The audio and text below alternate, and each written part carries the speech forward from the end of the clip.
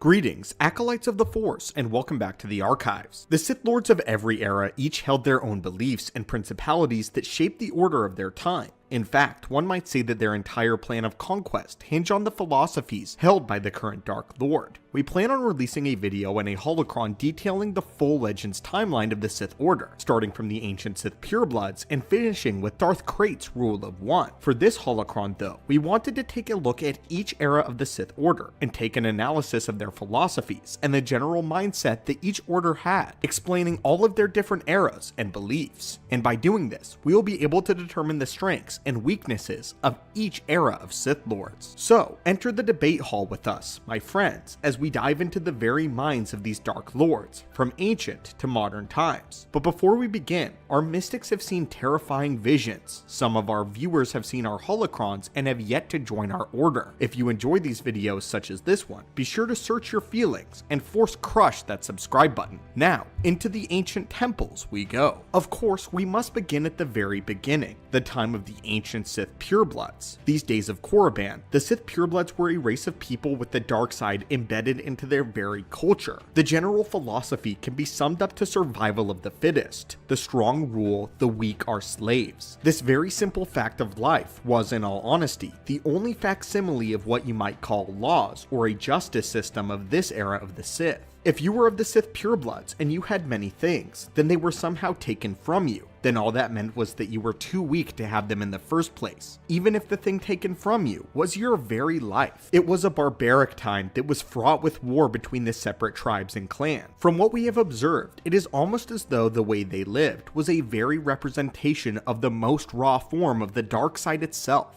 Though one thing the native Sith species seemed to respect more than others was bloodshed and their pantheon of gods. Like most primitive species in the galaxy of their time, we can expect to see their culture revolve around serving deities. The god of the ancient Sith was known as Typhogem, or the left-handed god, which we have also made a holocron about before. The Sith revered this being so much that they had thought that the King Adis was the reincarnation of Typhogem, and from this stemmed the legend of the Sith Ari, or the Sith version of the Chosen One. Fast forward to the year 6900 BBY, and the Dark Jedi that were exiled by the Jedi Order would land on the world of Korriban, forever changing what it meant to be a Sith Lord. We can basically count this as another era in and of itself, as Ajunta Pal, the leader of the Dark Jedi, would be the very first Dark Lord of the Sith ever. Ajunta Pal, along with his followers, believed in the freedom to subjugate life as they saw fit through use of the dark side. This is what caused the second great schism in the first place of the Jedi,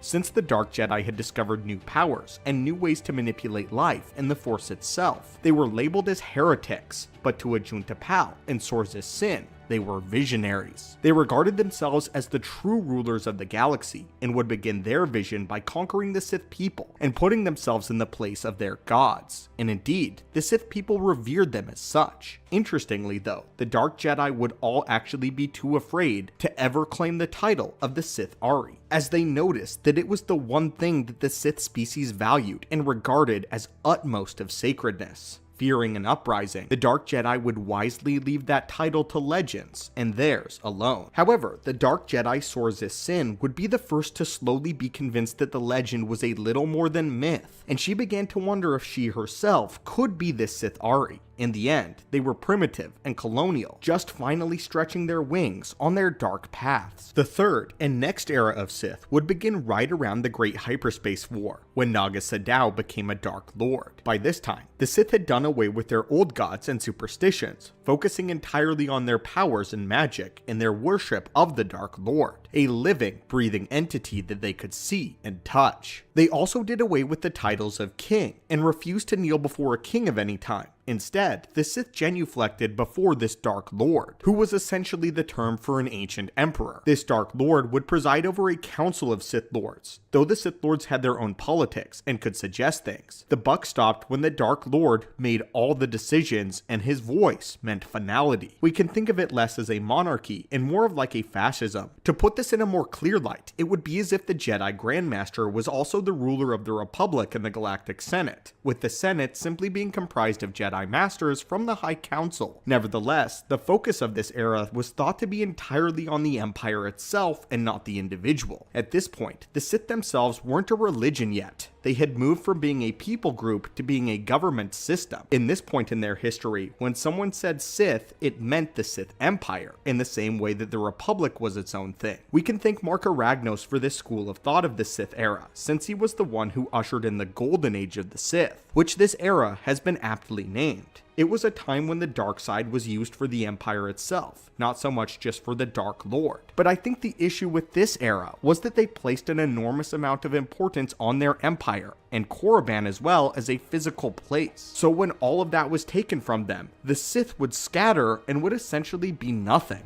After Naga Sadow's defeat, however, that's when we entered the era of the Dark Lord being the centerpiece, and no longer the Empire the focus, as the Sith moved from being an established empire to rather an order or a religion, one where the Dark Lord of the Sith would now take the mantle of being the very foundation of their existence. Once men such as Freed Nad and Exar Kun took center stage, it became a reality where if there was no Dark Lord, there was no Sith. In a sense, we can say that the new Sith were more of like a cult. They learned the dark side from their trusted leader, who demanded full loyalty and admiration from his followers. By utilizing this, they were less concerned about building a kingdom, and more about becoming more powerful in the dark side and destroying their enemies. But the issue with this era of Sith was the role of the Dark Lord itself. They had the opposite problem that the Sith Empire had, where the Sith of this era simply had nowhere to really call home at all. The Dark Lord was their home, their drive, and their entire reason for doing anything. By the very word of their leader, the Sith had no life, so when the Dark Lord was taken away, the Sith would once again die out. The second problem with this is one that Bane later points out, which is that these ancient Dark Lords are incredibly powerful. But when their weaker minions rise up with superior numbers, they can overthrow the powerful Dark Lord, and then repeat this in a cycle that ultimately leaves the Sith much weaker. The next era of the Sith begins in the days of the Old Republic, which is around the year 3950 BBY, when Darth Revan began the Jedi Civil War. His and Darth Malek's Sith called a fleet of warships their home. In this era, the Sith began to be heavily militarized. Exar Kun had been the one to really kick off the idea of the Sith becoming their own formal military. Though, when it came to Darth Revan and Malek, they treated being a Sith Lord as something quite meaningful. Darth Nihilus, Sion, and Krayt would also follow this template in their empire as well. In Revan and Malek's movement, along with the triumvirate of the Sith, not just anyone who joined their cause earned the right to be a Sith, only those at the very top. Only those in charge and who led were Sith. The rest were Dark Jedi lackeys who were desperately trying to climb to some level of importance, while not really understanding that they were just being used. This is the first time we can actually see the Sith Order make the clear-cut master and apprentice dynamic take center stage, which is monumental. We can look at the influence from the Jedi as the reason for this, in fact. Ever since Freed Nad, who started the trend of Jedi falling into Sithhood, we can begin to see small influences of Jediism that is carried over into the Sith Order, which would later become the very foundation of the Rule of Two. In fact, Darth Krayt and the Sith Triumvirate would be when they finally see the Sith begin to place their very complete and total dedication to the dark side itself, beyond an empire and beyond an individual, finally becoming the religious order that we know them to be today. So not only in this era did they adopt taking on an apprentice, but also it became a religion rather than an order or an empire. However, there is also another version of Sith residing in this era, when Darth Vitiate would return with his Sith Empire as well. Vitiate conducted his empire the same way that Marka Ragnos' Sith Empire was back in the day when Vitiate was born. However, Vitiate's empire was much more powerful. It would make sense that the Sith Empire would eventually go back to the old ways, seeing as how that was the empire that Darth Vitiate knew. The Sith Emperor had absolute and total control, but delegated a lot more power to the Dark Council, so that the Council could manage the tedium of the Empire, as well as help with the war effort. We see a sort of combination between the militarized Sith and the Imperial Sith, where they place less importance on the dark side itself, and mostly use it as a tool for their soldiers. Perhaps the only one who cared for the dark side in all all of its true power would in fact be Vitiate, though perhaps we can say he mostly liked to worship himself and liked the idea of himself becoming a god by using much of the Force and using as much of the dark side as possible, rather than him actually worshipping the dark side itself. In fact, Vitiate saw himself as outright owning the Force later on in his life. Unfortunately for the Sith Empire, the Dark Council was far more focused on their politics, which would hurt them in the end, as this began a cycle of infighting and backstabbing on a very high level, which of course put the Empire at risk. The fall of the Second Sith Empire gave the Sith a much needed rest, when Darth Ruin arose and caused the Fourth Great Schism. We see him taking after Revan and the Sith Triumvirate as well, being inspired by them. Again, we can look to Ruin implementing the influences of the Jedi Order into the revived and re-envisioned Sith. They would place far more emphasis on the dark side itself and seek its power with more fervor, looking to it rather than to themselves for power and guidance like how the Jedi did the light. However, this is where we begin to see a death cycle of assassinations, and the Sith take one step forward and two back, as all the Sith began to desire the position of power that came with being the Dark Lord. Since the Dark Lord itself was not intrinsically tied to the survival of the Order, it made it easier for another Sith to backstab the Dark Lord and then take that role for themselves. But with that strength came a glaring weakness. Who needs to fight and destroy the Sith if they're always fighting and destroying themselves? And with this, finally came a solution made by the Sith Lord, Lord Khan. Lord Khan introduced a communism into the Sith Order by rallying all of the Sith Lords together and claiming that they are all equal to one another. And it is here where the Brotherhood of Darkness is born, a peaceful coalition of Sith Lords that make themselves stronger with a handshake and an acknowledgement of each other's fellow lordship.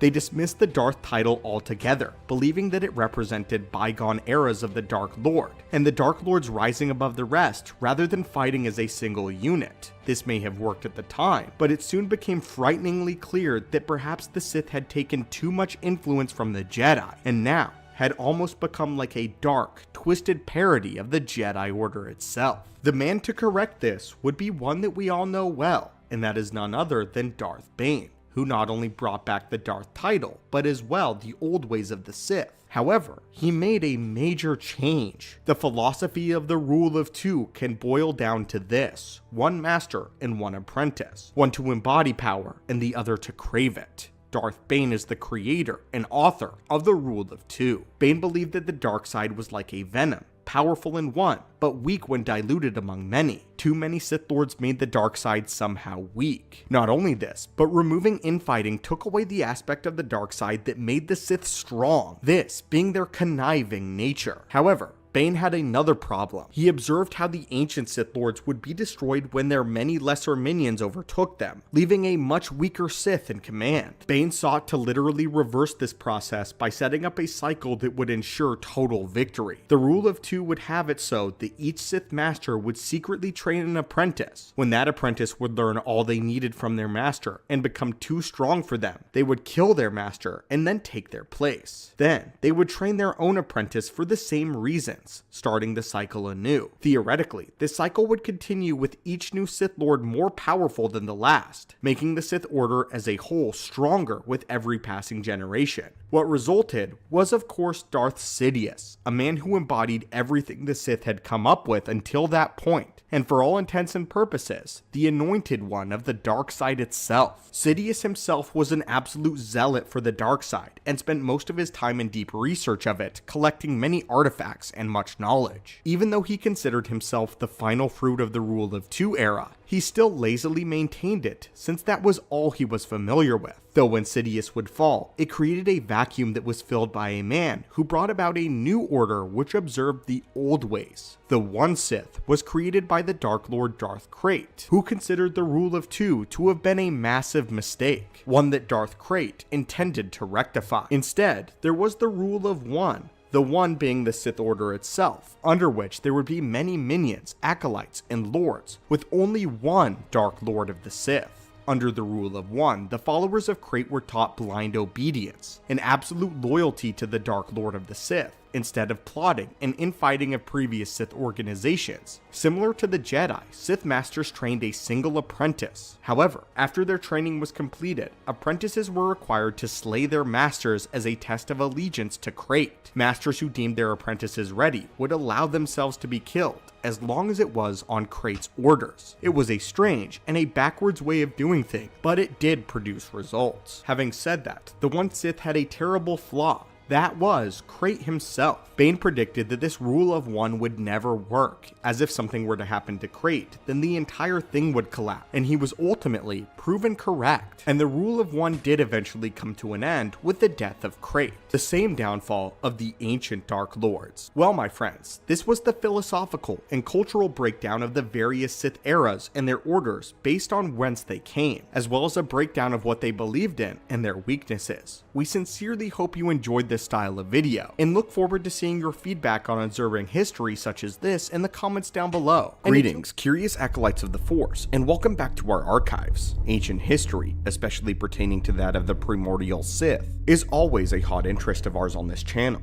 In many entries on our archives, we have mentioned and explored the Great Schism and the Second Great Schism, and the resulting creation of the Sith Order as we know it. However, one thing that we have not done before is create an entry all about the single man who spearheaded this reformation in the first place, the leader of the ancient Dark Jedi, and one of the first ever, if not the first ever, true Sith Lord. That man's name was Ajunta Pal. His life is very interesting, as we get a play-by-play of his deeds from various secondhand sources. However, there has never been a comic or novel from the perspective of Ajunta himself. The only time in any of the lore that we really get a first-hand account on things is when Revan meets this melancholy spirit of Ajunta Pal in the Valley of the Dark Lords on Korriban. But that is why we are here, my friends, to bring together all the accounts of Ajunta Pal's story and tell it chronologically, and also why Ajunta Pal may not have been as evil as some seem, and why he actually may have regretted turning to the dark side. So let's open another holocron and dive straight in. Our story begins around the year 7000 BBY. Ajunta Pal started his story the same way as many other Sith Lords, as a Jedi. He was a member of the Jedi Order on Ossus. Since the First Great Schism, the Jedi Order had outlawed the practice of the dark side entirely, since it managed to corrupt so many of their order back in the day, and it caused one of the greatest conflicts their order had seen, known as the Force Wars. We aren't told exactly how he came across this information, but he eventually does his studies on the dark side, and Master Pal discovered the secret of creating and shaping life, which was basically the practice of Sith alchemy, a video that we will do fully in depth later down the line. According to the accounts of one of the first Dark Jedi to join the Sith, Sorzus Sin, Pal and his followers began to venture into the depths of the Force, which they believe had been stagnated for eons by the strict rule and dogma of the Jedi. They discovered new powers and even gained control over life itself. Obviously fearful of this power, the Jedi Order deemed it an abomination of the Force and sought to erase all practice of it, including its wielders. The Order actually tried to bar off their practice and forbid them from continuing, but the followers of Pal refused. According to Sin, it would be the Jedi that would take up arms against their brothers and sisters first, striking the first blow, with the followers of Pal embracing the dark side in its fullest and becoming known as the Dark Jedi. The resulting war was called the 100-Year Darkness, as the forces of the Jedi and Dark Jedi actually battled for 100 years with no break. We don't have much of an account of the events of the war, but even Sorzus Sin thought it resulted in completely unnecessary loss of life. The Dark Jedi raised many beasts and even zombie armies. Unfortunately for them though, it was not enough, and they were outnumbered, and it panned out that the number of Dark Jedi compared to a regular Jedi was just far too unbalanced for the Dark Jedi to succeed, simply because they didn't just have enough people in their ranks. The Dark Jedi were ultimately overwhelmed by the Jedi Order, but that didn't stop them from creating many different kinds of beasts for battles, such as the Leviathans. In the end, only 12 Dark Jedi remained following the war, and they made the difficult decision to surrender. Ajunta Pal, Sorzus Sin, Zozan, Karnus Mur, Drapa, and the remaining Dark Jedi followers all got aboard a ship and were banished into the unknown regions of space, a harsh punishment to the Jedi. With no course to plot, the Dark Jedi surely would have perished out in the middle of space had Sorzus Sin not followed the call for the dark side itself and found the Sith purebloods on the Sith homeworld of Korriban. Ajunta Pal wasted absolutely no time when he landed, along with his comrades, as they quickly demonstrated their power and familiarity with the dark side and the Force to the Sith people, and established themselves as the gods of these Sith purebloods. The Sith, under their king Hakagam Grosh, initially resisted the Dark Jedi's attempt to attain their knowledge and subjugate them. However, Pal managed to recruit the king's shadow hand, who was basically a second-in-command, to their side, with the result that Grosh was betrayed by the Jedi, and Pal personally executed Grosh with his own sword. Following this, the Dark Jedi began to be known to the Sith people as the Gen Ari, which was the Sith tongue meaning Dark Lord, and Dark Lords they were. The Gen Ari built temples and palaces to themselves on worlds like Zyos, and brought the Sith people under their complete control. We all know about this side of the story, but getting back to Ajunta Pal himself, he would rule as the main Dark Lord until his eventual death. Ajunta would learn the ability to cast his spirit out beyond the physical death. However, something went wrong. Either his rudimentary understanding of how to become a spirit was crude, he botched the process, or perhaps he was just locked away for a very long time. In any case, the spirit of Ajunta Pal would remain within the confines of his tomb, a tomb that was rediscovered by Revan almost 4,000 years later. Revan was attempting to find the sword of Ajunta Pal while he was undercover among the Sith. Ajunta's spirit appeared to Revan, but there was something wildly different. He seemed sad and very lost. He didn't even remember who he was. He was generally helpful to Revan and did the best he could to help Revan find his own sword, though he issued a warning that Revan had better not keep the sword, otherwise it would kill him just as it had Ajunta Pal himself. It took some help from Revan, but soon, Ajunta began to vaguely get his memories back, and he even showed distress and regret over his life. Eventually though, with some careful persuasion, Revan managed to get Ajunta's spirit to repent and turn back to the light side of the Force. This allowed Ajunta Pal, the first ever great Sith Lord, to become one with the Force and finally be at peace, no longer remaining bound and imprisoned to his tomb or the dark side itself. I find this ending somewhat interesting and pretty heartwarming. It isn't this kind of ending that you would expect to find from the creator of the Sith Order itself. I don't believe that Ajunta Pal was ever really that evil of a being to begin with, and I would even venture to say that he may have been more like Darth Vectivus, a man who was curious about the deeper mysteries of the dark side. Though unlike Vectivus, he was not provided with a safe and stable environment in which to undergo his studies, and was immediately thrust into conflict and a war with the Jedi. Although his experiments were inhumane, he doesn't strike me as someone who would have intentionally created what the Sith Empire turned out to be. Unlike his comrades such as Zozan, Sin, and Karnus Mur, he wasn't especially cruel and wasn't really preoccupied with Sith artifacts like they were. It's somewhat telling that deep down, Ajunta was a really good person whenever his memories of the dark side were stripped from him. It perfectly foreshadowed Revan's own journey in having his memories of the dark side removed as well. When the both of them gained their memories back, they showed remorse and learned from their mistakes, and would go on to become one with the Force in ultimate peace. But my friend Malgus was one of the most respected and feared Sith Lords not only of his own time, but in the centuries that would follow. In the Book of the Sith, Lord Sidious personally commends Malgus many times, stating that Malgus was one of the few Sith Lords that truly understood the nature of the dark side of the Force, and beyond this, was one of the few Sith that agreed to all the terms of the darkness, even the idea of suffering in order to grow in power,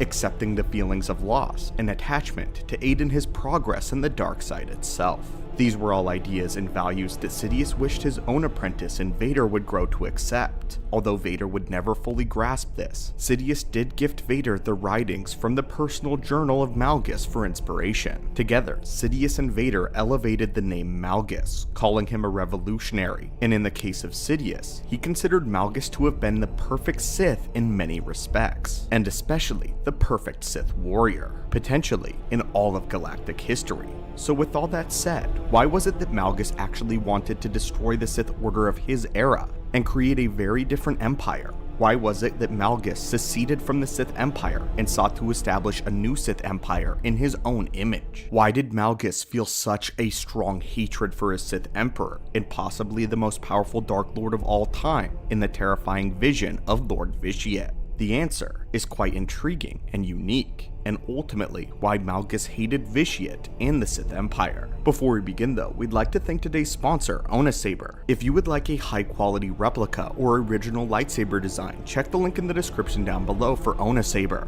Currently they're running a deal where you can get 30% off every lightsaber on the site as well as free shipping. Claim the weapon of an Inquisitor or a Warrior of the Light. Thanks again to Non-lightsaber for sponsoring the video, and let's open the holocron. Malgus's hatred can be explained in several different layers. For starters, Malgus believed that the Sith vision was quite flawed during this time, and that they did not always elevate the most powerful of their ranks like they claimed that they had. Malgus was of the opinion that the old Sith hierarchy was misled, and he looked down upon the Sith of the era choosing not to train and develop dark side wielders that were aliens in nature, as Malgus pointed out that the individuals that ran the Empire were either Sith purebloods or human. Many of the Sith Order's upper ranks looked down upon Malgus for becoming involved with a Twi'lek, and one Sith Lord even refused to elevate Malgus's rank in the Imperial military due to his attachment and belief that aliens were equal to humans and Sith purebloods. Malgus saw over his years as a Dark Lord many powerful and skilled alien Darksiders, and believed that they too should have a place in the Grand Empire if they had earned it. Malgus also had a major issue with the Sith military as a whole. Oftentimes in warfare, the Sith Council would decide to only send in a fraction of their soldiers, doing so as an attempt to mitigate their losses and use them for other engagements down the line.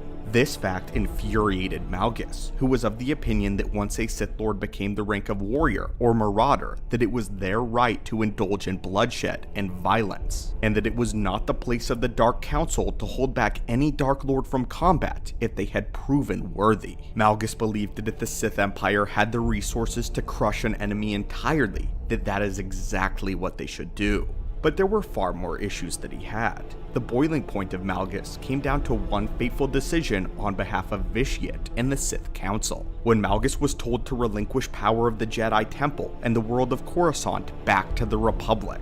Here, Malgus realized that it had all been a ploy for the Sith to reach a treaty of peace with the Jedi and the Republic at large. Malgus had spent months organizing and planning the sacking of Coruscant, and for the Sith Council to strip him of his ultimate final blow to the Jedi merely 2 days after his victory was unspeakably terrible and cruel to him. He despised the political maneuvering of the Council, calling them fools and weak. He had perceived this battle to be the crippling blow of the Galactic War, and proof that despite all the posturing of the Jedi, that the Sith were in fact superior in every way. Malgus had felt such a surge in the dark side as he conquered the sacred walls of the temple, and now the very Empire and Council that he served, his very way of life and his religion, was ordering him to surrender his greatest victory. Behind the back of Malgus, the Council had grown happy with their place in the galaxy, and were unwilling to push the Republic and the Jedi further. Therefore, the Council struck a deal with the Senate that the fighting would stop, but many of the worlds in the Outer Rim now belonged to Sith territory. In addition to this, it granted the Sith more control and jurisdiction over the Republic and the Senate than ever seen before. The treaty even went as far as to name the Sith Empire as the victors in the war, and their terms were met. This was the final straw for Malgus and the Sith Council. Malgus officially left the Sith in hopes that he would achieve what Lord Bane would some centuries later, creating and ushering in a new era of Sith Lords unafraid of the looming power of the Republic and the Jedi, a Sith Empire that would crush their enemies, never settling for less. Malgus believed that the Sith could have and would have won this war, claiming the entire galaxy belonging to the forces of the Dark, and on the very cusp of victory, the Dark Council settled for less. Malgus was content with sacrificing every Sith Lord the Empire had if it meant the Jedi and the Republic died along with them. He wanted the Sith to eternally have their boot on the throat of the galaxy itself, and the fact that the Dark Council did not see this as their end destiny infuriated Malgus. Following this, Malgus stated that he never felt any love for the Sith Empire, that he was born a weapon, and that the very Empire was the means in which he enacted his destiny to conquer and destroy, to become intoxicated with the dark side of the Force itself, and relish in his own sinister glory. After leaving the Sith, Malgus established a new order of Dark Lords that was quite different from the Empire. Although much smaller than the Empire and the Republic, Malgus quickly gained followers as he was accepting of all who could wield the dark side, and as such, massive amounts of alien species fled to his side. Malgus also utilized droids and mercenaries, both groups who were looked down upon by the Dark Council and not properly utilized by the Sith. Malgus's plan was to test just how strong the Empire and the Republic were by sending small groups of his followers to attack weaker sections of the galaxy, Republic and Sith-held sectors. Malgus led his new empire to a number of early victories, capturing many areas in the unknown regions. But the greatest opportunity for the fledgling empire came when rumors spread that the Sith Emperor had been slain by a Jedi. Unbeknownst to all but a few though, it had actually been the Emperor's voice that had been slain, and not Vitiate. But this was still Malgus's best opportunity to unite the Sith under his leadership. Unfortunately for Malgus though, the Jedi and Sith alike formed a strike team of their greatest fighters, and while using grenades as well as force abilities, were able to break into the throne room of Malgus and engage in a fierce and a long battle. The battle concluded with Malgus falling from a platform, presumably to his death.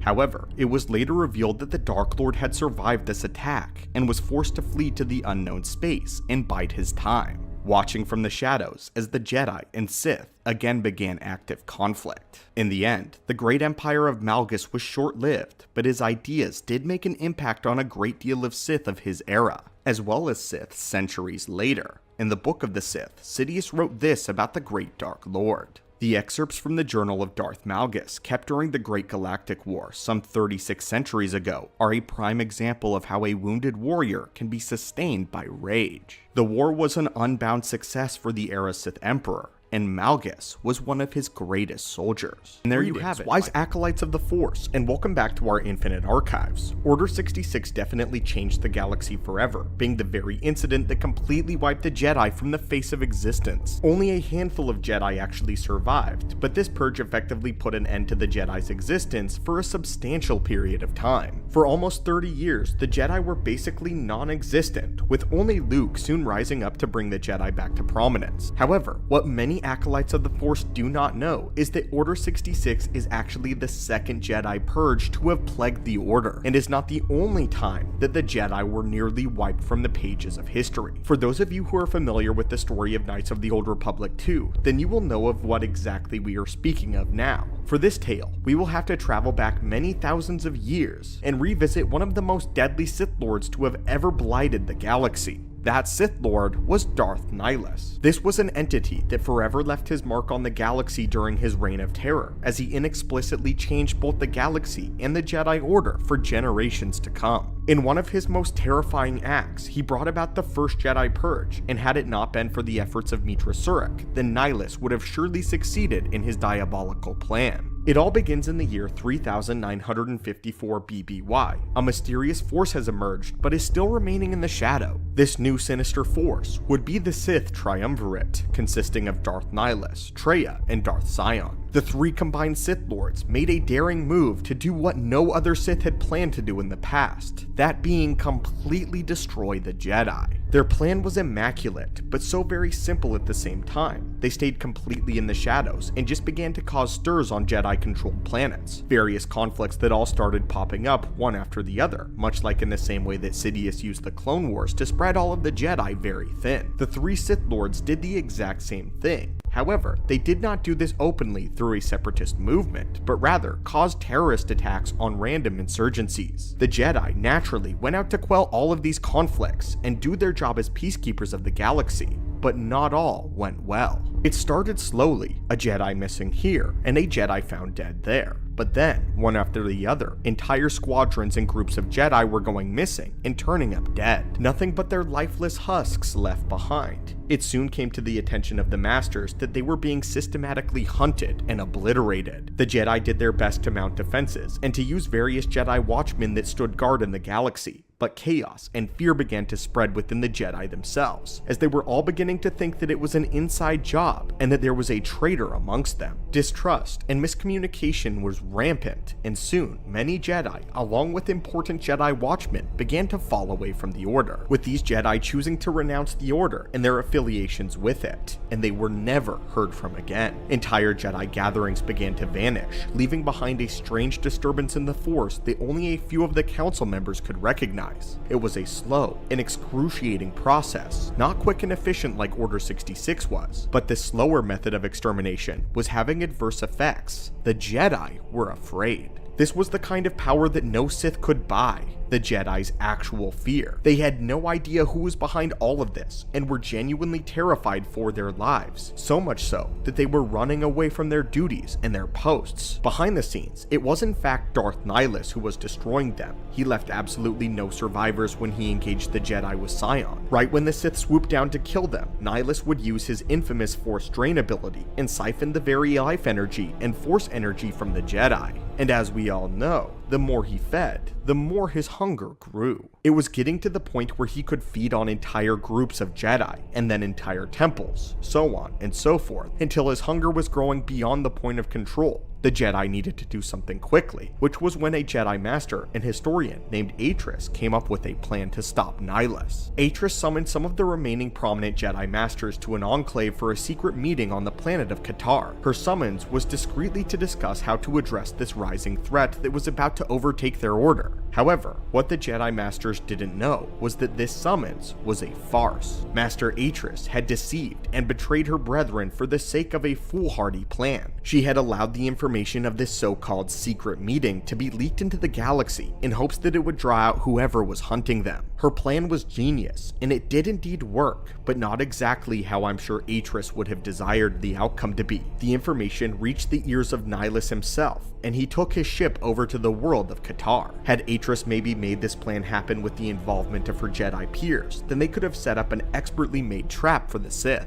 But no, her short-sightedness cost the Order far more than she could have ever realized. Darth Nihilus approached Katar and absolutely laid waste to it. Using his powers, he drained the surface of Katar of all of its life, effectively wiping out every living thing on it besides only two people, Master Atris, who had escaped, and another Jedi that Nihilus had spared to use as his Sith apprentice. All other Jedi Masters had been destroyed. Any lasting Jedi, including the remainder of the Jedi Council, heard about this and immediately went into exile in fear. They hoped that in their silence, the perpetrator would become confident in victory and reveal themselves. Of course though, Nihilus instead set up his Sith base on Onderon with hopes of raising an army, but was soon thwarted by Mitra Surik. I like to think when Sidious was planning out the second Great Jedi Purge, he studied all of these times in the past that the Sith got so close to wiping out the Jedi and yet failed. Of course, the first Purge was the closest ever, so naturally, Sidious would see exactly what went wrong there and attempt to improve upon it. Sidious knew he certainly didn't have any time or power to destroy groups of Jedi from the shadows, one after another like Nihilus did, but he made excellent use of Nihilus's divide and conquer method by spreading the Jedi thin and luring them away from their precious temple. Meanwhile, through the use of propaganda and deception with the clone army, he was able to do it all in one fell swoop, something that even Nihilus was unable to do. But Sidious also seemed to learn from Nihilus's mistakes of not making sure to tie up loose ends. Nihilus neglected to pursue the Jedi who went into hiding, but Sidious did not. Through the use of Vader and the Inquisitors, he ensured that no Jedi would be left alive. Following the first Great Jedi Purge, only about 100 Jedi were left, but following the second, less than 20 or so Jedi remained in the entirety of the galaxy. However, there is some props that we need to give to Nihilus for this simple fact. Sidious's revenge took almost 30 years of deep planning, scheming, and planting. Sidious had to garden his plan like a tree before it would produce the fruit of his revenge. Nihilus, on the other hand, completely eschewed the use of an army or all plotting whatsoever, as the group of Sith set up all those conflicts to lure the Jedi away, sure, but not by soldiers, but by their own sheer power did Nihilus wipe out the Jedi Order. He took them out systematically and actually sent them running.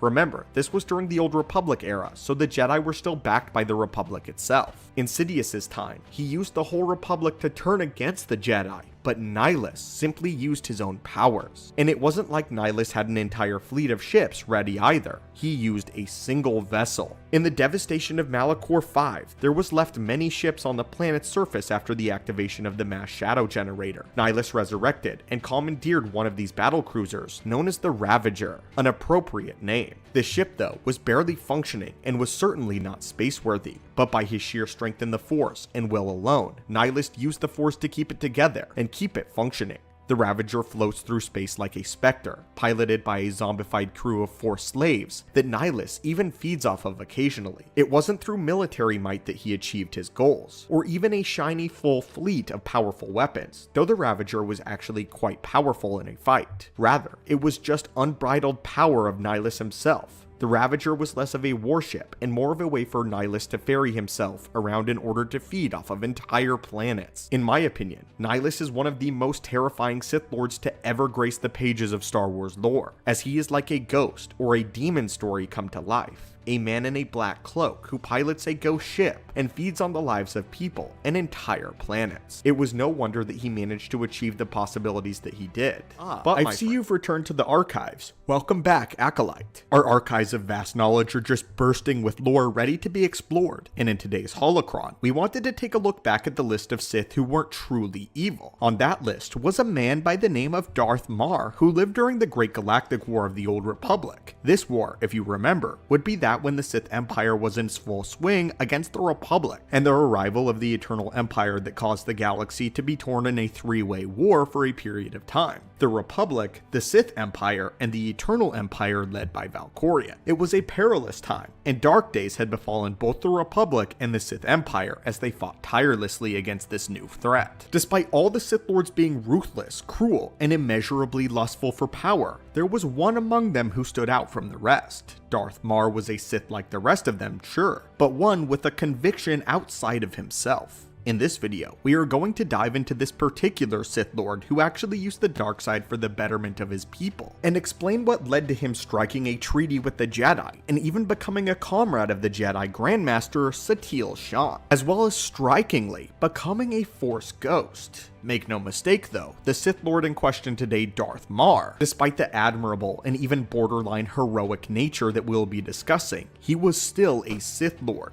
Not much is known about Mar's past, as it was shrouded in complete mystery. The man himself is never seen without his mask. Even when he appears as a Force ghost, he took his mask with him. His identity is totally obscured, and due to this, he had a reputation of being frighteningly mysterious. Mar carried himself professionally and projected himself to be almost completely void of emotion. At no point do we ever see Darth Mar lose his temper in a way that made him show any sort of tangible anger. Rather, he often disagreed with those around him and simply pointed out their faults with cold conviction. Mar held a very high rank among the Sith, as he was one of the members of the Dark Council, and as such, was one of the leading people in the Sith Empire that led the frontline offensive against the Republic. Darth Mar actually enjoyed battle quite a bit, both in his own combat as well as commanding his Imperial forces. He repelled a Republic attack on the Sith homeworlds of Korriban and Ziost, successfully capturing a Republic force along with some Jedi, with whom he decided to try to corrupt to the dark side. Like many Sith leaders, Darth Mar did not permit failure, and it was on one such occasion that one of the Imperial Moffs named Xerexian failed to quell an uprising on the planet of Solist, costing the Sith Empire control over that world. Darth Mar took the Moff into his chambers to speak with him privately.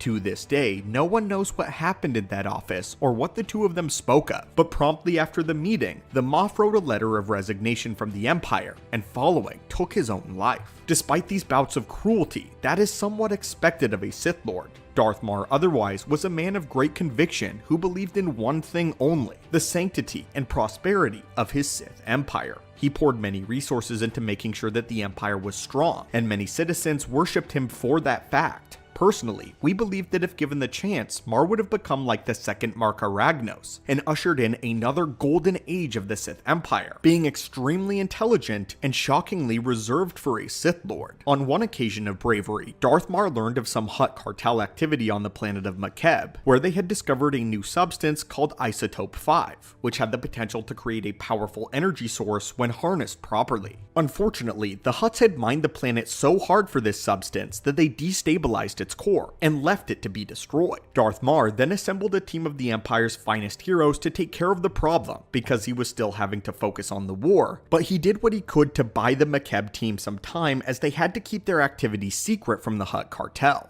The Makeb team was successful and managed to stabilize the planet, saving millions of lives whilst managing to keep the entire operation a secret from the Hutt clan. Unfortunately for Darth Mar, what stood in his way to achieving the Empire's true glory was his fellow Dark Council members. The politics of the Sith Empire were just as cutthroat and tricky as you can imagine. Mar himself was always very bored and frustrated with the nature of politics and the infighting amongst his brethren. Every time he would make some progress for the betterment of the Empire, his fellow Sith leaders would do something to reset it, because one of them had upset the other and gotten themselves killed or their forces crippled somehow. As a result, Darth Mar found himself and the Dark Council in a cycle of one step forward, two steps backward. Despite his emotionless exterior, this factor angered Mar to no end, because he was throwing everything he had into the war and into building the Empire. This was a Dark Lord who very much harnessed the dark side in very much of a for king and country type of way. In a sense, he was even patriotic. For the first time, this was a Sith Lord who wasn't doing all he could to seek his own glory, at least not primarily, but to actually improve the Empire that he was sworn to protect. The Sith infighting stood in the way of this, and that all came to a head when Darth Revan and the Revanites began to rise, and threats of Revan resurrecting the Sith Empire started to arise with it. Hating Vitiate, Darth Mar had absolutely no intention of allowing the Sith Emperor to come back from his incorporeal form, as he had known about Vitiate's plan to drain the galaxy of all life, and Darth Mar would do anything to stop him. Mar refused to be a pawn in such a wicked and clearly mad scheme such as this, so as soon as he found out that the Revanites were behind the scenes, he ceased fire during a naval battle with Republic forces, and met with the Jedi Grandmaster Satele Shan for a discussion. The two made a deal for an uneasy alliance between the Sith and the Republic, forming the first galactic coalition to take down the Revanites and to stop the Emperor's resurrection. We know how the story plays out from here, and the coalition is partially successful in stopping Vitiate's resurrection. Vitiate's spirit still went and found Valkorion though, who would eventually build the Eternal Empire. Darth Mar's death would come when he and the Outlander confronted Valkorion when they were captured. Valkorion ordered Mar to kneel before him,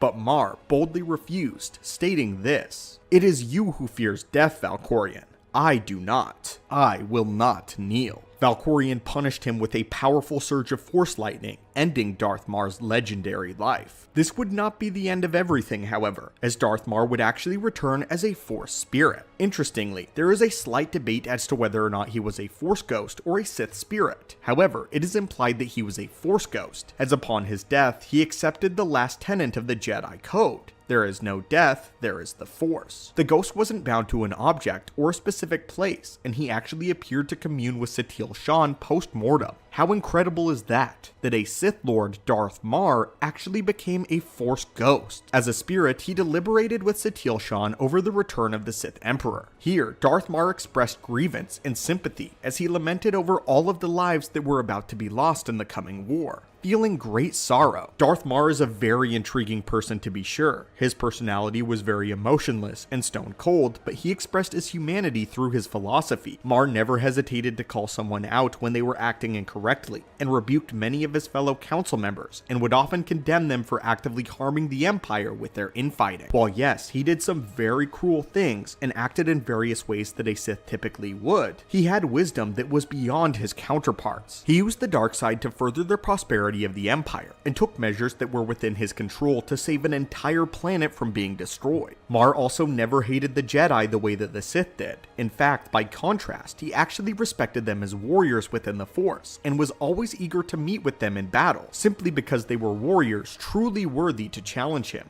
Although I cannot personally condone his methods. With conviction, I say that Darth Mar most assuredly had good within him, and he expressed that after his death to Satele. In his final moments, he stood boldly before the most powerful man in the universe, in Valkorion, but not out of hubris. It wasn't his ego or arrogance that kept him from bending the knee, but conviction and principle. As far as his powers and his skill with a lightsaber, we don't have much to go on visually, but we do have his reputation. We know that he had a great love and a passion for combat, and that he was exceptionally skilled in lightsaber combat, as well as having immense strength in the Force. So much so that he ascended to his position as a member of the Dark Council in his early 20s. And while some council members only lasted a few weeks or years depending on how they conducted themselves, Darth Mar's chair was filled by him for 4 decades. His strength was such that hardly anyone dared to defy him, and even the Emperor, when he was still alive, felt threatened by Darth Mar. His skill with the lightsaber was legendary. Using force speed, he could make it seem as though he teleported with how fast he could move. He had been known to hold his own against entire armies and draw them into a retreat. A popular saying about the Dark Council and many Imperial military circles was that Mar was more effective at protecting a planet than a planetary defense shield would be. And so, my friends, greetings yet again, students and acolytes of the Force, and welcome back to our archives. Darth Bane, the author of the Rule of Two, was one of the most powerful and influential members in all of the Order's history. Unlike many ambitious Sith of the past, he did not simply reorganize the Sith Order, but he destroyed them and entirely remade them. This, as we know, is the Rule of Two.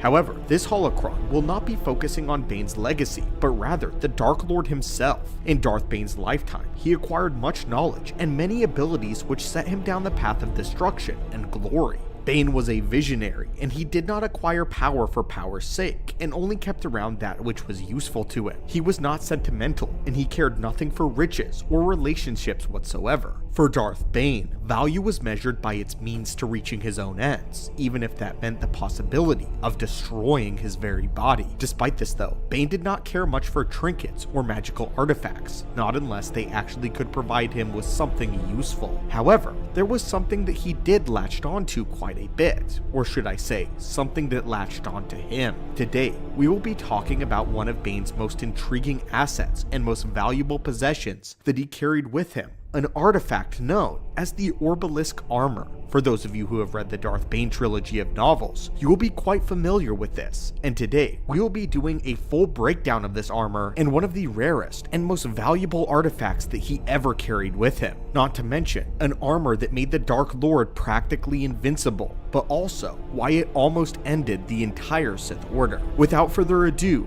the Orbalisk Armor. Darth Bane first encountered the Orbalisk when he was searching for the holocron of Freed Nad. Around this time, Bane was going around the galaxy looking for as much Sith knowledge that was available to him and that the Jedi had not yet taken, similar to how Luke Skywalker would do many millennia later. This led Darth Bane to the secret hidden trove on the planet known as Duxon. After breaking into the chamber where the holocron was being held, Bane immediately sensed that he was not alone, as he heard the sound of chittering and slurping. Looking up, he noticed that the ceiling of this long sealed off chamber was crawling with strange looking arthropods that greatly resemble our world's horseshoe crab, but minus the tail. Anyway, these chitinous insectoids didn't do much but mindlessly crawl over one another, so Bane decided to cautiously proceed deep within the chamber in search of Freed Nad's holocron. However, as soon as his hand closed around the holocron, one of the Orbalisks fell off of the ceiling and onto his shoulder. These creatures' acid melted straight through his cloak and even his armor, and its many sharp teeth bore into his shoulder and latched onto him.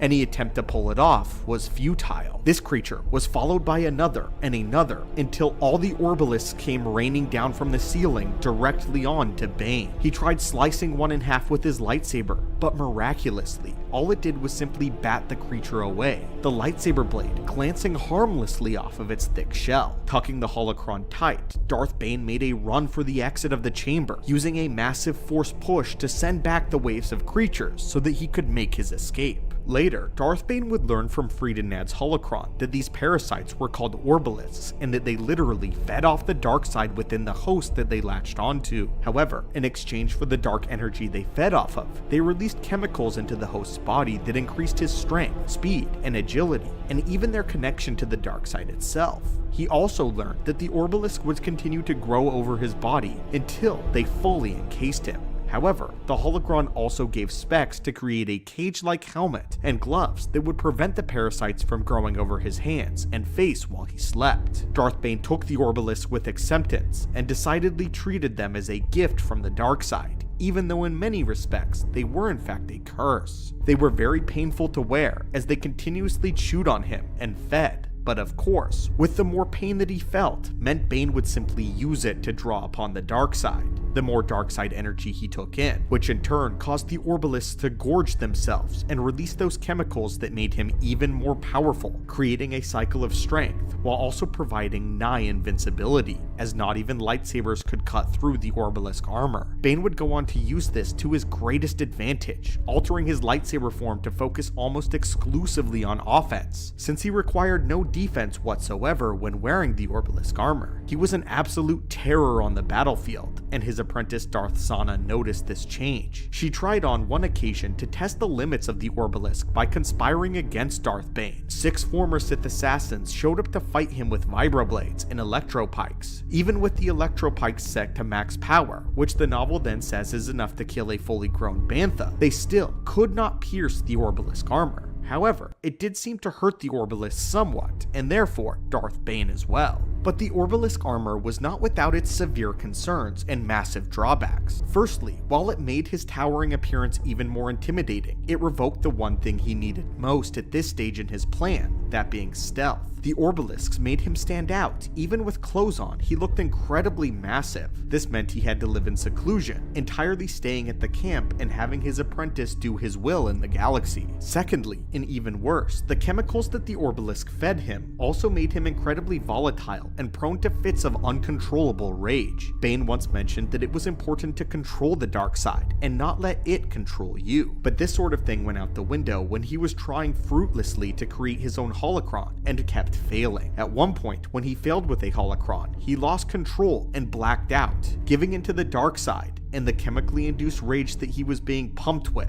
In a hurricane of fury, he destroyed his entire camp without his knowledge or control. Another time, when Zana had conspired against Darth Bane, he had almost killed her in a fit of rage without even giving her a chance to explain herself. Afterwards, he realized that if he had killed her then and there, he would have had to start all over with a new apprentice, flushing 20 precious years down the drain in a moment of pure fury. And finally, the third and most egregious of all the dangers that the Orbalisks posed, if one of them were to somehow die. It would spend its last moment flooding Bane's body and system with a toxin that would break him down on a subatomic level, killing him in a matter of days, or perhaps even hours. Bane did eventually concede that the Orbalisks had become more of a problem than they were useful, but none of his research yielded a way for them to be removed without destroying the host, though it did seem as though they had somewhat of a weakness towards electricity. But this had yet to be fully tested. The test would come through though as a trial by fire when Bane and Zana would face down a death squadron of Jedi.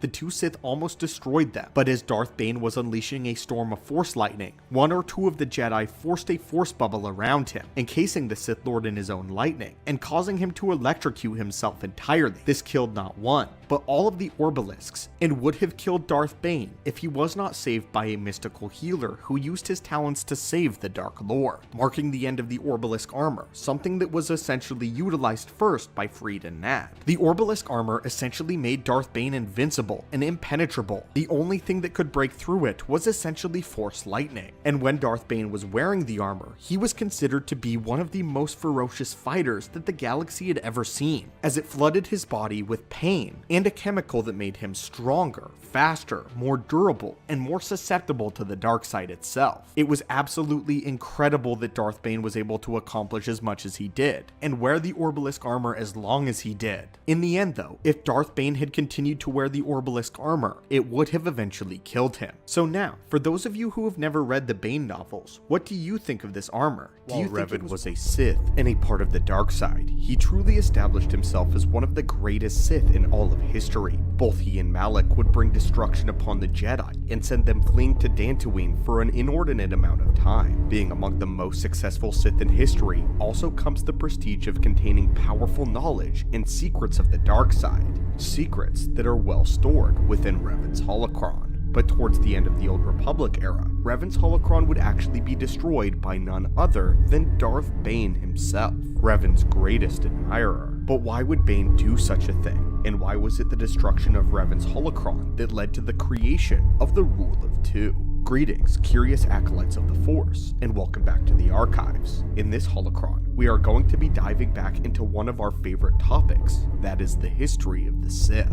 Here, we will discover the secrets of the Rule of Two, and why Revan was actually the driving force behind its establishment, as well as why his holocron was ultimately destroyed. Revan's holocron would never live to see the Rule of Two, something that Darth Bane saw to personally. Doing this was extremely out of character for Bane, someone who valued Sith knowledge more than almost anything, and now freely destroyed such a valuable artifact.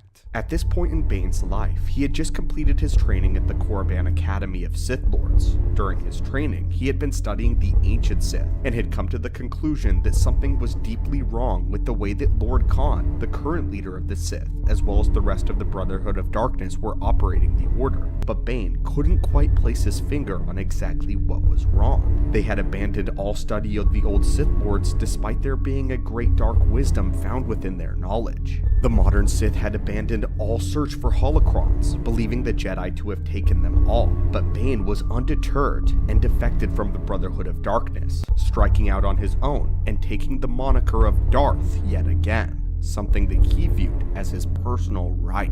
Bane would then hunt down Revan's holocron to the jungle world of Lihan, which contained a temple encased with the dark side itself. What Bane sought in this ancient jungle was any sort of knowledge that could be ascertained and scraped away from the old Sith masters, but did not expect to find Darth Revan's full holocron in the belly of the temple. Shocked, Bane would spend the next several days within the temple studying the holocron and learning at the feet of Revan. Bane learned far more from this single holocron than he ever had in his years spent at the Academy on Coruscant, and he became wise to the darkness. Revan's teachings ultimately inspired Bane and convinced him even further that Lord Khan was poisoning the Sith with the Brotherhood's tendency to say that all Sith were born equal. And when all was said and done, Bane stood and crushed the holocron within his hand. Now, here is where the confusion sets in. Why did Darth Bane destroy the most valuable artifact he had ever seen? Bane, who was all for conserving these holocrons, as he viewed them as precious. The teachings of the old Sith Masters were the most important thing to Bane. So, why would he have this ultimate piece of knowledge and then decide to destroy it?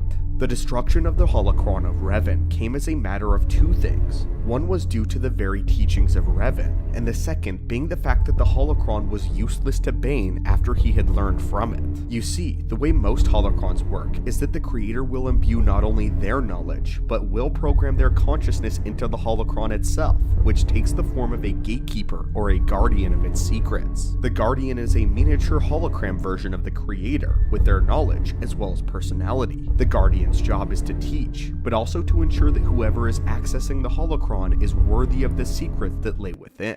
This is the tricky part, as since the Guardians are programmed with the personality of their creator, there's a possibility that they could become jealous of the one trying to learn, and therefore trick or deceive them. However, luckily for Bane, Revan's guardian deemed him worthy of the knowledge and taught him accordingly. But after the avatar of Revan finished his lesson, the holocron ceased to function entirely, literally rendering itself useless. Unlike most holocrons from both Jedi and Sith, who can all be replayed and learned from again and again, Revan shrewdly programmed this holocron to cease function, and do so after a single worthy student learned from it.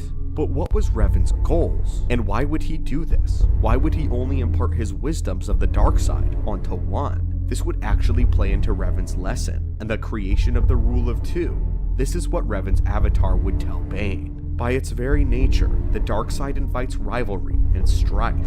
This is the greatest strength of the Sith. It culls the weak from our order, yet this rivalry can also be our greatest weakness. The strong must be careful, lest they be overwhelmed by the ambitions of those working beneath them in concert. Any master who instructs more than one apprentice in the ways of the darkness is a fool. In time, the apprentices will unite their strengths and overthrow the master. It is inevitable, axiomatic. This is why each master must only have one student. Revan goes on to tell Bane this. This is all the reason there can only be one Dark Lord. The Sith must be ruled by a single leader, the very embodiment of the strength and power of the dark side. If the leader grows weak, another must rise to seize the mantle. The strong rule, the weak are meant to serve. This is the way it must be. We can now see the basis of Bane's philosophy forming, which is to say that the creation of the Rule of Two can technically be attributed partially to Revan. Revan would be the architect, and Bane would be the hands to build this grand plan. As soon as this lesson was given, Bane created the philosophy in phrasing it: one master, one apprentice, one to embody power, and the other to crave it. Revan's plan was to impart his wisdom upon a single leader, a single master, and then the holocron would be useless, and Bane was that master. And now, there was nothing left for the holocron to give, and therefore, it must be destroyed. Revan's teachings come full circle with the destruction of his holocron, as now, a new Dark Lord has been named. This is the new way of the Sith, and this is the way of the Rule of Two. Revan was so fiercely intelligent that none of the Jedi could stand against him in the Civil War, and although Darth Revan would eventually turn to the light, Revan lives on in the forms of his deeds and the things that he taught the Sith. Despite the fact that he returned to the light side, the Sith Lords after him still continued to revere him. Some, like Bane, held him in the esteem of the greatest Sith ever, calling his story, quote, complicated. Revan did much service in the light, but he also did much more for the dark. Nearly 2,000 years after his death, his Sith teachings would kickstart the most sinister plot ever conceived and executed by the Sith. It was Revan who was inadvertently responsible for the Jedi Purge. Though that may be a bit of a stretch, it's simply a matter of the domino effect theory, which, ironically, pins the blame of the Galactic Empire squarely on one Darth Revan. But anyway, greetings again, Acolytes of the Force, and welcome back to the Archives. Revan went down as one of the most influential men in all of galactic history. The changes he made to both the Jedi and Sith orders were only properly followed by Anakin Skywalker himself. Over Revan's life, there were a few distinguishing features that set him apart from the rest: his black robes, his purple lightsaber, and of course, his mask. The Mask of Revan is something of a legendary item, and a piece that represented both respect and infamy of the great legacy and conquests of the former Dark Lord. As soon as Revan donned the mask at the beginning of the Mandalorian Wars, we hardly ever see him take it off again, even to the moment of his very death. Throughout his adult life, it is easy to say that more of Revan's time was spent in the mask than out of it, and it is a known fact that Revan had made a vow to not remove the mask until the defeat of the Mandalorians. But it seems as though he kept his mask on for even longer, so why was this? Well, my friends, we'll be discussing that in today's holocron. There were 3 specific times in Revan's life whenever he wore the mask and refused to remove it. This of course excluding the resurrection of Darth Revan during the Great Galactic War. The very first and most famous time when he was first donning the mask was as a Jedi. Revan would first find it when on the planet known as Cathar, answering the Republic's call for help whenever the Mandalorian Neo-Crusaders were attacking the planets in the Outer Rim. Revan and his Jedi followers went out on a mission to search for evidence to bring back to the Jedi Council, in hopes that they would get the green light to fight against the Mandalorians in a full-fledged war, something that the Council was against. While on Cathar, they found the remains of a massacre. Hundreds of civilians lay dead in the shallow waters of the ocean. At the same time, a member of the Jedi High Council found Revan's group on the planet and ordered them to return to the Jedi Temple immediately, as they had left without permission to go on this single mission. While Lamar, the name of the council member, was berating Revan and his followers, Revan noticed a mask half buried in the sand. Lifting it up, it was the mask of a Mandalorian. And all of a sudden, this mask caused a force echo, and every Jedi had a shared vision of the events that had transpired. The mask belonged to an unknown female Mandalorian warrior who was present with the Neo-Crusaders during the campaign of Cathar. This group of Mandalorians was led by a man named Cassus Fett, who had cornered the civilians of Cathar into the water of the ocean, with their guns poised to execute every single one of them. The female Mandalorian bravely stepped between the Mandalorians and the innocent civilians, begging Cassus to stop and to not massacre the innocent people of the world.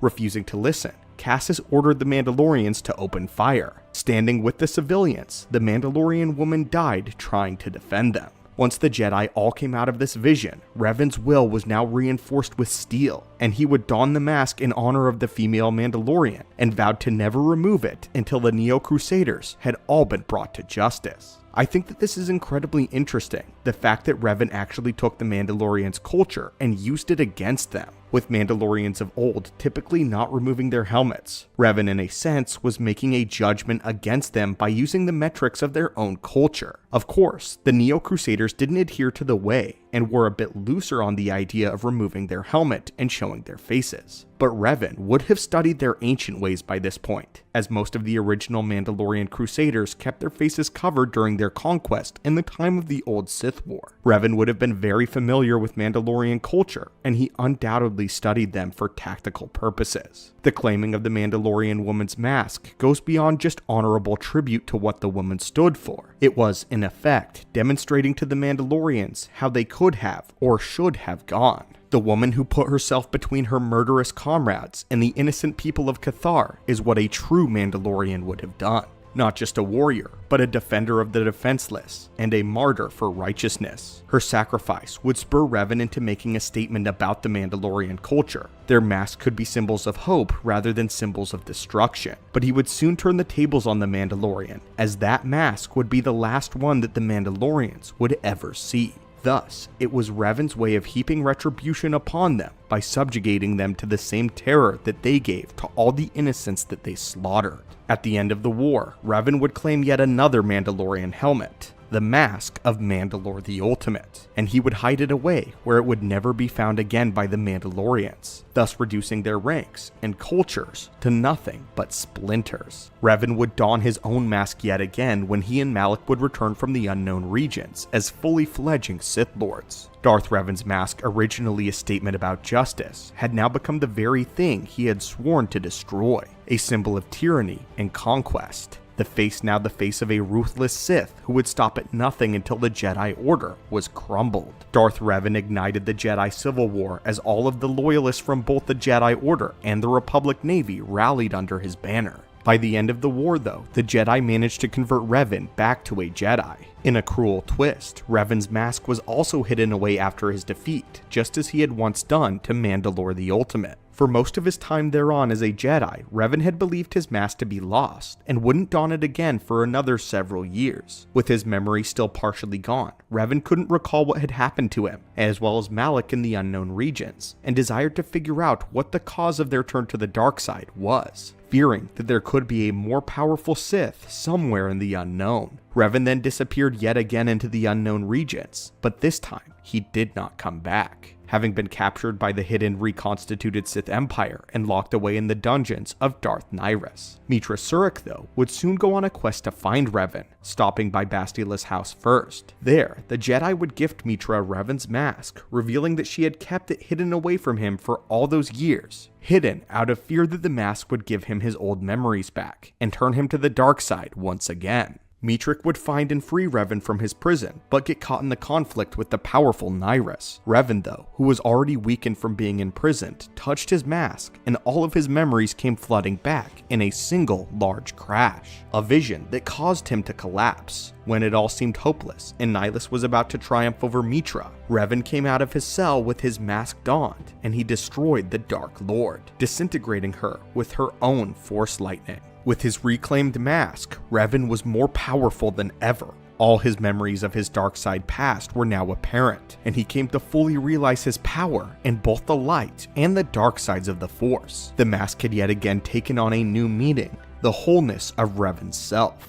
But Mitra soon became worried about him, as even after they escaped from Nihilus' fortress, Revan did not remove the mask. When Mitra looked at him, she noted how he reminded her of how he was during the Jedi Civil War. He looked powerful, indomitable, and in her exact words, Revan looked invincible. But that didn't stop her from being concerned that he would eventually turn back to the dark side. The fear, though, would all be put to rest when once they were safe, Revan removed his helmet. Within the mask, Revan had found a holo recording of Bastila and his newborn son, whom he had yet to meet. Revan would again wear the mask during his confrontation with the Sith Emperor Vitiate, and for all intents and purposes, Revan would technically go to the grave with his mask on. During the fight, Mitra and Revan would be defeated by the Sith Emperor, and Revan would be imprisoned yet again, but this time in a stasis chamber where Vitiate tried to turn him back to the dark side. The next time Revan emerged, the light side of himself has split from the darker half, having left the body completely, therefore leaving behind only Darth Revan until he would be remerged at the end of the Revanite crisis and the conclusion of the Great Galactic War. Revan used his mask as a symbol for the various stages of his life, and it never reflected any one specific ideal, but several depending on which point in time you choose. But after some analysis, we can firmly decree why Revan truly didn't remove his mask during these 3 periods in time, save for the third when he removed it a single time to watch the recording.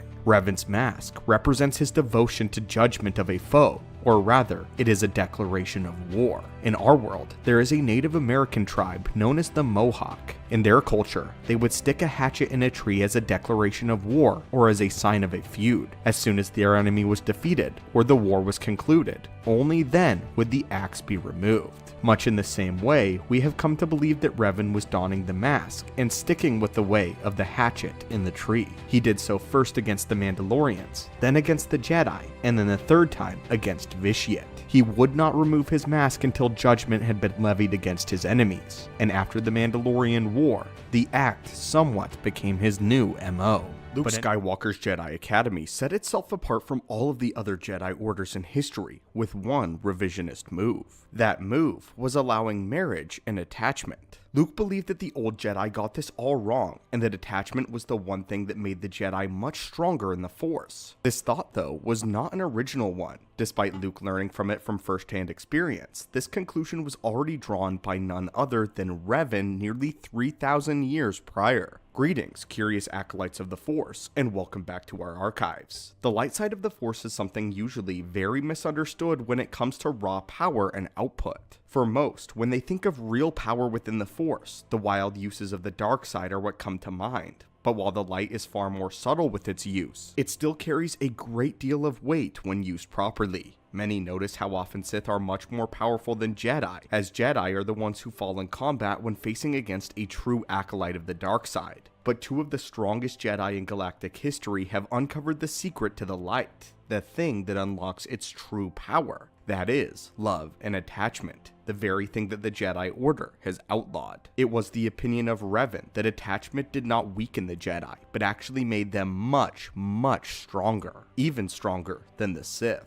So my friends, let's open up a holocron and take a look into what Revan believed concerning this phenomenon, and then take a look at the facts and see if what he says is factually true. The fact that the Jedi don't allow attachments is one of the most famous stipulations of the Jedi Order, and one that has been a topic of contention many times over, with lots of Jedi going behind the Order's back and having relationships anyway. Some even went as far as having secret families, and others would become stressed out by the mandate that they fell to the dark side if they formed an attachment, in a fear of developing true passion for another individual. Because of this, it wasn't enough for the Jedi High Council to forbid attachment, but instead, they actively taught their students how to deny and mask their feelings. This, of course, was another problem, as the teachings of the Jedi contradicted themselves with the very existence of the Padawan and Master dynamic. There are many examples of either a Padawan or a Master turning to the dark side because the other was slain, and if they do not ultimately turn, their progress is still impeded by their grief. Look no farther than the Jedi Padawan Rael Everos, one of Dooku's first apprentices before Qui-Gon Jinn.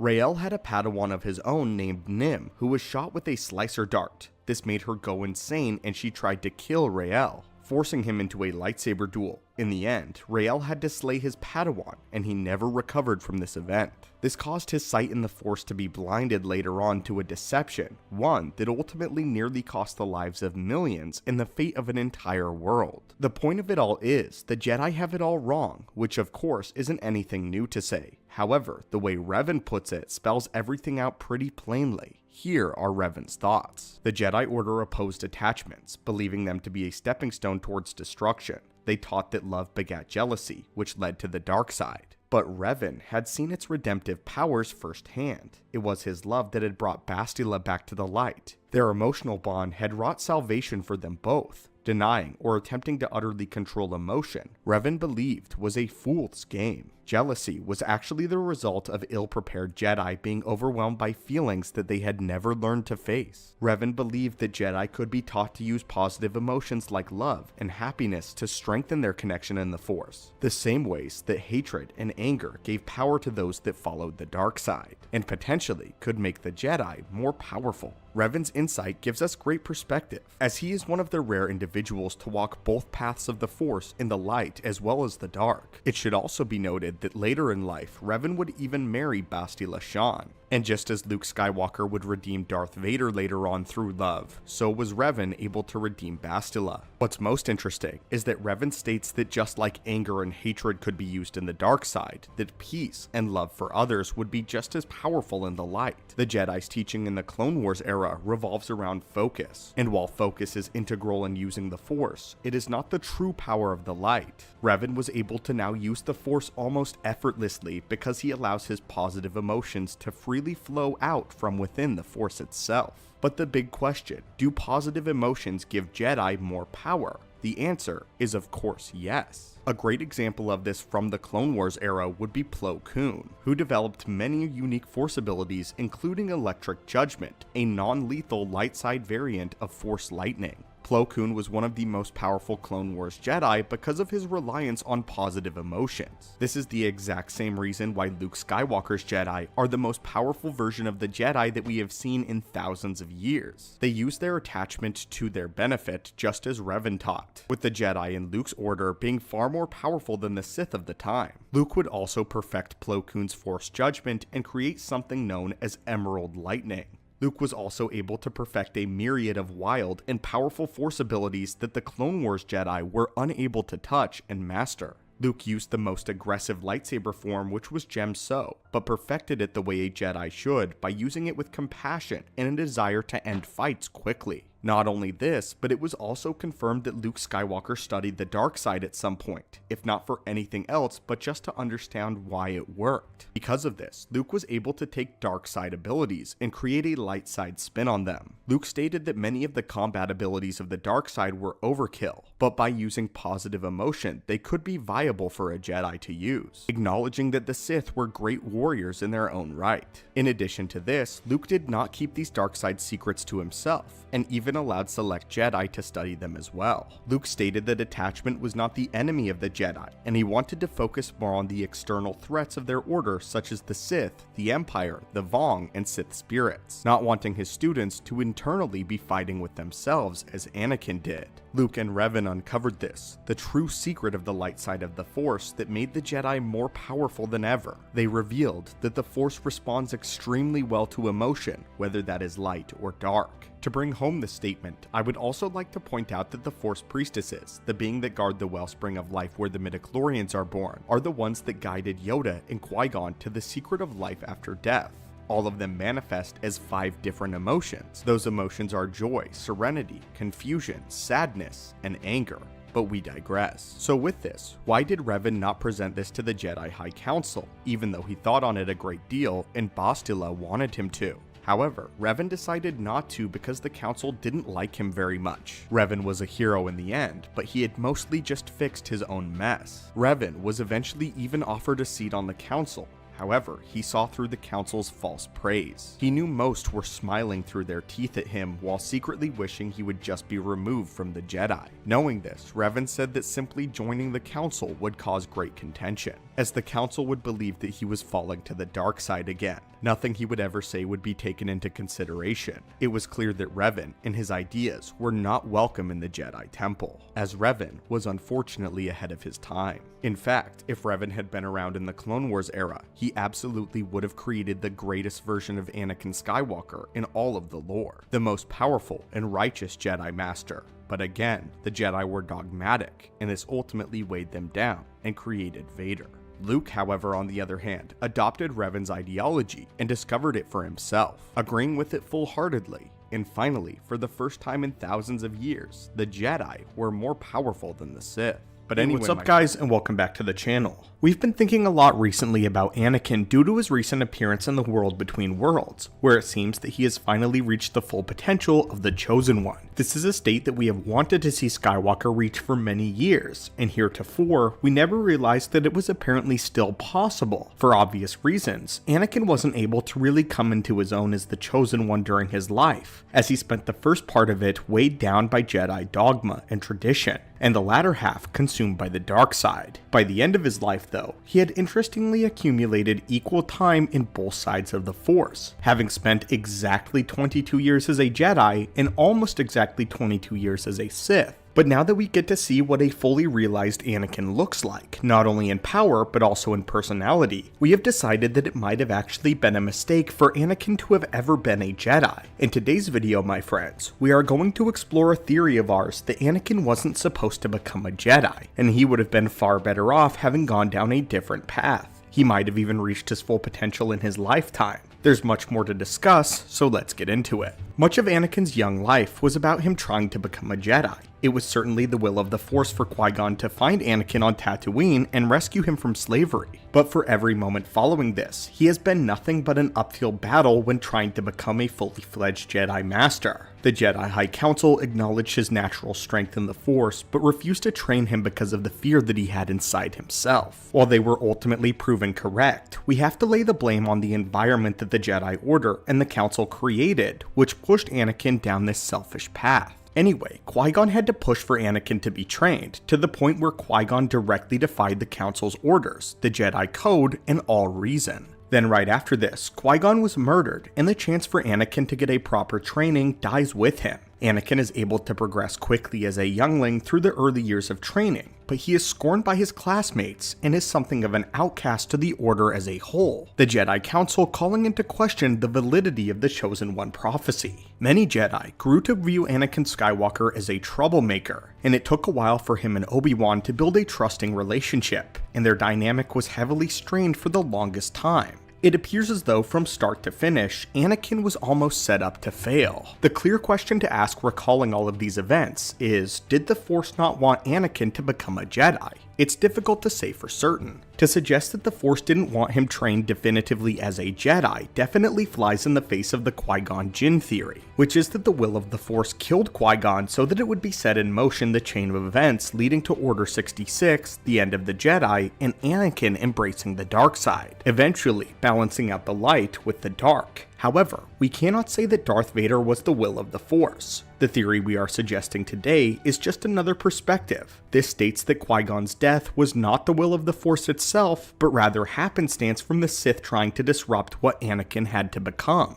Anakin would feel drawn towards the dark side his whole life due to all the tragedies and fear that he suffered. And yet, it is an interesting thought to consider that possibly it wasn't even really the dark side Anakin was drawn to, but rather drawn to the balance instead. As it is stated by the father of Mortis, who represented the balance in the Force, he believed it was Anakin's job to take over his position and keep his children in line. While this didn't turn out to be Anakin's destiny exactly, it did foreshadow what he needed to do, which in the end, it became his job to maintain balance in the Force. I think Anakin always felt this pull towards the balance, which was why he was fascinated with the dark side despite being in the light as a Jedi. I think it was far more nuanced than just a classic story of a Jedi tempted by the powers of the dark side. Perhaps it started as a fascination with it from his innate desire for balance as the Chosen One, but that he was warped and tempted into lust after it over time, eventually wanting the dark side more than he should have. With this in mind, I firmly believe that had Anakin been a Sith from the start, he would have eventually felt the pull to the light, because he was innately drawn to the balance. Even without his trauma, Anakin always had a natural leaning to the dark side. He had been a social outcast since he wasn't brought up like the rest of the younglings. Anakin sought his own path and discovered that he had an entirely different set of interests. Anakin enjoyed battle a great deal, far more than meditation,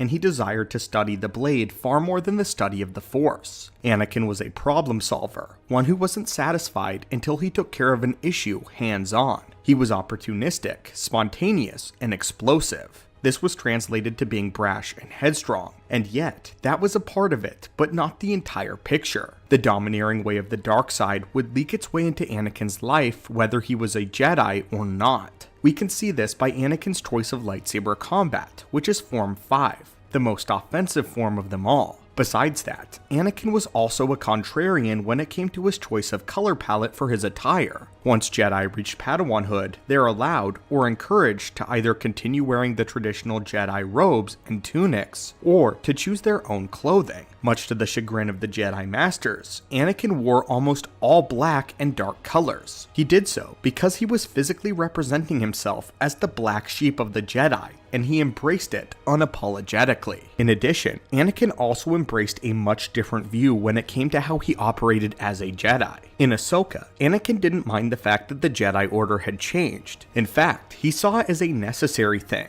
What many see as the Jedi's greatest weakness and mistake was their militarization during the Clone Wars conflict. Anakin, though, believed that this was the correct course of action. As he told Ahsoka, Obi-Wan had trained him to be a peacekeeper, but now the galaxy had changed, and the Jedi were forced to adapt along with it. It was the adapting Jedi that would survive Order 66 in the end, and beyond this, Anakin rejected the Jedi way of detachment, and allowed himself to care about others no matter how many times he was told the opposite. On Geonosis, when the droid factory collapsed with Ahsoka and Barriss inside, Master Luminara was ready to give up on them and move on, accepting that Barriss had died. But Anakin refused to surrender, not willing to allow their Padawans to be left behind with the chance that they might actually have survived. Thanks in part due to the continued rescue efforts of Anakin, Ahsoka and Barriss both lived and made it out safely. There are many cases dotted all around the Clone Wars of Anakin acting exactly the same way, especially when he thought Obi-Wan had died to Rako Hardeen. This is taken even further in Revenge of the Sith, in the novelization when Yoda, Mace, and Obi-Wan are all discussing Anakin after giving him the mission to spy on the Chancellor. Obi-Wan straight out tells the two council members that Anakin is not like them or any other Jedi. He is loyal to people, not ideals. He is willing to sacrifice the mission and the majority for his friends, something that Obi-Wan had been on the receiving end of several times as Anakin had constantly saved him. This is all because Anakin's greatest weakness is also his strength, his love. Compassion is promoted by the Jedi, passion promoted by the Sith, but where the two ends meet is love. And Anakin has this in droves. Having been brought up in an affectionate household with his mother, Anakin carried that sense of care for others during his entire life. He was berated for it as a Jedi, and it was used against him as a Sith. However, what many miss is that love is the very nature of the balance of the Force. This was the idea that Darth Revan had already thought of many thousands of years earlier in Legends. In the Revan novel, we look into his contemporaries as he debates whether or not it was worth it to bring his findings in the Force to the Jedi Council, or whether to keep them secret. These findings being that after spending time both in the light and the dark side, Revan had discovered a way to use the Force where he would remain in the light, but have the raw power and techniques of the dark. Revan believed that with love, they could do it all. This was through love and passionate joy, but primarily love. Luke Skywalker allowed his Jedi to marry and have children so that they'd be able to find something to fight for. This was the same academy where he also allowed certain students to even study the dark side. In the very beginning of the Jedi Order, they were all familial, and widespread love was important because they knew the balance between the Ashla and the Bogan. The light and the dark was balance, this love for everything, a passion. To put the final pin in it, let's look at the father of Mortis. He was strict, assumptive, and quite domineering, but he had great love for his children, both of them equally. The son caused him great grief, but the one's very representations of the various aspects of the Force were portrayed as a family that fights, that even goes as far as basically killing each other, but a family that in the end still loved each other the most. The Master Anakin that we see in Ahsoka is what he was always meant to be. Perhaps if he had never joined the Jedi, but learned the Force in some other way, Anakin would have reached this state on his own by embracing the part of him that was drawn to love other people. It would be through this that his passion would be balanced out by compassion, and he would be a master of the light and dark, just as Revan theorized that he could. In the end, it was the love shown by Luke that turned Anakin back to the light side, and set him on the ultimate path of the Chosen One, to establish true balance and understand the truth of it. And now, because of how much he cares for Ahsoka, he is able to use his vast power to help her on her way, to teach her. But anyway, my friends, do you believe Anakin shouldn't have been trained by the Jedi? Do you believe that Darth Revan would have been the ultimate master for Anakin Skywalker? Hello, if friends. Anakin and Acolytes of the Galaxy, and welcome back to the archives. We've been expecting you. Recently, we have talking about length about Sidious's own master Darth Plagueis, a man so influential and powerful in the dark side that his knowledge even shocked that of Sidious himself. The Dark Lord would be the penultimate Sith master before the realization of the Rule of Two. Some time ago, we did a video detailing all of Plagueis' most abhorrent experiments, where we pulled from his research notes in the Book of the Sith, as well as take a look at his novel, where we find out just what he did in order to achieve the power to manipulate the midichlorians. In that holocron, we mentioned that by the time he had fully mastered the powers of life and death, the Force was actively fleeing from him in disgust. So yes, the Force hated Darth Plagueis. We aren't entirely sure what this means though. But what we do know is despite all of his inherent power, Plagueis was still often denied certain abilities and insights in the Force, and in the Book of the Sith itself, we learn that Luke Skywalker believes that the Force may have actually hated Darth Plagueis to his very core. So let's take a look at the exact passage, and then look around at other sources and see if this claim made by Luke is supported anywhere else. Before we begin though, we have noticed that many of you using our archives have not yet subscribed, so if you like the holocrons that we debut here, be sure to enroll in the temple by force crushing that subscribe button and becoming an acolyte today. Now my friends, let us begin. In Plagueis' chapter in the Book of the Sith, he starts his research notes by discussing the science of creating life, and his philosophy pertaining to why he had begun this journey in the first place. In this introduction, he reiterates his beliefs in the moral practice and scientific applications of the Force rather than the mysticism of it. He believes that modern scientists are ignorant of the Force, and Force sensitives exclusively focus on the spiritual aspect while ignoring or even rejecting all of the science behind the Force itself. Plagueis seeks to mend these two by studying the Force using alchemy in a way that has never been done before. At the very bottom of the page, we get this quote from Luke Skywalker concerning Plagueis. The element that Plagueis couldn't measure is the will of the Force. The Jedi hear this call, and I do believe that Sith do as well. I don't think, though, that the Force ever felt compelled to speak to Plagueis. So here, the note from Luke Skywalker, who believes that the Force was purposefully silent with Plagueis. Throughout the entirety of the chapter, there are several other notes from both Luke and Sidious who disprove or completely denounce certain conclusions that Darth Plagueis came to from his research. Again, not just Luke Skywalker, but also Sidious. But it's this quote in particular that stands out for me, because Luke admits that the Force speaks to both the Jedi and Sith alike, which means that he acknowledges that the dark side has a will of its own that it uses to commune with the Sith. I kind of like that Luke validates the idea that their Sith are just as devout believers in their view of the Force as the Jedi are, and even acknowledges that the Force speaks to the Sith in a very similar way that it communes with the Jedi. Having said that, it's even more interesting to me that Luke would say this, and then at the same time say that he didn't feel like the Force ever felt compelled to speak to Plagueis, as if it wasn't the Sith themselves that was the outlier this time, but just Darth Plagueis himself. So what evidence do we have that supports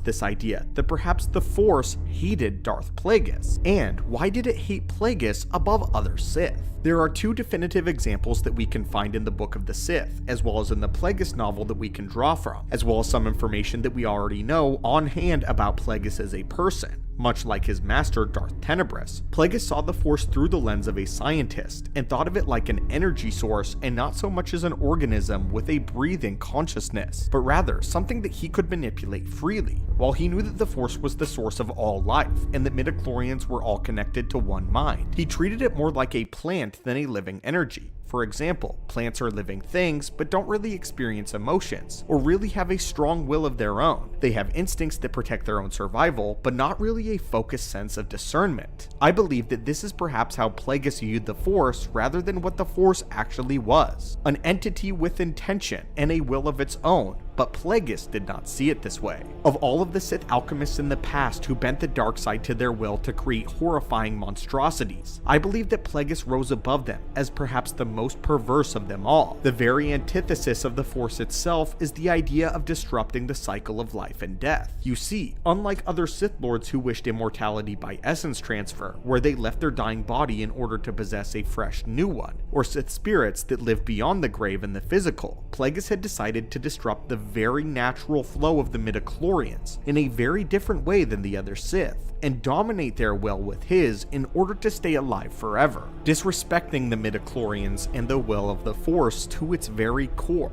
And when the midichlorians all share one mind, it is reasonable to assume that it was an extremely strenuous process for the Force itself to have to basically be used against itself like that. No other Sith in history has managed to make something like that happen. Speaking of Sith spirits, Plagueis had once traversed to Korriban, the Sith homeworld, in an attempt to see if life after death was true, as he had heard legends about Sith spirits, but of course as a scientist wanted to see firsthand. But in all of his time looking over the tombs, he saw none, and therefore remained unconvinced in the afterlife. However, Sidious writes in the margins of this story that Sith spirits were indeed real, and that he had almost been killed by them once. I think it is possible that Sith spirits didn't even like Plagueis, and so they never made an effort to ever appear to him, perhaps as a result of Plagueis' dismissal of the mystical side of the Force, and the skepticism when it came to the many cosmic ideas of it. One of the biggest nails in the coffin came when Plagueis had repeatedly brought Darth Venomous back from the dead once he had perfected this ability. This is the passage from the novel. Then, by manipulating the Bith's midichlorians, which should have been inert and unresponsive, Plagueis had resurrected him. The enormity of the event had stunned Sidious into silence, but Plagueis had carried on without assistance, again and again allowing Venomous to die and be returned to life, until the Bith's organs had given out, and Plagueis had finally granted him everlasting death, after he plays yo-yo with Venomous's very life. The novel goes on to say that Plagueis becomes drunk on his newfound powers, and makes himself appear younger, while also setting out to not only master death, but also to create life itself. But that was ultimately what led to his dismissal from the Force itself, and the death of Darth Plagueis. The novel goes on to say this: the Force grew silent, as if in flight from him, and many of the animals in his laboratory succumbed to horrifying diseases. This went on for 8 entire years, as the Force basically fell silent on Plagueis, but the Dark Lord was undeterred, and his power remained with him as his midichlorian count actually increased. I believe the final straw with the Force was when Plagueis and Sidious attempted to dominate it entirely in their ritual, a ritual that was meant to create the ultimate being of the dark side into existence. However, they thought their experiment was a failure, when in fact the Force itself was so fed up with Plagueis that it rebelled against him, and instead brought about the chosen one of the Jedi prophecy. I believe the Force hated Plagueis and every act that he committed,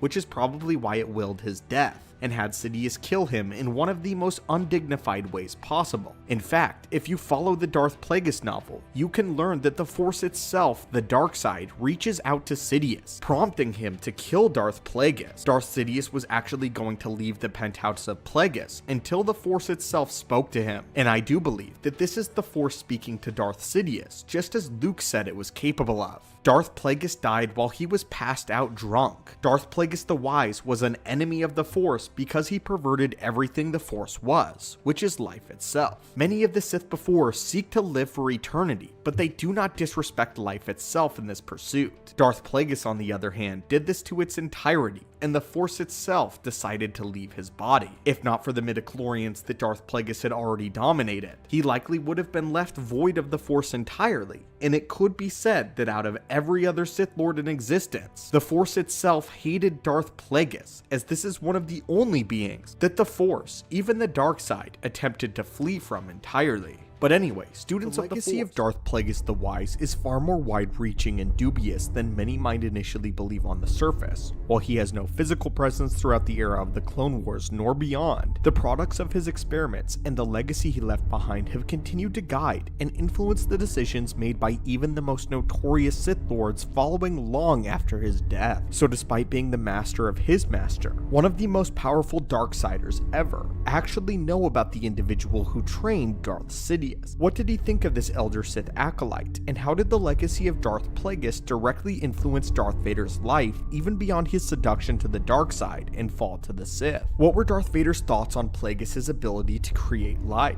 and the secrets that Darth Sidious would never teach him? Well, today, students of the Force and acolytes of the galaxy, welcome back to another holocron opening, and let's dive into what Vader knew about Darth Plagueis and some of the misconceptions that he had about his predecessor, which were later cleared up. The first time Vader hears the name of the Elder Sith, he is told the legend behind how he died shortly before succumbing to the power of the dark side. What's important to note here is that Darth Sidious never actually reveals that he is referring to his own master, and he frames the story as a Sith legend that has no discernible time frame. According to Palpatine's version of events, it could have theoretically taken place hundreds or even thousands of years ago, far before anyone in the modern galaxy has risen to prominence, and there was no reason for Anakin to ever suspect that this story might have taken place at the point in the Republic's era, or even recent history within his own lifetime. For all Anakin knew, Palpatine could have been referring to an ancient Sith Lord who may have not even existed at all, not referencing an event that happened less than 20 years ago, right in the Jedi Order's own backyard of Coruscant. And this ambiguity was vital in Darth Sidious's plan to convert Anakin to an agent of evil. What this meant is that Anakin couldn't even be sure that Plagueis existed in the first place, and this might have been a myth peddled around for centuries by the Sith, losing truth and substantiated evidence as time went on. This helps to add a layer of mystery and intangibility, seeing if Anakin would take the bait and become curious enough of his own accord to verify what Palpatine had claimed. But as Anakin would come to find out, this legend was verifiably true. Palpatine needed Anakin to come to him for the answers, and telling him outright that this was a true story and a fact might have deterred Anakin from ever coming to him and becoming more curious. In between hearing the legend and turning to Darth Vader, Anakin had to learn to rely on faith, seeing as there were no concrete way of knowing whether or not this was truly a power that the dark side held. Given how the Jedi Order had pushed him further and further from the light, however, he began to see this legend as his only alternative. So then, did Darth Vader ever come to find out that Plagueis was not only real, but was the mentor to his very own master? Surprisingly enough, Darth Vader did in fact come to learn the full story of Darth Plagueis the Wise, but only after being entombed in his iconic life-preserving suit of Durasteel armor. After giving himself over to the dark side, Darth Sidious was far more open to expanding Vader's teachings and knowledge, allowing him to learn more about his own past and his own training as their lessons continued in the early days of the Empire. Although this is not to suggest that Darth Sidious was not still secretive with his apprentice. As Vader served and trained under the Emperor, however, he learned about the full story, even leaving him to wonder if Sidious might have learned this ability from himself. We can see this in the finale of the latest Darth Vader comic run, published by Marvel Comics and expanding the new Disney canon. In the final issue, Vader experiences a Force vision wherein Palpatine is standing behind an already pregnant Shmi Skywalker, reciting a variation of what was said in Revenge of the Sith.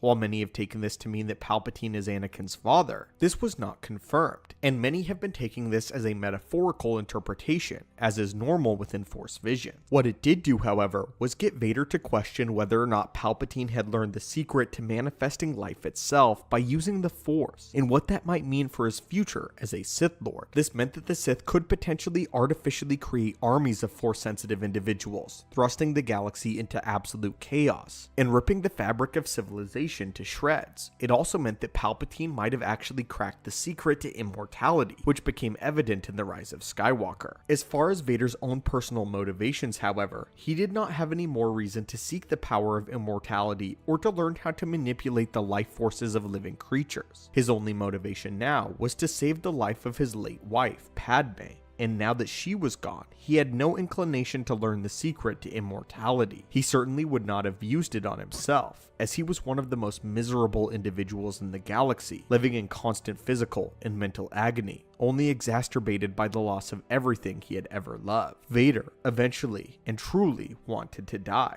For most of his time as a Sith Lord, he couldn't ever be 100% sure that Plagueis had actually learned the secret to immortality, but he also couldn't be certain that Palpatine wasn't lying either. This put Vader in a precarious position between belief and doubt, prodding his already secretive master as to whether or not he could truly manipulate the life forces by using the midichlorians. His vision at the end of this comic run, however, only served to deepen his confusion and muddy his already unclear take on the situation. His vision seemed to indicate that he was truly the product of immaculate conception via the way of the Force, and furthermore, that Palpatine himself may have been responsible, hinting to Vader that either Plagueis had figured it out, or had made enough progress for Palpatine to finish his late master's research, and finally achieve his goal. In Legends continuity, it is revealed that Darth Sidious has told Vader extremely little about Darth Plagueis, with Darth Vader becoming more obsessed with other aspects of the Force and the galaxy around him, such as dominating the Jedi and becoming as powerful as possible, hunting down his former masters in Yoda, but more specifically Obi-Wan Kenobi, and that for nearly 2 decades, Darth Vader has been told extremely little about Darth Plagueis. However, he does know that he was in fact the master of Sidious. It is also revealed that Darth Sidious spoke little of Plagueis to his other apprentices, including Maul as well as Dooku. Dooku, who did know that Darth Plagueis was his former master, but other than that, knew next to nothing.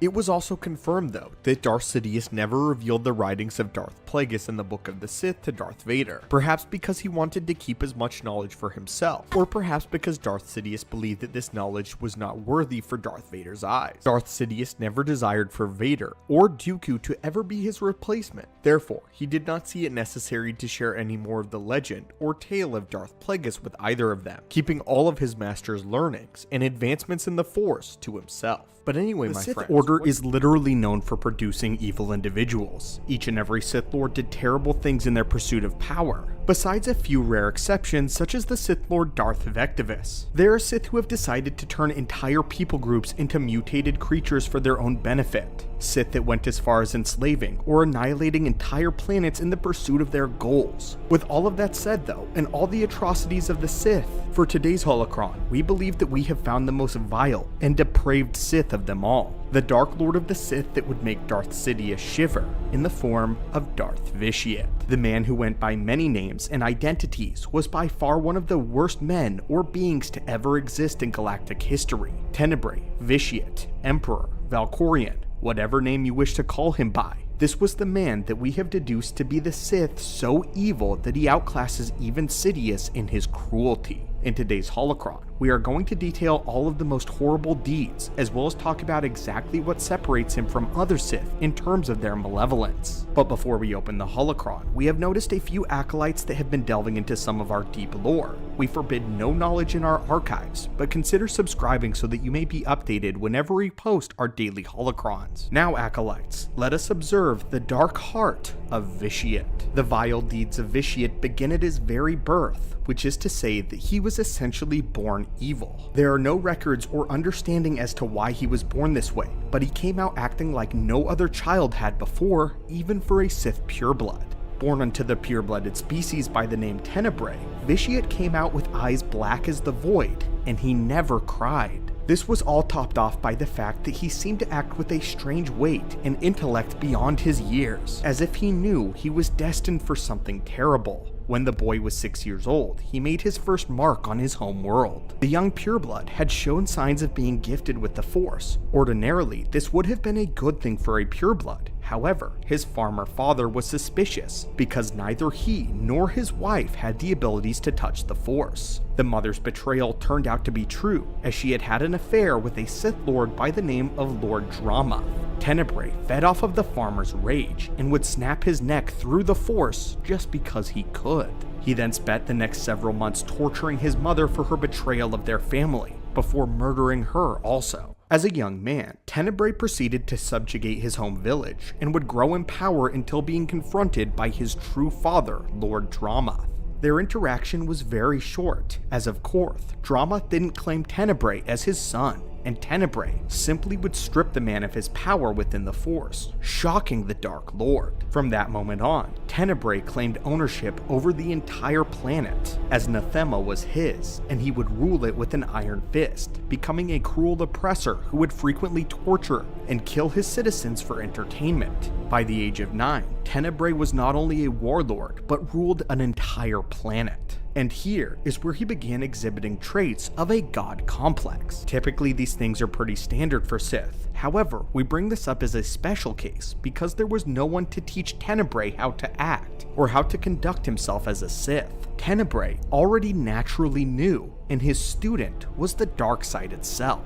Again, it is not explained in the lore why Tenebrae was like this. However, our theory is that it may have something to do with the fact that he was born of a Sith Lord, and therefore adopted the dark side before he was ever even born. Perhaps even a unique phenomenon in the dark side itself, who therefore chose to adopt Tenebrae as its dark side student. Something is clear though, Tenebrae was unique and was favored by the dark side itself. Many would go on to speculate that Tenebrae was perhaps the chosen Sith in the Sith Ari. Either way, this was only the beginning of the life of vile depravity of this Sith Lord. Perhaps the most notably horrific thing that Tenebrae is known for is called the Ritual of Nathema. It was here that this man cemented himself as the being that was truly only in it for himself, an enemy of every living thing, Sith, Jedi, or anything else. After having taken the name Darth Vitiate for himself, he would lay low on Nathema for decades, studying the ways of the dark side as it whispered to him endlessly, growing exponentially in power and knowledge, his god complex going even further. At the conclusion of the Great Hyperspace War and the destruction of the Sith Naga Sadow, the remaining Lords of the Sith had absolutely nowhere to flee, with the Jedi and the Republic determined to murder every Sith in the known galaxy for their crimes. The Republic had taken Korriban, and all the remnants of the Great Sith Empire were dispersed. It was here that Vitiate seized what he called an opportunity, and sent out a message to all the remaining Lords of the Sith to gather together on Nathema, promising them all that he had discovered a ritual that would cement their victory against the Republic and Jedi in eternity. Over 8,000 of the remaining Sith Lords answered the call and preservation of their people. However, Vitiate had betrayed them, and as soon as everyone landed on the world, we did see him perform a ritual, but not the one he had promised the Sith. Vitiate would dominate their simple minds with the Force, as he had studied the ability of mind control and manipulation, and he would use it quite frequently in his life on many occasions, including the time that he forced Revan and Malek to the dark side of the Force. In the ritual though, Vitiate would use the power to take over the minds of all the Sith Lords and force them to perform an act so vile that it would change the course of galactic history. The Ritual of Nathema became one of the greatest atrocities of the Force itself, as it siphoned the life out of every living thing on the planet, including all of the Sith, the planet itself, all being used to fuel one purpose: to increase the power of Vitiate. Nathema died and became a husk completely devoid of even the Force. Its atmosphere was poison and became gray, and all things on the planet were drained of their color. Sound was even muffled and muted, and no wind ever blew on the world again. Nathema was the epitome of nothingness, a barren wasteland. No life resided there whatsoever, and any Force sensitive who came to the planet would not be able to sense anything of it, or use the Force at all. Some Force sensitives who tried to stay on the planet too long would even find themselves slowly slipping into insanity, unable to feel light, warmth, or any happiness. A true abomination, so much so that it was enough for even the Sith most loyal to Vitiate to question themselves. Thousands of years would pass when the reconstituted Sith Empire, still growing in the unknown regions, and a few members of the Dark Council, such as Darth Nihilus, began plotting a conspiracy to overthrow Vitiate after finding Nathema and the annihilation that was wrought there. They considered Vitiate to be a madman and wanted to overthrow him. Even the Sith disgusted by what he had done. Lord Scourge, one of the diplomats of the Sith, put it like this: destruction he understood, enslavement he understood, but what happened on Nathema was total annihilation, and it was unforgivable. This was not the last time that Vitiate would betray the Sith, nor was it the last time he destroyed an entire world to feed his own ego and power. The next time would be on Ziost, after Vitiate attempted to resurrect Darth Revan, and after Revan was defeated, Vitiate's spirit took control of every Sith on the world of Ziost, beginning to drain their life in order to fuel his own. Republic ships and Jedi were sent to investigate this phenomenon, before they were also taken control of and drained of their life essences as well. The spirit of Vitiate then drained Ziost of all of its life, before going further into the unknown regions in order to avoid the Republic, eventually finding the planet of Zakul. In both of these cases, the Sith were merely a means to an end for Vitiate, and he didn't even care at all what they had sacrificed for the Empire. an empire that he once controlled as their emperor. Even some of the most evil and deprived Sith in history still cared for their empire and its well-being, cared for the Sith even, cared for what the Order represented. Vitiate, though, didn't care about any of it.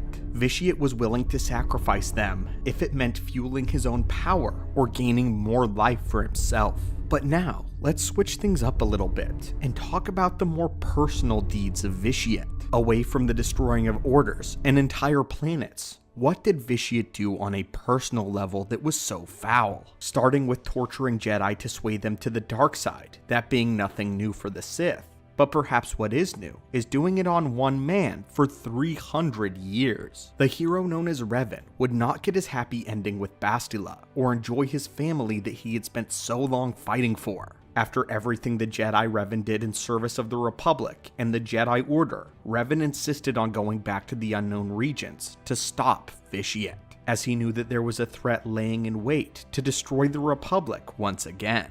Revan, though, failed in his task, and was captured instead by Vitiate and tortured endlessly in an effort to bring Darth Revan back, extracting information about the Republic and about the Jedi. Revan never got to see the birth of his child, or be there for Bastila's death in her old age. Revan would outlive many of his descendants until the Grand Master Satele Shan. All the while, Revan valiantly using his power through all of the agony to hold Vitiate back from launching his attacks, using all of his influence. Vitiate never gave up though, and ensured Revan stayed alive to feel every bit of suffering that Vitiate had planned. Speaking of suffering, as a reward to Lord Scourge for handing Revan over to him, Vitiate decided to give Scourge immortality like he possessed. What he neglected to tell Lord Scourge was that this method of eternal life would put him in a perpetual state of unending agony, the likes of which never dulled with age, but only dulled when you got used to it, a fact that Scourge only learned after he had undergone the process. But now that we've discussed what he did with his underlings, what about his family?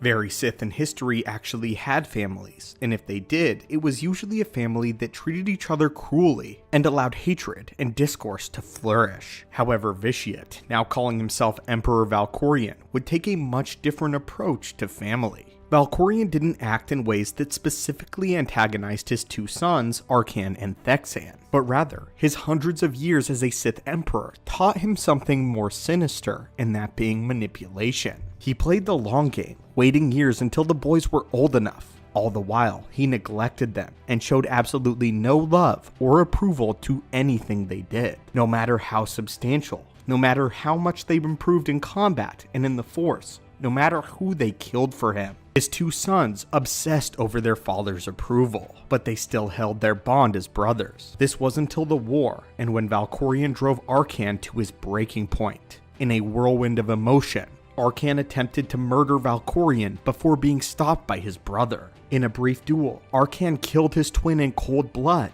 and only after doing so did Valkorion ever acknowledge him. Around the same time, Valkorion had also taken his daughter Valen away from her mother and had her brought to cultists, placing her in a facility where she would be tortured and mind-controlled into becoming a monster of the dark side, with Valkorion sensing she was the most untamed but powerful of his children, fitting for a man only interested in whatever power others could give him. In the end though, attempting to control Valen would result in his downfall. But perhaps all of this pales in comparison to what Valkorion's ultimate plan was, his endgame. Valkorion wanted to be a god. In fact, he believed that the Force literally belonged to him. He commanded it. He was the very god of the Force itself. His plan came down to the notion that he would simply become too powerful to control by absorbing all life that stood in his way. His end goal being the total annihilation of the universe, starting with the galaxy, so that one day he could form his own galaxy, and if he grew bored of that one, he would destroy it as well. And this is where it lies in complete contrast with Lord Sidious. This single grand plan makes him far worse than anything Palpatine ever did.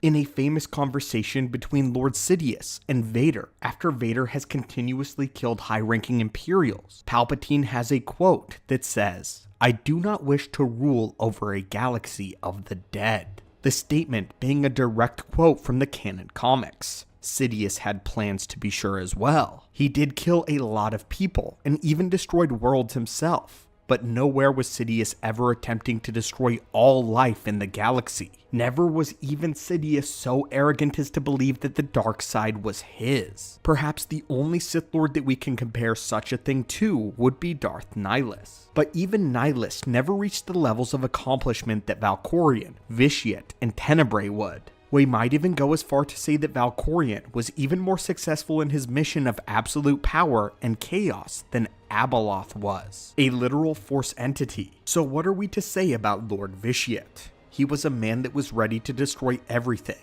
even the Force, even the universe. Everything if it meant absolute power for himself and no others. Jedi, Sith, blood, or anything. He was so vile that he made even the Sith, such as Scourge and Darth Mar, turn against him and even see the light. He destroyed the lives of billions, stole the childhoods and adulthoods away from people who did not deserve it, including his own family. The legacy of Vitiate was a black stain on even the history of the Sith. The Sith even despised this guy and thought that he took things too far. The Sith Empire would even team with the Republic briefly in order to destroy Vitiate. Many Sith Lords aspire to reach this level of power, but never this level of madness. And hey, what's up guys and welcome back. Just a quick intro before we get into this massive compilation video. This is a completely brand new compilation video, so if you're familiar with the last one, this is going to be completely new content for you guys. We've been covering the ancient Sith Lords extensively over the last year on the channel, and the total came out to around 3 hours long. So my friends, I hope you have a great time with this in-depth look at the ancient Sith and their lore. Sit back, grab a snack, and I'll hopefully see you in a later video.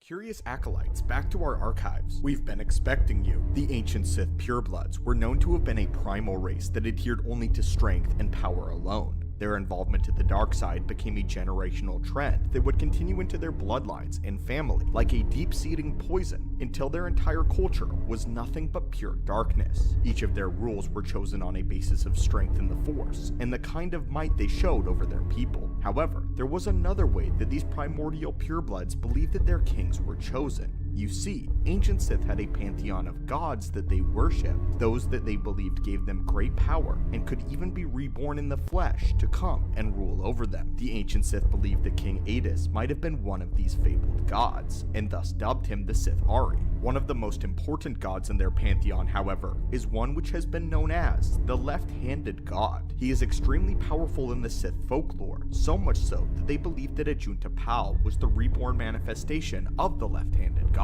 However, in our research into the forbidden pages of the Supernatural Encounters novel, we have reason to believe that the left-handed god is actually more than just a myth. This information is extremely interesting, as we are finally getting into the really deep lore of the Star Wars galaxy. The mysteries are becoming more clear, and so we must delve in and open up another Sith holocron. The left-handed god was known by many names, such as Pumgema, Typhogem, and later, the Father of Shadows. Typhogem was a very important deity to the ancient Sith, and he was the main god that was worshipped by the Kasai. The Kasai, who were basically the priests of the Sith pureblood caste system. It was the Kasai who beheld Ajunta Pal's great power in the Force and decided that he was the second coming of their left-handed god. Information on this being is extremely scarce. However, we get a lot of activity from Typhogem in the pages of Supernatural Encounters. We plan to release a video at some point going over the novel of Supernatural Encounters and all that it has held, but for today, we wanted to give you all a sampling of what absolutely wild things are contained within these forbidden pages. Today's topic will be on such a being. Supernatural Encounters tells us that Typhogem is more than just folklore and is actually the offspring of two of the Bedlam spirits. The Bedlam spirits, if you remember, are a few that have ultimate power over life,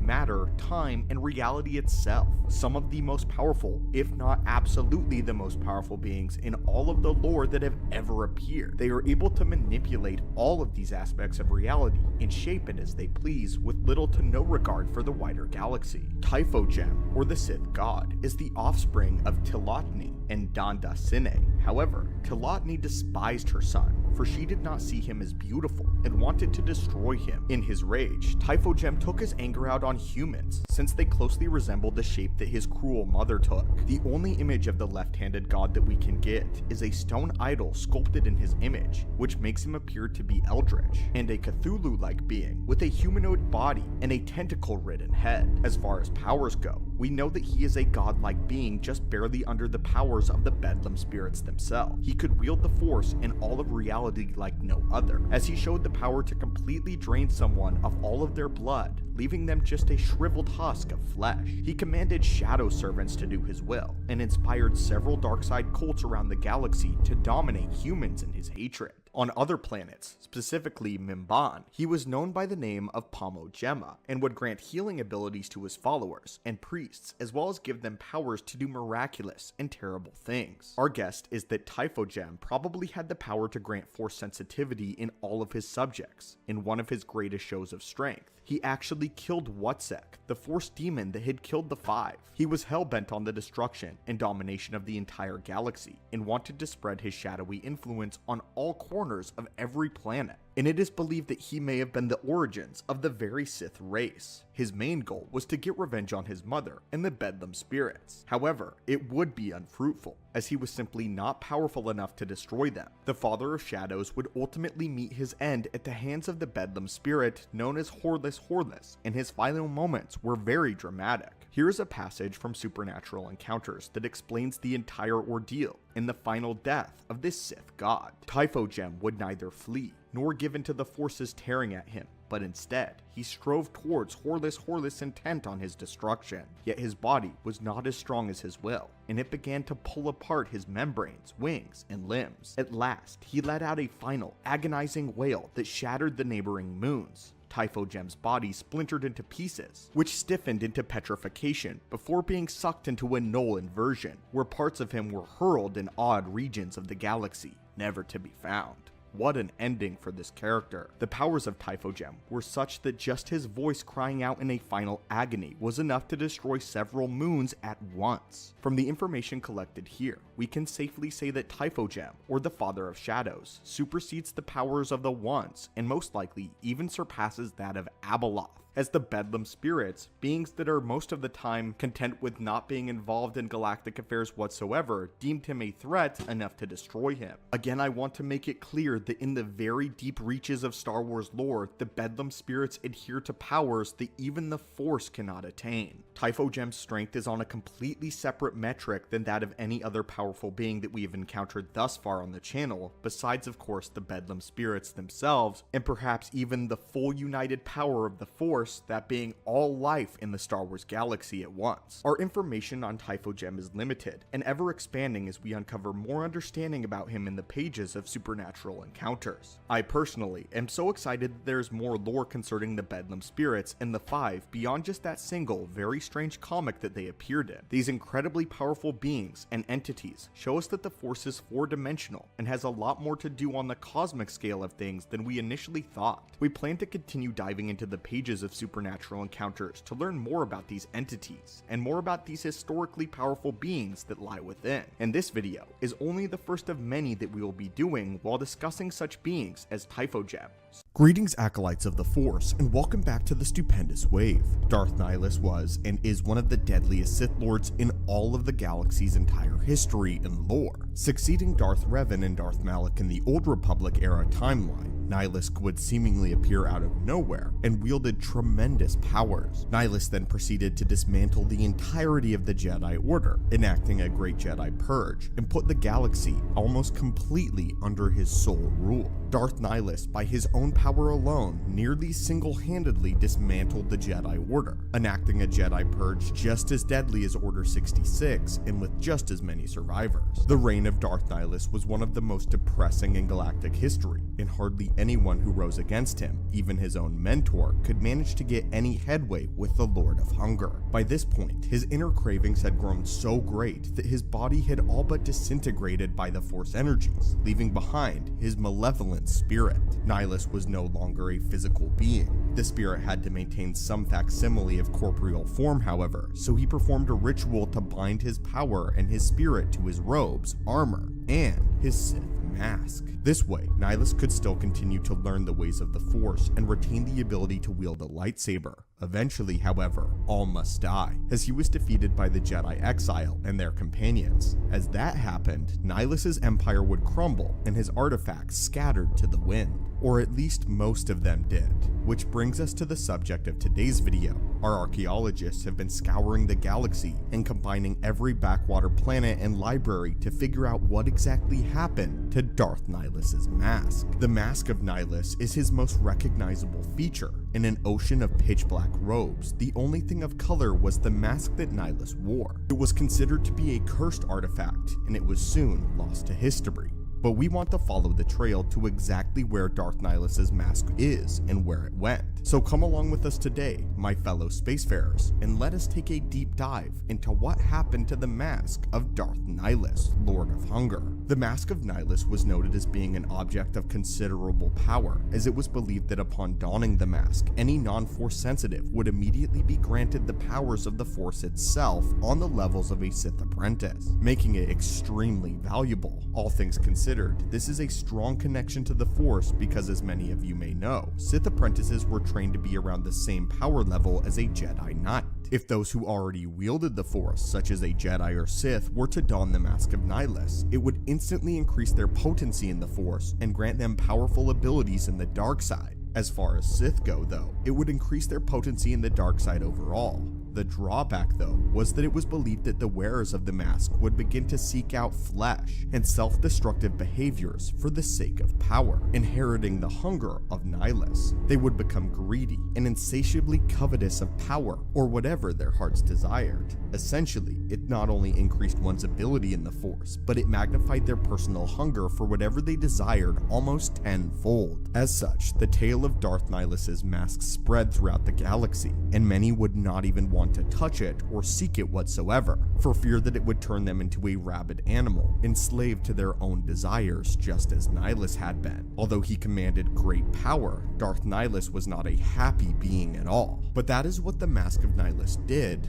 but where exactly did it go? Immediately after Nihilus's death, the mask fell into possession of the Jedi exile, and would travel with them for assumably the rest of their life, unless they attempted to get rid of it at some point in time. The mask most likely floated around the galaxy for quite some time before it was actually recovered on the planet of Volek in the unknown regions. As a side note, all of the information moving forward is sourced from the Star Wars role-playing game by Wizards of the Coast. A band of adventurers found themselves deep within the coven of Mount Verena, where they came across a crashed starfighter once belonging to some smugglers. Within the wreckage, the infamous mask of Darth Nihilus was found. From here, we aren't exactly sure what happened to the mask, but it likely remains with one of the adventurers who recovered it unless they had experienced its terrible power and chose to bury it somewhere safe. This is another popular theory about the mask, that it was actually buried on the world of Volek, and that the adventurers did seek its power initially, but upon coming across it completely changed their minds, as although some of them were not Force sensitive, they could still sense and feel the latent power and destructive abilities within the Mask of Nihilus, an echo of his spirit still screaming out, clinging to what Nihilus may have called life. This is why the popular theory remains that the adventurers likely buried the Mask of Darth Nihilus where no one else could find it. However, this does not stop others from venturing to the world of Volek in the unknown regions in search of power. There is no specific date that it was recorded when the mask was found. However, Mount Verena was named after the dead wife of Jedi Master Doran Sel-Ol, who left the Jedi Order around the era of the Clone War. By this loose thread, we can make the assumption that it had to been post-Clone Wars by the time the mask was finally found, meaning that it was likely passed around the galaxy for thousands of years. For over 3,960 years, the mask just floated out in the galaxy, being moved around by one person or another. Essentially, think of it as the Ring of Power. Buried, discovered, moved, and hidden again. It isn't a surprise that billions of star systems and trillions of people in the galaxy that the mask had been so hard to find, and it's surprising that it was ever found at all, even if it did occur past the era of the Clone War. But the Force has a way with things, especially the dark side. The artifact of the mask was so powerful in the Force that it likely called upon the weak-willed to take it and venture where it wanted to go. Again, very similar to the Ring of Sauron. But my friends, what do you think of this, and what do you think of the fate of Nihilus's mask? Hopefully one day in the lore we can all discover where Nihilus's mask went following his death. If you have returned yet again, curious acolyte of the Force, just as we have foreseen. Welcome back to our archives. You have come at a great time, as we have been looking over the characters and Sith Lords of old. Known for their cruelty, Sith have spent thousands of years unapologetically using whatever means they deem necessary to achieve their goals, and very few have batted an eye at committing horrendous atrocities in their wake. However, like all things in Star Wars, it's not this cut and dry, and there are many layers to the Sith Order, just like how there is many layers to that of the Jedi. There have existed Sith in the Star Wars timeline, albeit very few that have exhibited some light side traits, or perhaps weren't all that evil to begin with.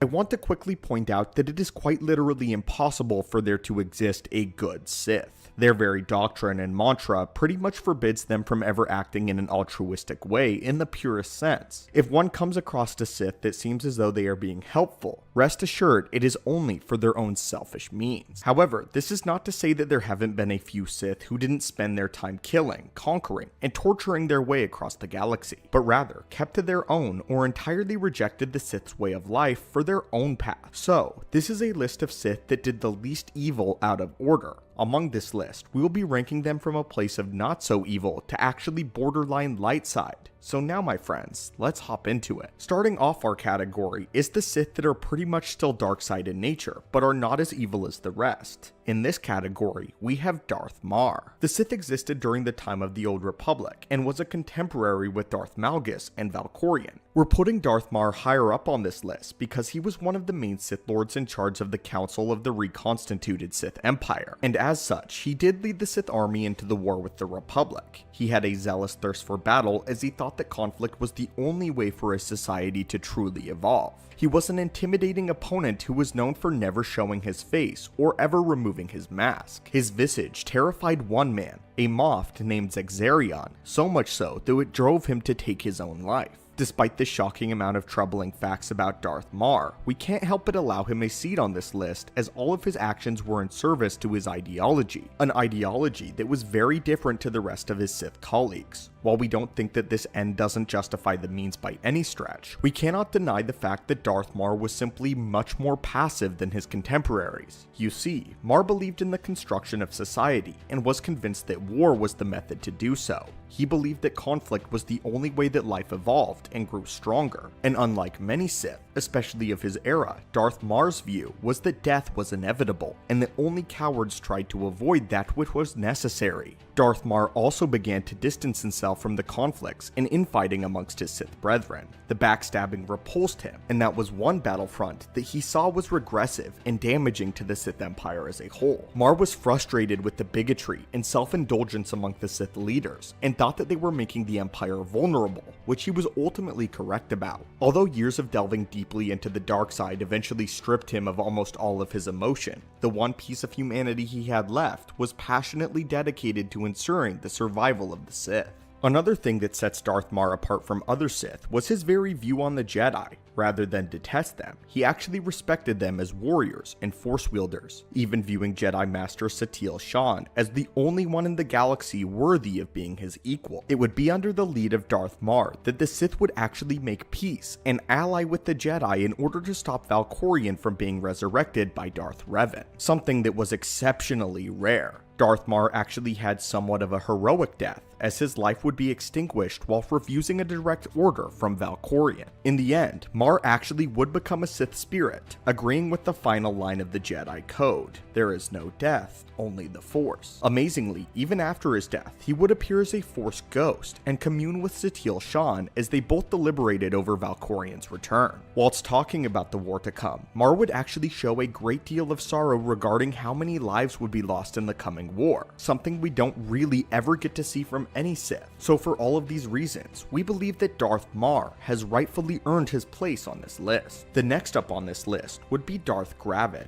a Sith that has crossed our discussion before on more than a few occasions. As just a quick brush over the history, you'll remember Gravid as the Sith that attempted to merge Jedi and Sith lore, and was therefore driven to madness as a result. after which he had attempted to destroy all the Sith knowledge in order to remake the Order before he was ultimately slain by his apprentice. We placed Gravid on this list because we decided that there had to be something of note within him that would have drawn him towards Jedi teachings. In fact, he became obsessed with it and wanted to introduce compassion and empathy into Sith lore itself, but of course failed to do so in the end. Once a Sith crosses a line and starts down this light side path, they have made a pact with the dark side that they have now rejected. The dark side has claimed them though in the end, and will not easily ever let them go. So it takes a great deal of strength to break from the clutches, and unfortunately, Gravid just didn't have said strength. As we explained in our video all about Darth Gravid, we reasoned that he went mad because he was trying to merge the two most extreme views of the Force into one thing. It wasn't like he was trying to walk a balance of light and dark. No, my friends, he was trying to merge the Jedi and the Sith, two diametrically opposed views on the Force that simply cannot coexist with one another.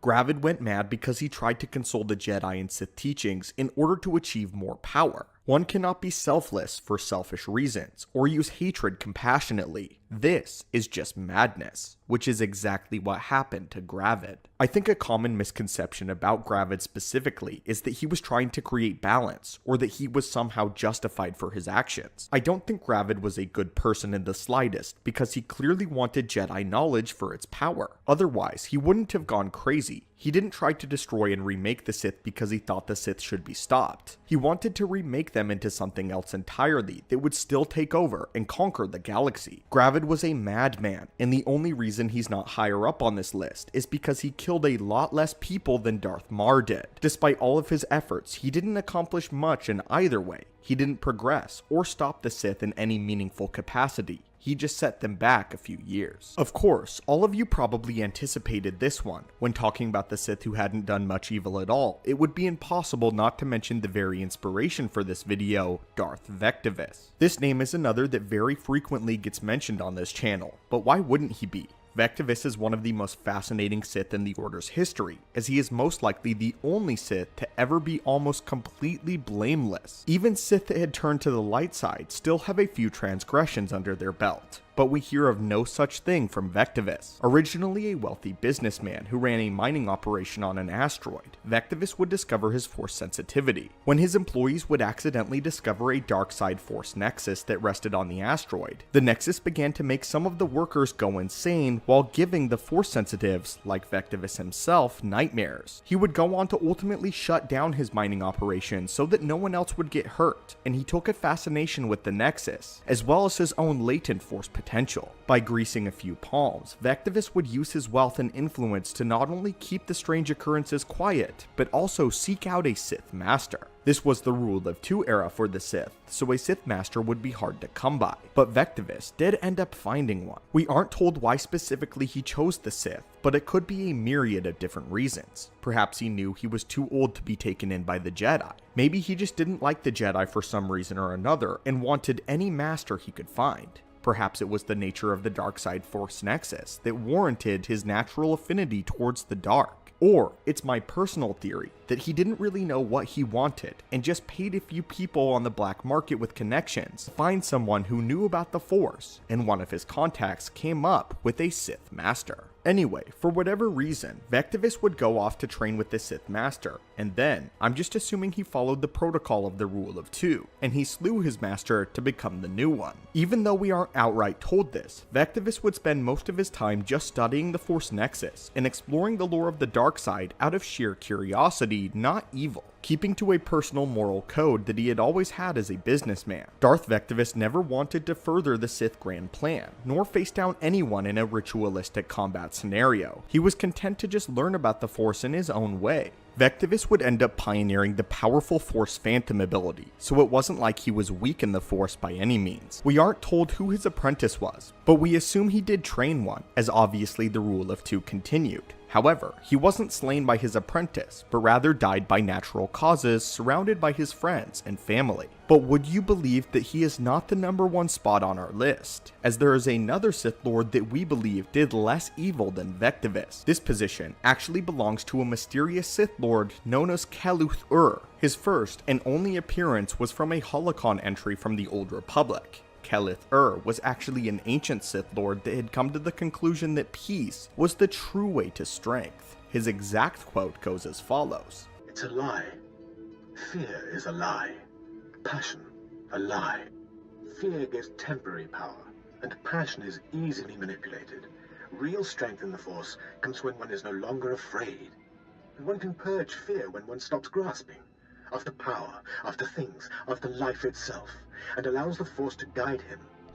There is only the Force. For his heresy, however, he was executed by the Sith Emperor. This is absolutely groundbreaking information, so let's break it down as much as we can with the information that we have about this ancient Sith Lord. We don't know anything of his life outside of this, or even if he had ever met a Jedi. However, these are incredibly light side ideals, and it's shocking that a Sith Lord of old would personally accept this truth. He died in the year 4606 BBY, which takes place a mere 400 years after Marka Ragnos. He was killed by the Sith Emperor of that time, which would have been Darth Tenebrae. The reason why we are mentioning Kelith specifically on this list over other Darksiders though, and other Sith that have turned to the light side, is as far as we know, he turned to the light side because of his own volition, and didn't have to be coerced into doing so. From what we gather from our limited information about this Sith, it doesn't seem as though there was a Jedi or loved one that convinced him to think this way. He simply came to this conclusion logically during his meditations, and the wording of this quote proves it. And he actually tried to share his light side teachings before being executed by Tenebrae. I think it is astounding that an ancient Sith turned to the light side purely by his own decision, and although we don't know if he had committed any sinful acts before this moment, I would safely say he earns his position as number 1 on this list. Well, greetings again, curious spacefarers of the galaxy, and welcome back to the Archive. The galaxy is rich with worlds of all kinds, and hardly any two planets are exactly alike, unless it's Tatooine and one of its many clones. Many planets change over the course of their natural history, as with all things in life. However, there exist a select few planets which have been changed in rather unnatural ways. We speak of planets that have been bathed in the icy influence of the dark side. As we know, the dark side has its ways of corrupting life and twisting it for malevolent purposes, or simply mutating it beyond what is native. The corrupting influence of the dark side takes its toll on people as well as objects, and of course, entire star systems. In this holocron, we wanted to go over 5 of the most dangerously corrupted worlds in the galaxy, in hopes that you may avoid them in your travels. This list is not really in any particular order, but we will be putting the most dangerous one towards the end. On that note, it says here in our database that many of the starships passing through our training program have not yet registered with the station, so if you enjoy getting these helpful tips to aid you in traversing the stars, be sure to subscribe and share this video with your co-pilot and crew. Now, let us begin. Our list begins with the planet known as Dromund Kaas. During the Great Galactic War as began by Darth Vitiate, Dromund Kaas would be the capital of the reconstituted Sith Empire. The planet originally had been nothing more than a Sith colony world back in the ancient days of the Second Great Schism, as documented by the Dark Jedi Sorza Sin. When rediscovered by Vitiate, however, Dromund Kaas became the site where he would erect the Dark Temple and the Dark Force Temple. In both of these, he and many other Sith Lords after him would follow,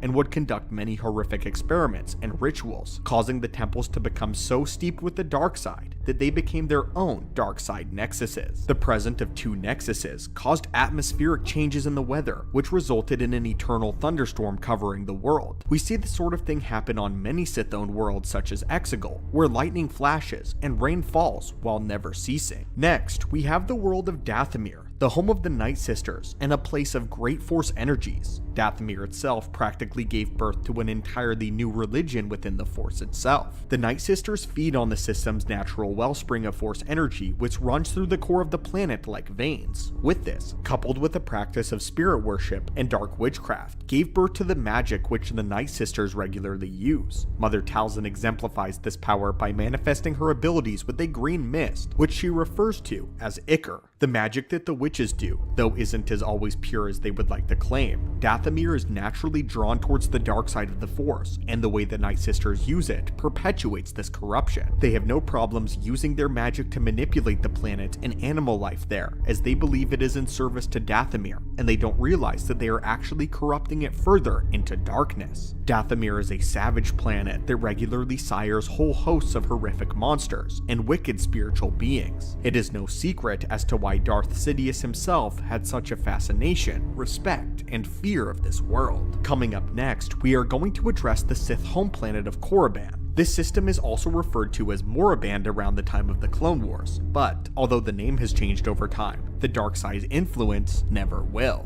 Millennia of Dark Lords of the Sith using this place as their home to conduct as much of the dark side as they please in their research, coupled with all of the tombs of the ancient Sith Lords, makes Korriban a hotspot for those wishing to delve into the blackest secrets of the Force and what it has to offer. Korriban is a desolate world though, not offering much of anything in terms of vegetation or food beyond scavengers and carnivorous lifestyles adopted by the fauna that inhabits the world. On Korriban, only the strongest survive, and sometimes even the strongest are at risk. The Valley of the Dark Lords is, in itself, a Force nexus due to all of the dark artifacts and influence left behind by the ancient masters. This has completely consumed and mutated the nature life until nothing is left but beings such as the Tukada. The Tukada, also known as the Sith Hounds, are Force-sensitive canine creatures that are actually drawn towards beings that are strong in the Force, specifically the dark side. A few by themselves are nothing, but when they get in a pack, even Darth Bane was very wary of them. Tukada are not only Force-sensitive, but also rather intelligent and able to pull off rudimentary military strategies while in a pack. And this is the way most life operates on Korriban, even down to the insects. They are almost all parasites drawn to the blood of Force-sensitives on pure instinct. All of that, and we haven't even started talking about the violent sandstorms and the malevolent spirits of the long-dead Sith Masters. Even Master Yoda and Darth Sidious were rightfully cautious around Korriban. Our last two picks for this list are a little different than the ones mentioned earlier, but all too important to the list. The second to last will be the decimated planet of Malachor 5. As many of you know, Malachor 5 would be the system that Revan destroyed during the Mandalorian Wars when he activated the mass shadow generator and exterminated almost all life on the planet in an instant. This caused a wound in the Force to be formed not only in the planet, but in one of its living inhabitants. This spawned one of the deadliest and most cataclysmic beings known to the Star Wars universe. That being was Darth Nihilus. The Force wound from the events of this planet settled in a living being, and Nihilus had a hunger within the Force that threatened to consume him if he did not feed off of other Force sensitives. Nihilus would soon become the very thing that created him, as he got to the point to where his hunger required him to feast on an entire world. Malachor 5 stood as a wound in the Force for all time, and even when it slowly healed by the time of the Clone Wars, the planet's name was used as a curse word. Despite all of these horrific things on all of these decimated worlds, there is still but one that stands out, at least to us, as the most corrupted planet in all of the lore. That world would be Nathema, Darth Vitiate's original Sith homeworld. Nathema was a well-protected secret among the ancient Sith Empire, a world that exemplified a level of madness and cruelty from which Vitiate caused half of all of the members of the Dark Council to form a secret rebellion against him. There are some lines that even the Sith do not cross. Nathema was the planet on which Vitiate performed the ritual that would siphon all Force energy from 8,000 Sith Lords and the planet itself in order to feed Vitiate. This caused him to grow insanely powerful, well beyond the limits of most Force sensitives, and nearly a god. However, it left the planet completely annihilated in every sense of the word. To put it delicately, it would probably have been better if Nathema had just been destroyed by the Death Star. Nathema was left completely devoid of any life whatsoever. It was a gray and brown husk that was so quiet one would be able to hear their own blood flowing when standing on it. All color had been drained to where even the sky seemed brown and barely shed any light. All sounds were muffled or muted, and not even electricity survived. The worst part about this is that the Force just didn't exist at all on Nathema. Force sensitives who got anywhere near the world would not be able to sense anything on the planet. It would appear to them as a big emptiness in the Force. On the planet's surface, they wouldn't be able to touch or use the Force, whether Sith or Jedi, light or dark. Spending even an hour on the surface of the planet would begin to drive anyone completely insane. Even Lord Scourge, who was a devout follower of Darth Vitiate, turned against him when he saw the world. Scourge said that corruption he understood, destruction he understood, but what he saw before him was an abomination. And on this chilling note, my friends, concludes our list for the most corrupted worlds in the Star Wars galaxy. So, you have returned, Acolyte of the Force. Good. This is just as I have foreseen it. You have returned because you wish to know more about the Sith that have come before us. Their power and greatness echoes through the waves of time and transcends the pages of history. It was upon their foundations that the Sith have grown to be what they are now. Long ago, this foundation began with the Golden Age of the Sith, which was ushered in by the one and only Marka Ragnos, one of the original Sith Emperors. We have mentioned this powerful Sith Lord many times in recent videos, but have yet to actually cover him entirely and get a good sense of just how powerful and influential he truly was. Marka Ragnos is praised by the Sith both old and new alike, with many Sith Lords of the past deeming him the greatest who has ever lived. Ragnos seems to have escaped the traitorous fate that many Sith would normally have. He is also one of the least criticized Sith Lords in galactic history. Many Sith have their gripes about those that have come before them, but even the rule of two Sith seem to regard Marka Ragnos as one of the finest emperors to come from their order. This is the kind of reverence and deeply rooted respect that you cannot buy, especially from the Sith of all beings. So what made Marka Ragnos so significant and great? Although we don't have much information on his lore, let's take a look at what we do know and find out exactly why Marka Ragnos is always held in such high regard. First though, let's explore his history.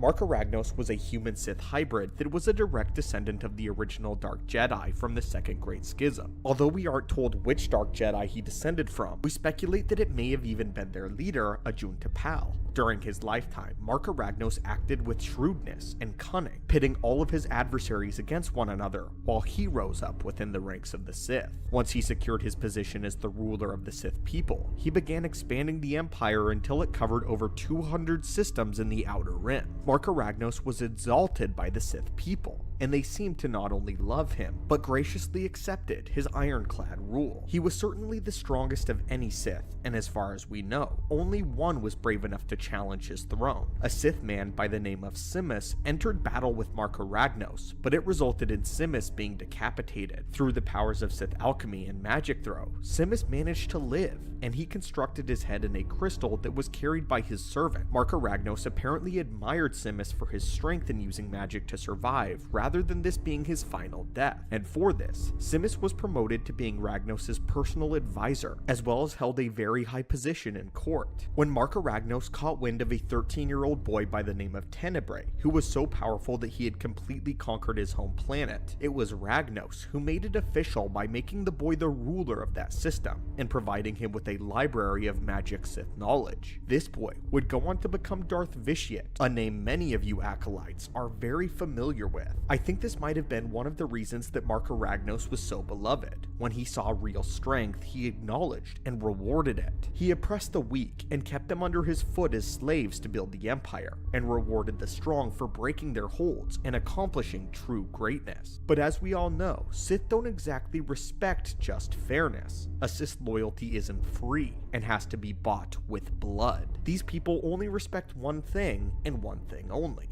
That is strength. So how strong truly was Marka Ragnos, the most beloved of all Sith? His tales of greatness unfortunately don't go into any real detail as to what his powers in the Force were, nor his skill with the blade. All we know is a handful of things he has accomplished, but they are large enough to where we can get a pretty decent gauge of the scope of Marka Ragnos' true power. Ragnos did 3 distinct things that we can talk about, which all wrap into his amazing amount of knowledge concerning Sith sorcery. Marka Ragnos created 2 artifacts, a pair of gauntlets and a scepter, as well as accomplished the power to appear as a Sith spirit. At his funeral, Marka Ragnos appeared in his spirit form, which shocked all of those who were present, including his successor, Naga Sadow. This tells us that Marka Ragnos was one of the first Sith to actually accomplish this. Of course, we know that the Dark Jedi such as Ajun T'Pau, as well as Karness Mur, survived as Sith spirits. However, it doesn't seem as though they really made contact with the Sith people following. Karness Mur's spirit was bound to his talisman, and he was more or less enslaved to it.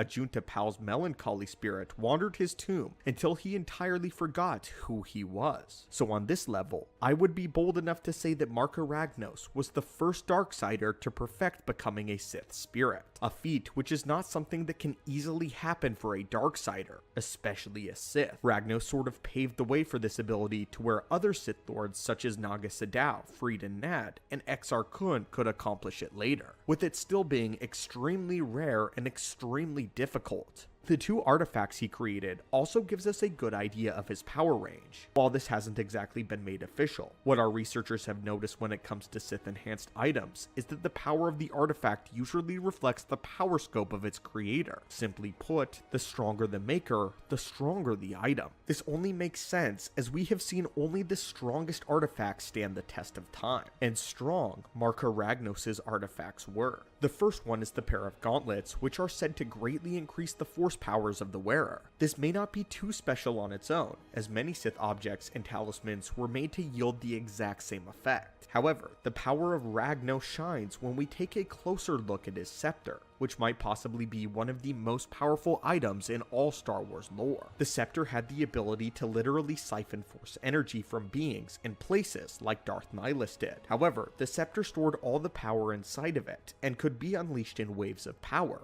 Or, wait for it, could actually bestow a regular being force sensitivity, instantly granting them the power level of a Jedi Padawan, and a power that they could then cultivate to mastery. No other object or even being in Star Wars has ever claimed to wield power like this, and granting the very ability to give those the Force. Many millennia after, a cult to Ragnos got their hands on the scepter and began giving their members force powers while gathering all the energy from darkside nexuses around the galaxy in order to perform a ritual to resurrect Marka Ragnos. This is how deep Marka Ragnos' reign went within the people. They loved him enough to attempt to bring him back from the dead, and a cult that had nothing to do with the Sith beyond Ragnos. This process was almost successful as the leader, Aximus, unleashed the power of the scepter to summon the spirit of Marka Ragnos, the spirit who then possessed his body. If not for the combined efforts of the Jedi Knight Jaden Korr and Master Kyle Katarn,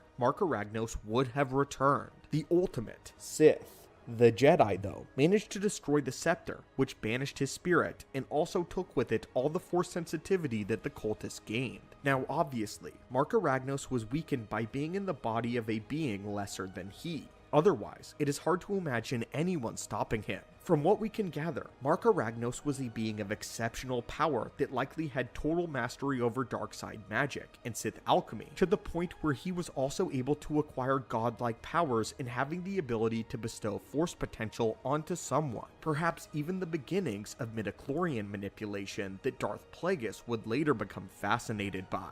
Marka Ragnos is so incredibly rare as a Darksider, because not only was he universally praised and loved, he died of apparent natural causes of old age, his spirit living on afterwards, and there have been very little, if any, Sith Lords that have any critique for Marka Ragnos, having nothing but absolute reverence for this Sith Emperor. But greetings, students of the Force and acolytes of the galaxy, and welcome back. We've been expecting you. The Sith are known by the galaxy throughout the history of not only being atrocious warmongers, but using horrendous methods in their pursuit of galactic domination and ultimate victory over their ideological enemies, the Jedi. Many Sith sorcerers and alchemists of old would create various monstrosities in attempts to gain a leg over their light side adversaries. This included mutating living creatures to create monsters such as the Terentatek and the Leviathan. Other times, it might include using a deadly virus, such as the Technovirus, to turn organic beings into cybernetic slaves and war machines. Well, today, we will be discussing one of the most horrendous Sith experiments that may rise above the rest: the Sith Stalkers. Unlike the previously mentioned creatures, Sith made stalkers from their own kind. These horrors would terrorize the battlefields of the Old Republic, striking fear into Jedi, and they have been known to even upset a few Sith.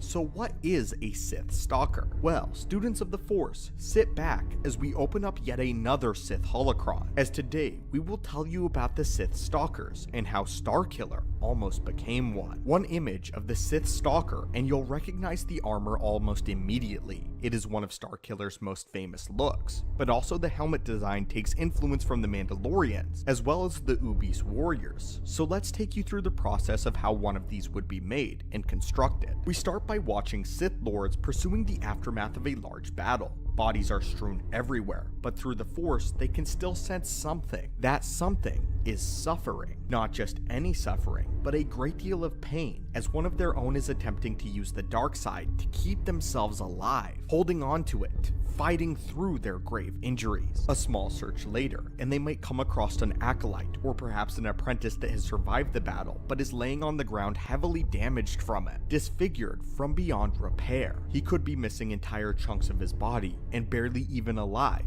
but alive nonetheless. And the Sith usually adhere to the philosophy of waste not, want not, so they retrieve the poor wounded soul off of the battleground, hauling him back to their laboratory. However, what awaits this young Sith will make him wish that he had just been left there to die on the field of battle. Strapping him onto a table, the process would begin as machines would fall in around him. Mechanical arms and needles would start to remove any excess flesh, which was, in a sense, all of it. They would then start fusing the stalker armor directly onto the exposed bodies. Many organs would also be removed and replaced with cybernetics, removing the requirement or ability to eat or sleep. Long sharp talons would be surgically implanted into their fingers to give them a more terrifying appearance. And finally, the most important part, the helmet would be grafted directly onto their faces. They would be alive and awake for the entire process, feeling every single bit of it. The unbearable pain they would go through is actually on purpose, as their masters want them to grow deeper and stronger within the dark side. As the Stalker is not born, it is created. After the horrific process is complete, the Sith Stalker would be much stronger than before. They would be physically stronger,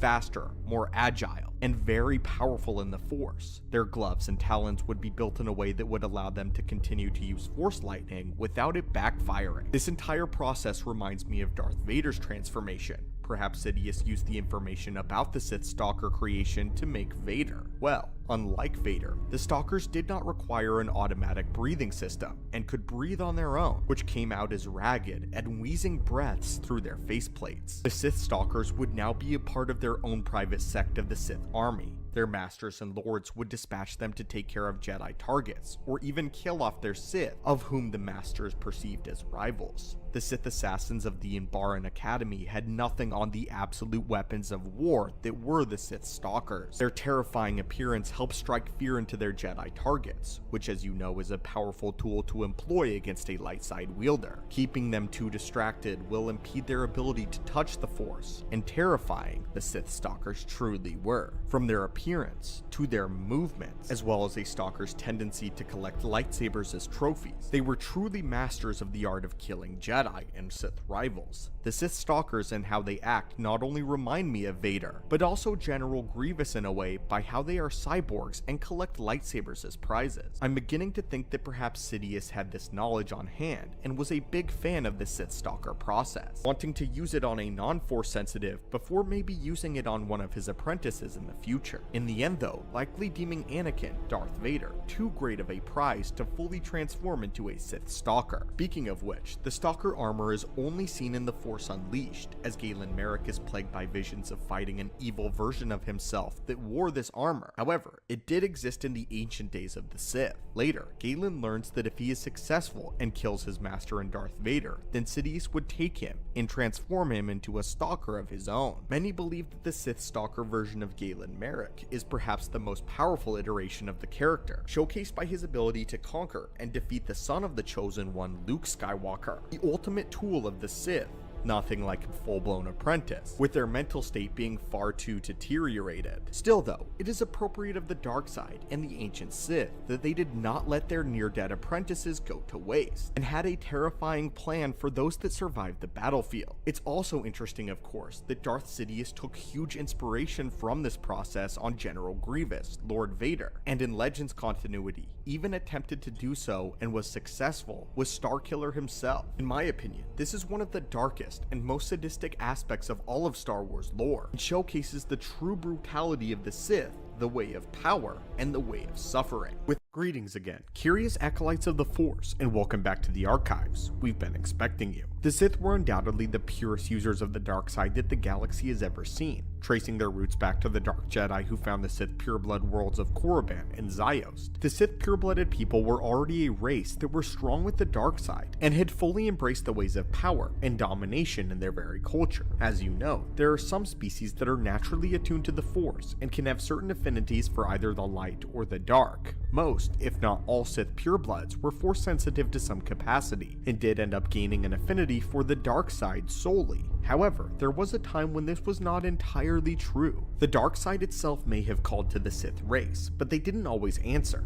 In fact, there was a moment in time when it would be the Sith purebloods themselves that were actually corrupted as a species, and decided to embrace the dark side after having been exposed to it against their will. So, come with us today, consulars, as we open up yet another dusty scroll and uncover the secrets of the Sith. This all began in the ancient days of the galaxy, a long time ago in the year 27,700 BBY, a time nearly 3,000 years before the formation of the Galactic Republic, on the Sith world of Korriban during the reign of the Axe. Frequenters of this channel will recognize this point in history, as this was the era of King Adis's Sith rule. For those not familiar, King Adis was a warlord who rose to power during the many civil wars of the Sith species. Adis was born more physically advantaged than any of the other Sith, standing head and shoulders above all, and rather than having the red skin indicative of other Sith, Adis's skin was black as coal. He was powerful, both physically and later with the Force, as he channeled it into his body's power, and became an absolute monster on the battlefield. He became famous for wielding dual axes, one in each hand. These axes were notoriously heavy, as they had been imbued with the Force, and it usually took even the strongest of the Sith warriors to wield just a single one. King Adis was an undefeated champion on the battlefield, and anyone who challenged him would end up having Adis drink their blood soup in honor of their defeat. Adis himself was the origin of the legend of the Sith Ari that was passed down to even the Common Era through the Sith Order tradition, the Sith Ari being the rumor of the Chosen One, with many believing that the next Sith Ari would be a reincarnated King Adis. Anyway, around this time, another empire was in full bloom, as the Rakatan Empire was also garnering power. This war species of Force sensitives that were the first ones to explore the dark side in its deeper intricacies had built the Infinite Empire with their Force-powered machines. Using primordial hyperdrive technology, they were able to jump to Force-sensitive planets and conquer their people, enslaving them and making them a part of the ever-growing Infinite Empire. Their hunting for new worlds would eventually lead them to the Sith homeworld of Korriban, and for the first time since their campaign began, they hesitated. The Sith were unlike any other species the Rakata had ever encountered thus far. They were tough, bloodthirsty, and totally war-driven. In fact, the Rakata were the most worried about, you guessed it, King Adis himself. Rather than going like they would have many times, the Rakata switched up their strategy and actually tried to get on Adis's good side by appealing to him. As a token of good faith to the king, the Rakata even shared their technology that they used to graft their pyramidal holocrons. Despite their peaceful appearance, King Adis was still rightfully mistrusting of them, but still decided to take advantage of their gifts and knowledge. Eventually though, his suspicions were proven correct as he learned about their planned conquest of Korriban. King Adis rallied all of the nations of the Sith under his one rule for the first time ever and led a mighty revolt against the Rakata. Needless to say, the Rakata were correct about their initial fears of Adis, as he slayed hundreds of them on the battlefield before fully driving them off of Korriban, leaving the Sith homeworld as one of the only worlds that the Infinite Empire was unable to conquer. As King Adis was worshipped as a god, however, he was not long for the galaxy. Unfortunately, Adis succumbed to the injuries sustained by their superior weapons after their victory, and he eventually died. Korriban was left a wasteland from the war, which caused the Sith to temporarily relocate to the world of Ziost. The war against the Infinite Empire, as well as their gifts of the holocrons, began to draw the attention of the dark side itself, as it spread throughout the Sith culture like a cancer. It wouldn't be long until the Sith purebloods fully gave into the call of the darkness, and they officially became servants of the dark until the very end of their order. With it being the Rakata that were ultimately responsible for cementing the Sith in the dark side for eternity. The nature of the dark side is that once it finds an individual, an item, or a people group attractive, it will begin to do what it can to influence said beings under its control. Once you strike that first bargain with the dark side by fully giving into it, you've handed yourself over to its grasp and influence. That is probably why it is so terribly difficult for Darksiders to return to the light. The blackest depths of the Force draw you in and never let you go. This is what happened to the Sith species as they encountered the powerfully Force-sensitive Rakata, and by giving in,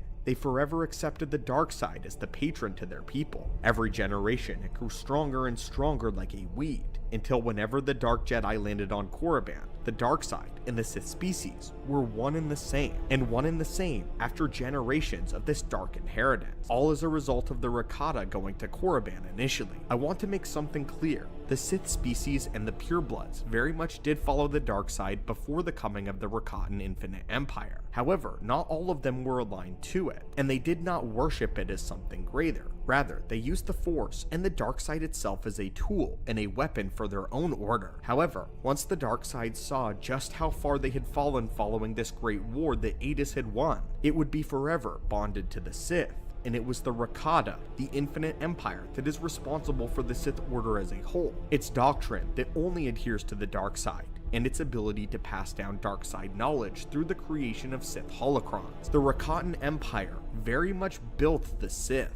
Throughout the course of galactic history, several highly prominent and iconic Sith Lords have held titles among the ranks of these nefarious dark side wielders. While the modern era of Sith showcases the lives of only a handful, hundreds of incredibly ruthless Sith Lords have left their marks on the course of galactic history. One such Sith Lord is known as Darth Malek, who had an illustrious career over 3,000 years before the rise of the Empire, and is perhaps most well known for the loss of his jawline, resulting in the iconic mechanical brace which replaced his mouth for much of his latter life. So then, how exactly did Darth Malek lose his jaw to begin with, and which galactic conflict culminated as not only his defeat, but his physical dismemberment and utter humiliation? Well, today, students of the Force, let's explore how Darth Malek lost his jaw. The encounter in question took place during the Jedi Civil War in the year 3957 BBY, when Malek was just a lowly apprentice of the dark side. Before their introduction into the Order of the Sith, both Malek and his master, known formally as Revan, were members of the Jedi Order who served in the war against Mandalore. From the beginning, their relationship between the two Jedi held a highly unique position among most master and apprentice relationships, and for years they fought side by side as equals and friends, and as paragons of the Jedi Order. They were far more willing to take more aggressive means in their fights, becoming two of the fiercest Mandalorian oppositional forces throughout the entirety of the war, and essentially the heroes of the Republic. After the war had come to a bloody end, they ventured out into the unknown regions to hunt down Mandalorian survivors, abandoning the Jedi Order in order to satiate their own internal bloodlust and warped sense of justice. Unlike most Sith master and apprentice relationships, the two joined the ranks of the dark side at the same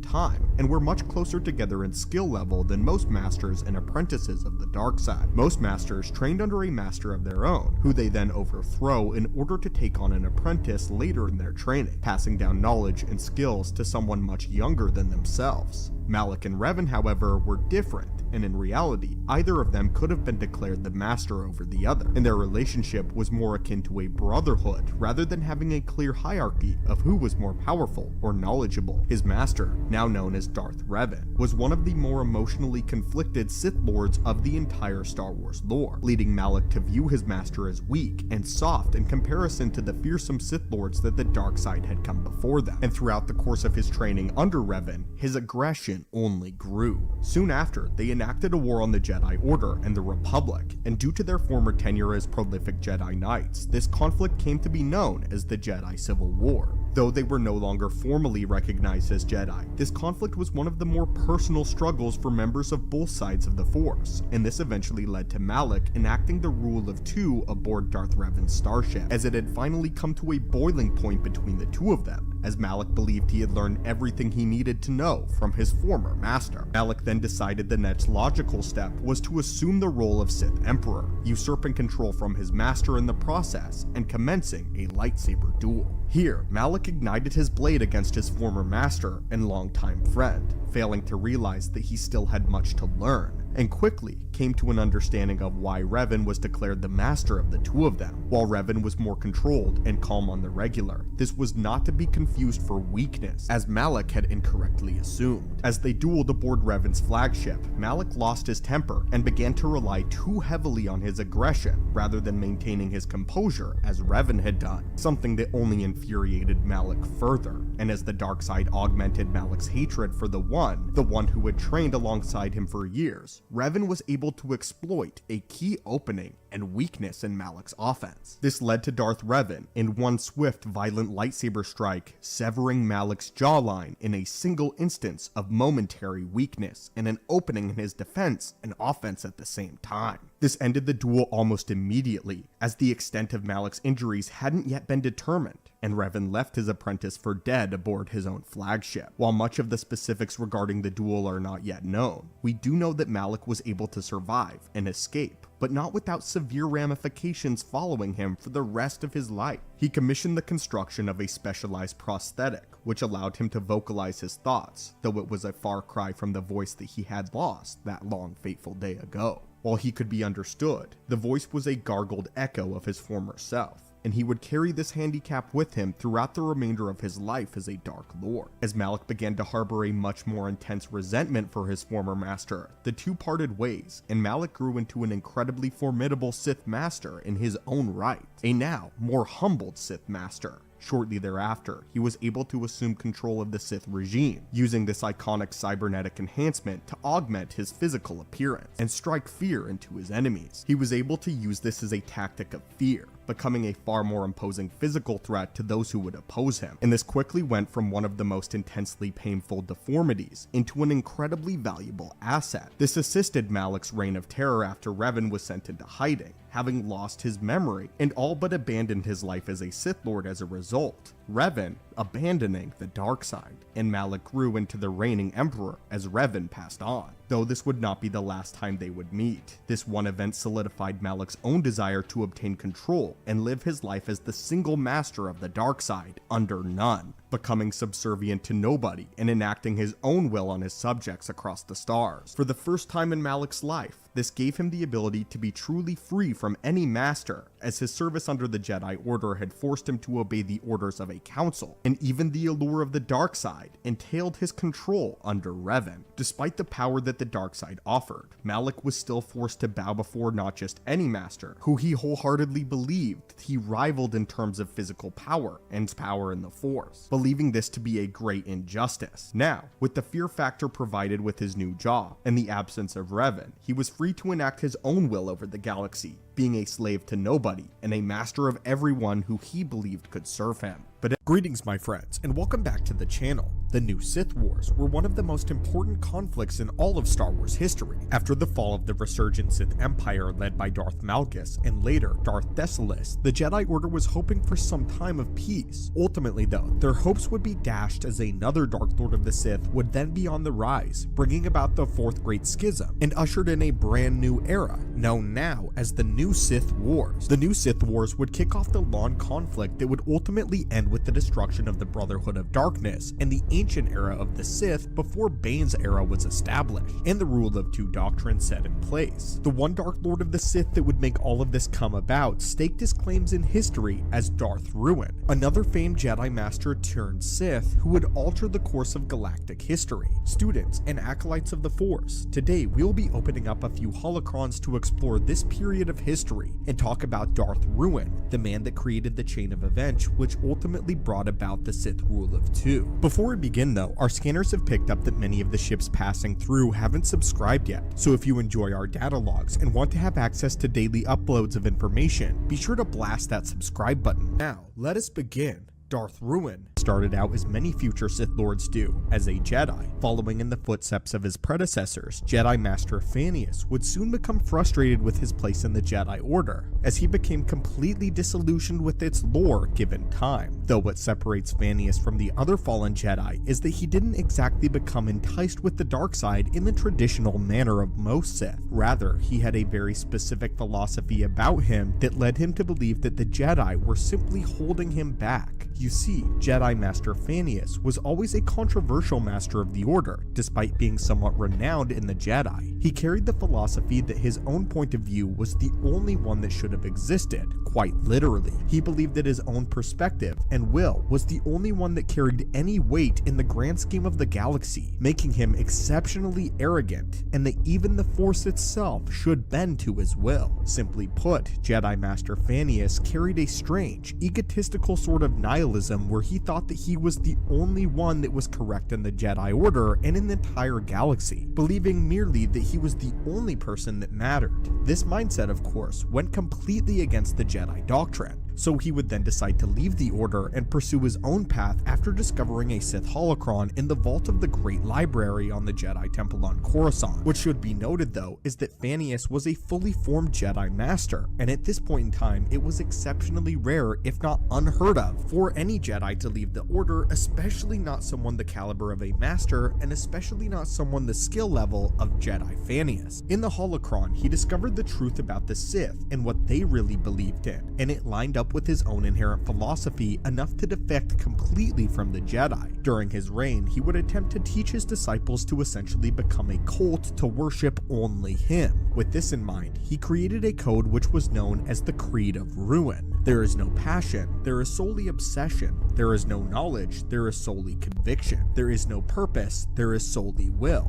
There is nothing, only me. Declaring himself the new Dark Lord of the Sith, Fannius took on the moniker of Darth Ruin and started moving around the galaxy under the Jedi Order's nose in an attempt to find the remnants of the old Sith Empire. The old Sith Empire, who at the time were just individual clans dotted around the Outer Rim and were no longer united under one front. Darth Ruin soon united them all under one banner, however, with his extreme power and knowledge over the Jedi, deeming himself the new Sith Emperor. Along with this, he also actually caused around 50 Jedi to convert to the way of the Sith, spawning the Fourth Great Schism. When all of his plans were complete, Darth Ruin launched the galaxy into yet another war, which is what is officially known as the New Sith Wars. Darth Ruin would meet his end at the hands of his own underlings in a successful assassination attempt by other Sith. The thing was though, Darth Ruin must have not studied the Sith as well as he thought he had, and was completely blindsided by this betrayal of his apprentices, making the mistake of taking upon himself many apprentices. Ruin's philosophy of believing that he was the only one that mattered caused him to treat every one of his underlings like complete garbage, honestly believing that they quite literally didn't even truly exist in the grand scheme of Ruin's perfect galaxy. This provoked the wrath of his underlings, and they successfully plotted against him and destroyed him. Darth Ruin may have been a visionary, but it did not seem like he was a very fruitful leader at all, or a well-versed Sith Lord, despite uniting all of the Sith clans. After Darth Ruin's fall, the Sith would begin to turn upon each other yet again, just as they had in their old days, as a Sith civil war ensued, and the Jedi yet again destroyed the Sith as they were not united under one Dark Emperor. However, interestingly enough, one Jedi who served during the last few years of the New Sith Wars would also turn to the dark side after seeing the way that the Sith had carried themselves. This man, of course, was named Lord Khan,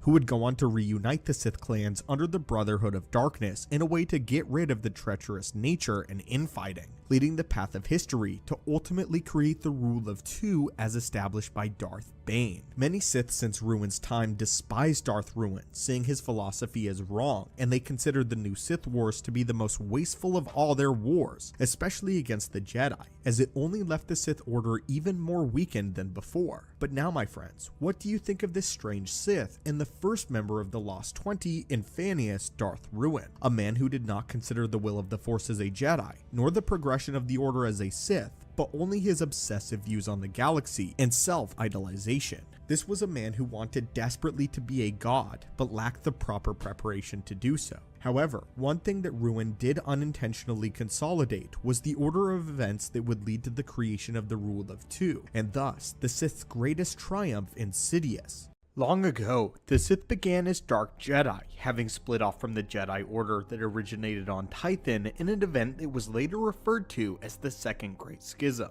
This event led to the 100-Year Darkness, which was a war between the Jedi and the Dark Jedi who originated on the planet. The Dark Jedi, who were guided by Ajunta Pal. After their loss and exile, the remaining 12 Dark Jedi were banished into deep space, which was a section of the galaxy right on the farthest edge of the Outer Rim. Here, it would be that the Sith Empire would be born, and would one day return with a vengeance, with the Jedi unknowingly making their greatest mistake, creating the modern Sith. Welcome back, curious acolytes of the galaxy, to today's video, where once again, we'll be taking a deep dive into one of this channel's favorite topics, the ancient Sith. More specifically, the very first few Sith Lords of the Old Empire. In this video, we hope to detail some of the first ever most impactful Sith Lords and Sith Emperors, so that you the viewers can get a better idea of the rise of the Sith and some of its most influential members in its days of its construction, the original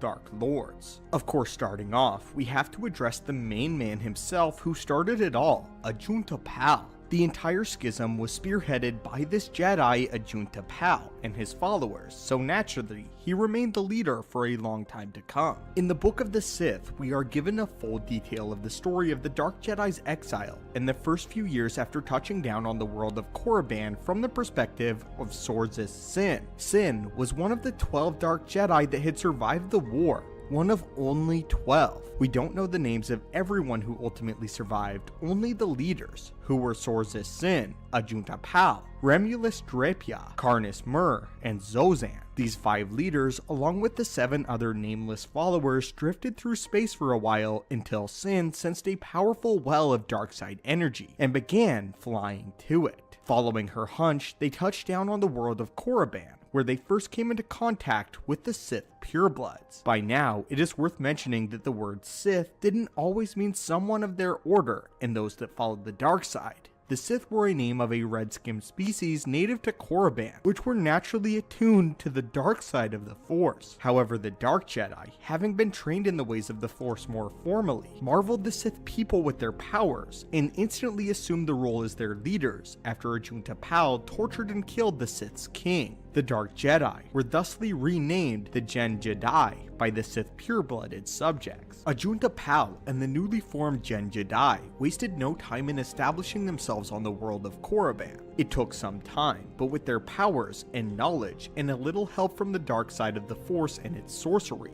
they were able to assume the mantle of the rulers over the Sith. Despite the Sith being naturally more gifted in the dark side of the Force, the Jedi simply knew more, and knew more about its arcane history. The Gen Jedi commanded the architects to focus their resources on constructing starships rather than burial mounds, and raised the Sith armies to fight for them. Previously, the Sith Lords had kings, but now they followed gods. Ajunta Pal was impressed by the Sith's willingness to respect those in power, and knew how to exist perfectly within their hierarchy. The Gen Jedi enjoyed the luxuries that came with being able to have slaves, which they used to construct temples and grand palaces for themselves, falling into greed and hubris. In fact, in my opinion, these original Dark Lords are some of the most nefarious and evil Sith in the entirety of Star Wars lore, subjugating an entire species to their singular will. Once these starships had been completed, Dark Jedi Sin had been able to identify a small cluster of hyperspace lanes that connected them to other nearby systems. These systems that the Sith race had once occupied long ago in their history. Using their new army and resources, they conquered and plundered the nearby linked systems of Zozist, Kartelba,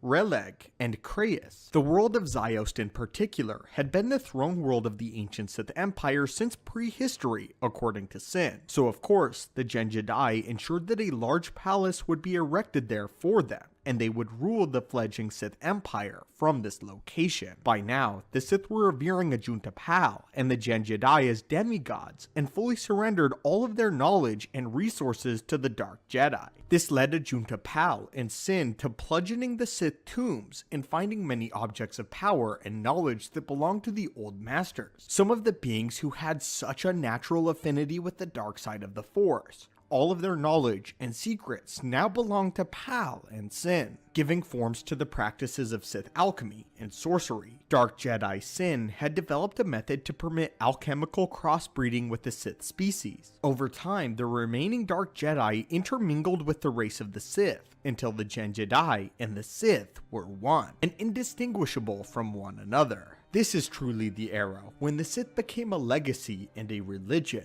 adopting the titles and the ranks to start a new order, an order to rival the might of the very Jedi. Ajunta Pal would be succeeded by Karness Mur, who would take up the mantle as Dark Lord, Karness Mur himself being a Dark Jedi that originally broke from the Order during the Second Great Schism, following Pal. Around this time, many other Sith Lords were desiring the seat of power, and thus began a power struggle between all of them for the throne. Following the passing of the great Ajunta Pal, Karness Mur, however, had a powerful item at his command, which was the amulet he possessed. Created by the Dark Jedi Sin herself and Karness Mur, this amulet could turn any feeble-minded person into an entity known as a Rakghoul, which in turn, Karness Mur could command.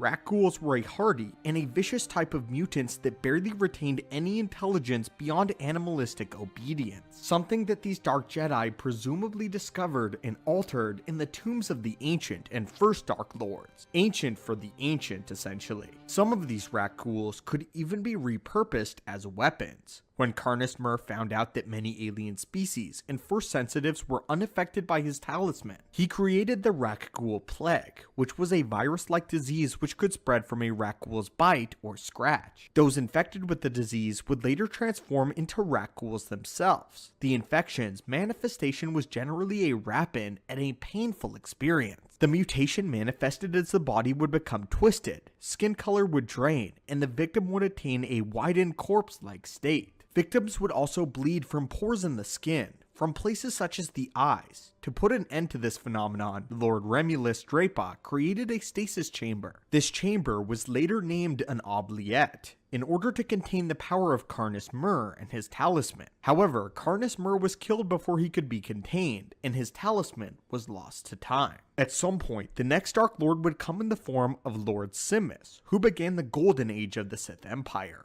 During this age, the Sith Empire had grown to control nearby systems ranging from 120 in number, and were blissfully living among and coexisting with the Galactic Republic, an exceptionally rare event in Star Wars lore. Though I want to make it clear the Sith Empire was not a part of the Republic. Neither side really knew or even cared about the existence of the other during this era, and the Sith Empire as a result flourished. Simis was a very powerful and knowledgeable Dark Lord, especially in the art of Sith sorcery. However, his reign was short-lived, as his throne would be challenged by none other than Marka Ragnos, a name that any of those familiar with ancient Sith lore will know very well. In their duel, Simis would be defeated when Marka Ragnos beheaded him, but curiously enough, he was preserved by a servant of his who encased his head in a crystal, not wanting to let his master go. Simis would continue his life this way, and eventually was even made a part of Marka Ragnos' Sith Council, becoming a respected member whose opinion was highly valued. As Ragnos pitted his adversaries against each other to ensure his hold on the throne, Simis advised the Dark Lord,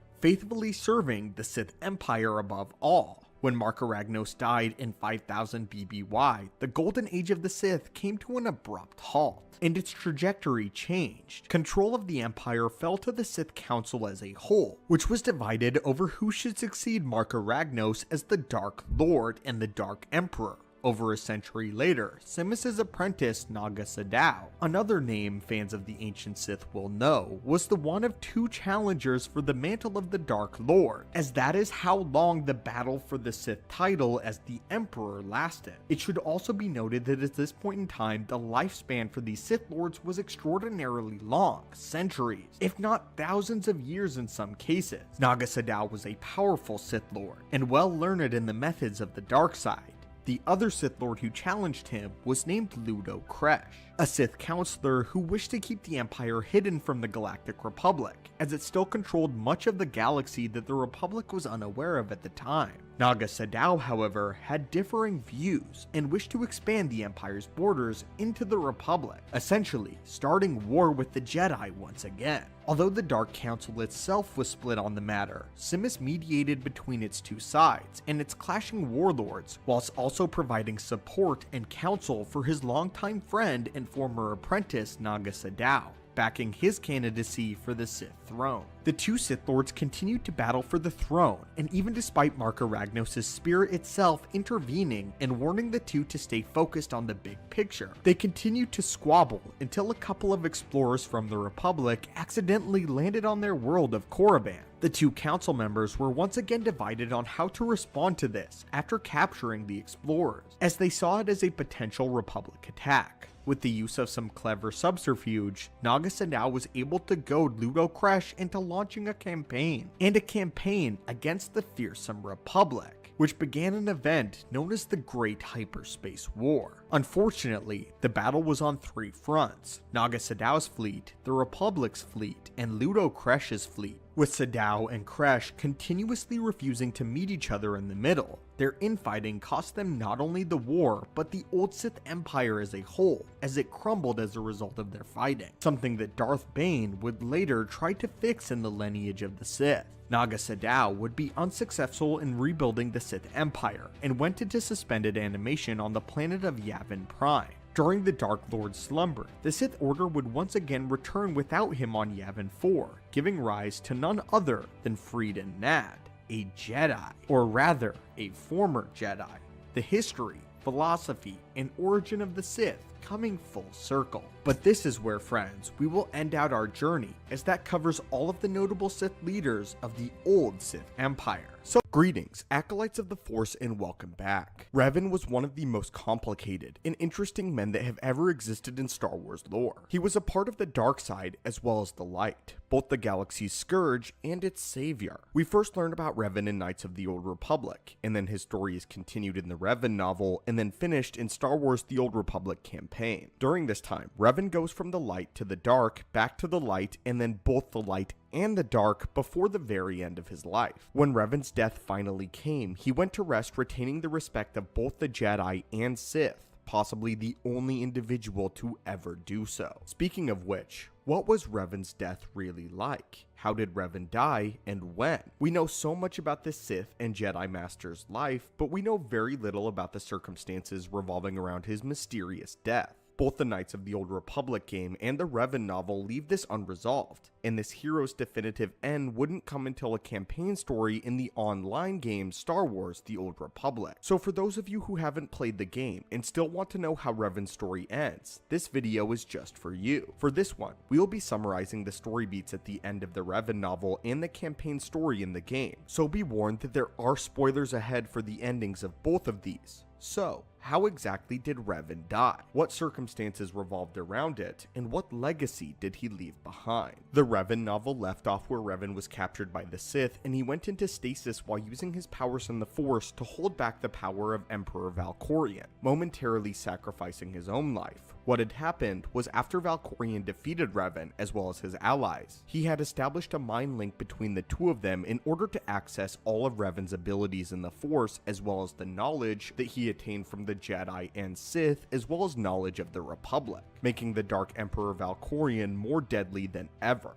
However, Revan found a way to reverse the effects of the mind link and slowed down the process of Valkorion's invasion plans as a last-ditch effort to save the galaxy itself from Darth Vitiate's reign. For the next 300 years, Revan was in stasis, keeping Valkorion from fully being able to realize his grand plan. Meanwhile, the Sith were constantly torturing Revan. They wanted to keep him alive, but make him suffer not only for how he was holding them back, but so that they could perhaps sway him into turning back to the dark side, just as Valkorion had swayed him all those years ago. Darth Revan on the side of the Sith would be an amazing tool for the Eternal Empire, becoming a dark side general of sorts. However, the Jedi Revan fought valiantly and resisted, managing to separate his consciousness from the present moment and focus entirely on the Force. Meanwhile, his mind was still being tortured constantly throughout the 3 centuries that he was in captivity, kept alive by the pain, unable to die. Eventually though, Revan would be freed from his prison by a Jedi strike team led by Master Oteg, who still remembered Revan, being one of his former teachers. After his freedom, Revan would share everything he knew about Valkorion, as well as the Eternal Empire, but took it upon himself to stop them, as he believed that it was his mission alone.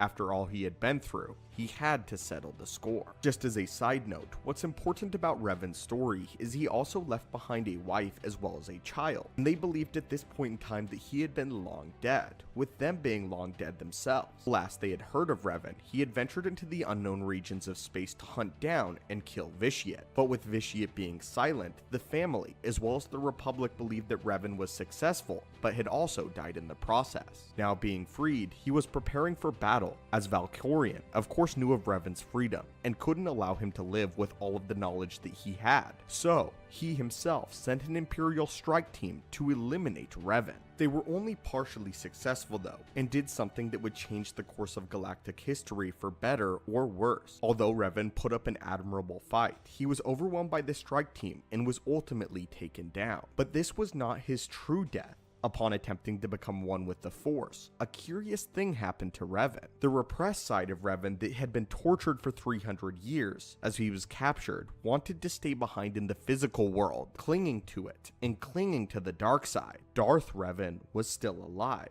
and had been all along, just simply buried deep within Revan's psyche. This event caused the light side and the dark side of Revan's own being to be split entirely, with the light side of Revan's consciousness transcending into the Force itself, leaving behind only Darth Revan. With Darth Revan now alive and well, he utterly annihilated his foes and took his cult army to bring the fight straight to Valkorion, announcing that he too was a reborn Sith Emperor. It was payback time. Around this time, however, it was only Valkorion's spirit who remained behind, as his body was defeated some time ago. This did not deter Darth Revan, who decided that his revenge must be complete. On Yavin 4, Darth Revan and his army dispatched the Infinite Army with relative ease, and went about a ritual of actually trying to resurrect Valkorion, just so he could be killed, and Revan's mission put to an end. During the ritual, however, Revan was pursued by a coalition of Imperial and Republic forces that had joined together in the threat of a returned Valkorion, and the coalition forces attacked Revan's cult in order to prevent Revan from achieving his goal, as they believed that even Darth Revan would be unable to defeat the Emperor. Valkorion was just far too strong. Even Darth Revan could not handle him. We did a video recently talking about just how powerful Valkorion truly was, and he had basically stopped short of ascending to godhood in the Star Wars galaxy, and almost wiped out all of life as we know it. However, Valkorion would ultimately be stopped, as unbeknownst to Darth Revan, his light side half was able to manifest as a Force spirit, and warned the coalition forces that their enemy was not the true Revan, but was the darker half.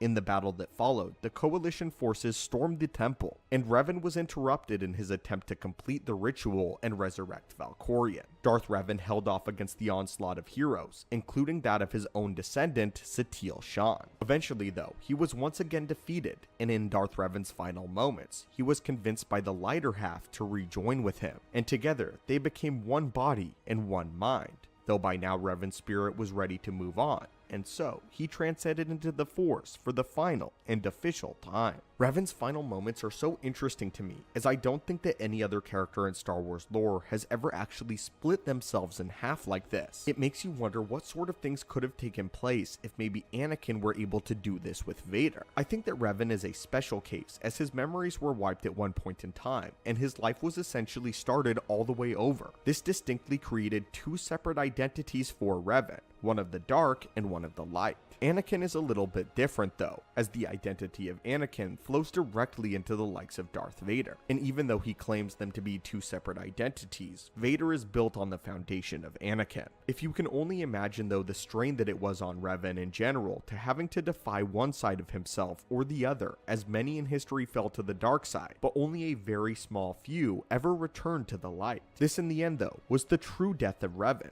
So tell me, my friends, and students of the Force, what did you think of today's holocron? Do you enjoy this official ending to Revan's story, or would you have liked to see the story take a different direction? Greetings, curious acolytes of the Force, and welcome back to our archives. Since we have dusted off many of our old records that date back to the early time of the Sith purebloods of Korriban, there was something else that caught the eye of our researchers. There were a couple of different species that inhabited Korriban and the rest of the Sith Empire during the time of Ajunta Pal in the first Dark Jedi, and even further beyond. Living right alongside the Sith purebloods was a race known as the Massassi. When Ajunta Pal and his followers established their rule on Korriban, they quickly went to work enslaving what they deemed to be the lesser species of the purebloods and put them to work. Among these would be the small and feeble Grothu and the brutish Massassi. When talking about the old Sith Empire, many scholars only really seem to pay attention to the Sith themselves and neglect to pay mention to those whose backs the Sith Empire was really built on. So, sit with us today as we do a quick dive into the overlooked species and explain exactly what the Sith did with the ranks among them that were not Force sensitive.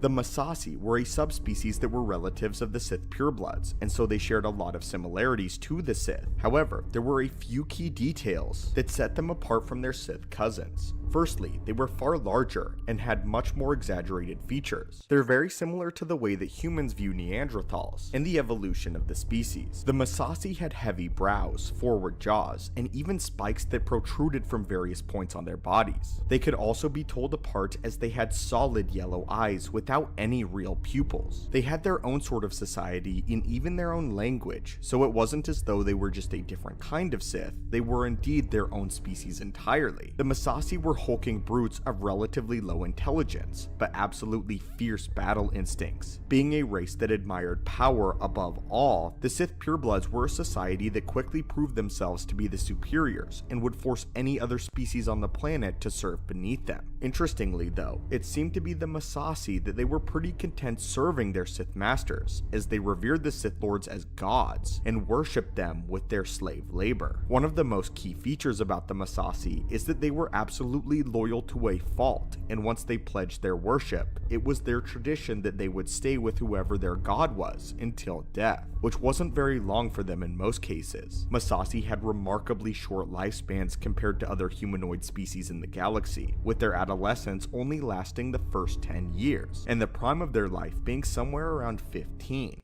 Once a Massassi had reached 25, they were middle-aged, and most of them died shortly reaching after the age of 50. The Sith Lords of Korriban filled their ranks with Massassi and created entire armies of the brutes that served their function quite efficiently. Despite being of low intelligence, Massassi excelled remarkably at carrying out complex orders and military strategies, so long as each group was assigned a handler to keep them in line. Being relatives of the Sith species, the Massassi also had a very strong affinity for the Force, and because of it, they were basically naturally bred super soldiers. They were so effective, in fact, this Sorz's Sin referred to them as their greatest asset. Entire starships were crewed by Massassi during the Great Hyperspace War, and despite the Sith losing this war, the Massassi fought admirably against the Republic forces. During this war, one of the main Sith Lords that the Massassi revered as their god would be Naga Sadow, and upon his order, those that crewed the other ships of the Sith fleet turned on their Sith pureblood leaders and murdered them in the name of Sadow, taking over their ships and pledging them to the Sith Emperor. Long after his exile, Naga Sadow took a great many Massassi warriors with him to the world of Yavin 4, where Sadow actually began to use Sith alchemy to mutate and alter them.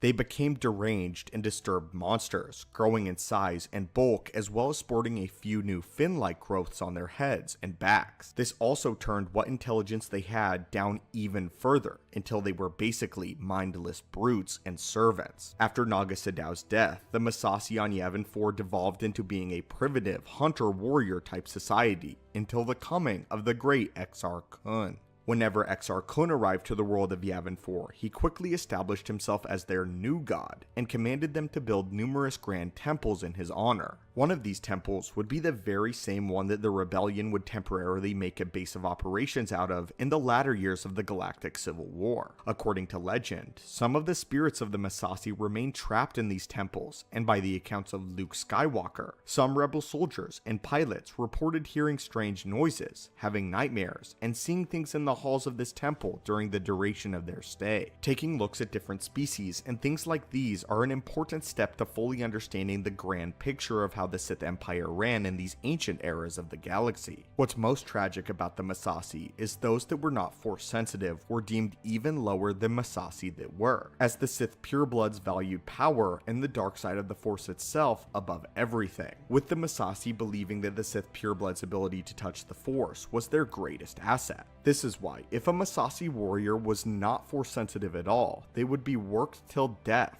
or put to death instantaneously, essentially being the absolute lowest on the totem pole, as the Massassi worshipped power essentially as their god, and their power was the dark side of the Force itself. What's important to note though is that the Massassi were naturally Force sensitive, so although it did occur, it was highly rare for one to be born without the gifts of the Force. However, if one was, they were the lepers of the society, believing that they had sinned against their masters and were a great plague. The Massassi warriors literally fed on the powers of the dark side, so those that could not touch it meant nothing. The Massassi were nicknamed the terrors of the battlefield among the Sith purebloods, and when the Dark Jedi arrived, they knew instantly that the Massassi were the lowest on the totem pole, despite perhaps being more useful than the purebloods themselves. They were not intelligent, but their ability to touch the dark side was just as potent, and they were considered invaluable to the ranks of the Dark Jedi. Even among the ranks of the more modern Sith, the Massassi warriors are held in high regard, as they were believed to be some of the greatest wielders of the pure energy of the dark side of the Force, although they were not very advanced whatsoever. But anyway, my friends and students of the Force, what did you think of today's opening of a Sith holocron? Welcome back, curious acolytes of the Force, to our archives. To many Sith, immortality is everything. Surviving their imminent punishment of death is something that many of them attempt to escape. While some have tried to dedicate their lives to prolonging their physical stay, others sought to transcend death itself by becoming spirits or ghosts. Many Sith spirits have lived on to cause havoc for future generations to come, perhaps surviving for eons just to make their grand return. Similar things happened when the spirits of both Exar and Marka Ragnos attempted to make a comeback during the era of Luke Skywalker's Jedi Academy. However, there exists one Sith spirit who has outlived all others and currently holds the title for the longest living and surviving Sith Lord. This Dark Lord would be named Carnis Mur. Interestingly, when we talk about the longest surviving Sith Lord, many would opt to choose a man such as Darth Endedu or Valkorion, both of whom discovered the secret of dark transfer and used it to continue living for thousands of years past their natural lives, maintaining an empire under their one rule. While these Sith Lords are notable for having survived in the literal sense, they too gave in to death when their time came. It is only the Sith Lord Carnis Mur whose spirit has been able to transcend other in terms of the literal timeline, and surviving in the literal sense. Speaking of eternal life, we would love to keep this channel alive for an eternity, but we haven't yet discovered the secret to essence transfer as of yet. So, if you'd want access to all Star Wars knowledge you could ever want for all of time, be sure to reach out and force crush that subscribe button. Now, come along with us, friends, as we take a look at the ancient being of the dark side, Carnis Mur. Carnis Mur was actually one of the first Dark Jedi that made the trip over to Coruscant and founded the Sith Order as a whole after the Second Great Schism in 100-Year Darkness. Along with the Dark Jedi Zozan, Carnis Mur was undoubtedly one of the most evil of the Dark Jedi of his era. He was conceited and all too power-hungry for more. Anytime a new object of power was discovered in the tombs of the ancient Sith kings, it would be Carnis Mur who would attempt to lay claim to it first. With the help of his friend and fellow Dark Jedi Sorzis Sin, Mur would craft his ultimate piece of power, and had the ability to turn those around him that were less powerful into Rak Ghouls, an ancient plague, an ancient monster. But the talisman's power was not perfect, and it could not transform Force sensitives or beings belonging to certain non-human species into Rak Ghouls, and thus Carnis Mur designed the Rak Ghoul plague to compensate for this weakness. This virus which he created, carried by every Rak Ghoul in existence at the time, could be spread to another being by a bite or a scratch. The victim would then suffer through an excruciating transformation before becoming a Rakghoul, one fully capable of spreading the Sith-made disease onto further victims. Into the amulet, Karness Mur poured all of his mind, will, and his magic, and eventually even his very spirit, hoping to escape death and prolonging his life, which of course he ultimately succeeded in. But after this emerged a rival. Remulus Drapa, one of the other Dark Jedi, attempted to destroy Karness Mur as they were rivals, and Drapa wished to climb into the ranks as all Sith ultimately do. Drapa would be successful in capturing Karness Mur and keeping him imprisoned in a stasis pod. However, the one thing that did escape was his talisman, as Karness Mur had designed. Even though his body was in a death-like state, his mind and spirit was presumed to be active within the talisman. The Sith Lord was thus able to continue with his schemes long after his death, with the talisman acting as his gateway into the world of the living, even though his body had passed on. His ultimate plan was to find a strong Force-sensitive individual and trick them into wearing the talisman, which would then allow the spirit of Karness Mur to possess the being and access their own Force abilities and continue his campaign. This plan, though, would take quite a bit of time, and by a bit, I mean just a little over 3,000 years. During the time just before the Mandalorian Wars, several Jedi would begin having terrifying visions of Karness Mur's return, including a young Jedi by the name of Celeste Moore. Around this time, Karness Mur had possessed a Jedi Padawan with his amulet, and Celeste Moore managed to save the Padawan by taking the talisman from his grip. The spirit of Karness Mur then slowly began working on Celeste, bringing her further into the clutches of the dark side, as he plans to push her body to a temporary host while he spread his Rakghoul plague across the galaxy yet again. The Jedi, though, in a desperate effort, then devised a plan daring enough that managed to retrieve the stasis casket that had once held Karness Mur's very body. Celeste then decided to sacrifice herself to forever imprison the spirit of Karness Mur away from the galaxy itself by entering the stasis casket and being buried away with it for all eternity. But this would not be the end, as of course all eternity would only last about another 4,000 years. 4,000 years later, Celeste would be uncovered by the Empire and Darth Vader personally. Celeste would be quite shaken by her long slumber and attempting to imprison the spirit of Karness, and after questioning Lord Vader, she would find out from an Imperial scientist that the Jedi were no more, and the Empire was now in charge of the galaxy. She quickly deduced that Vader would be a Sith Lord and began to attack him.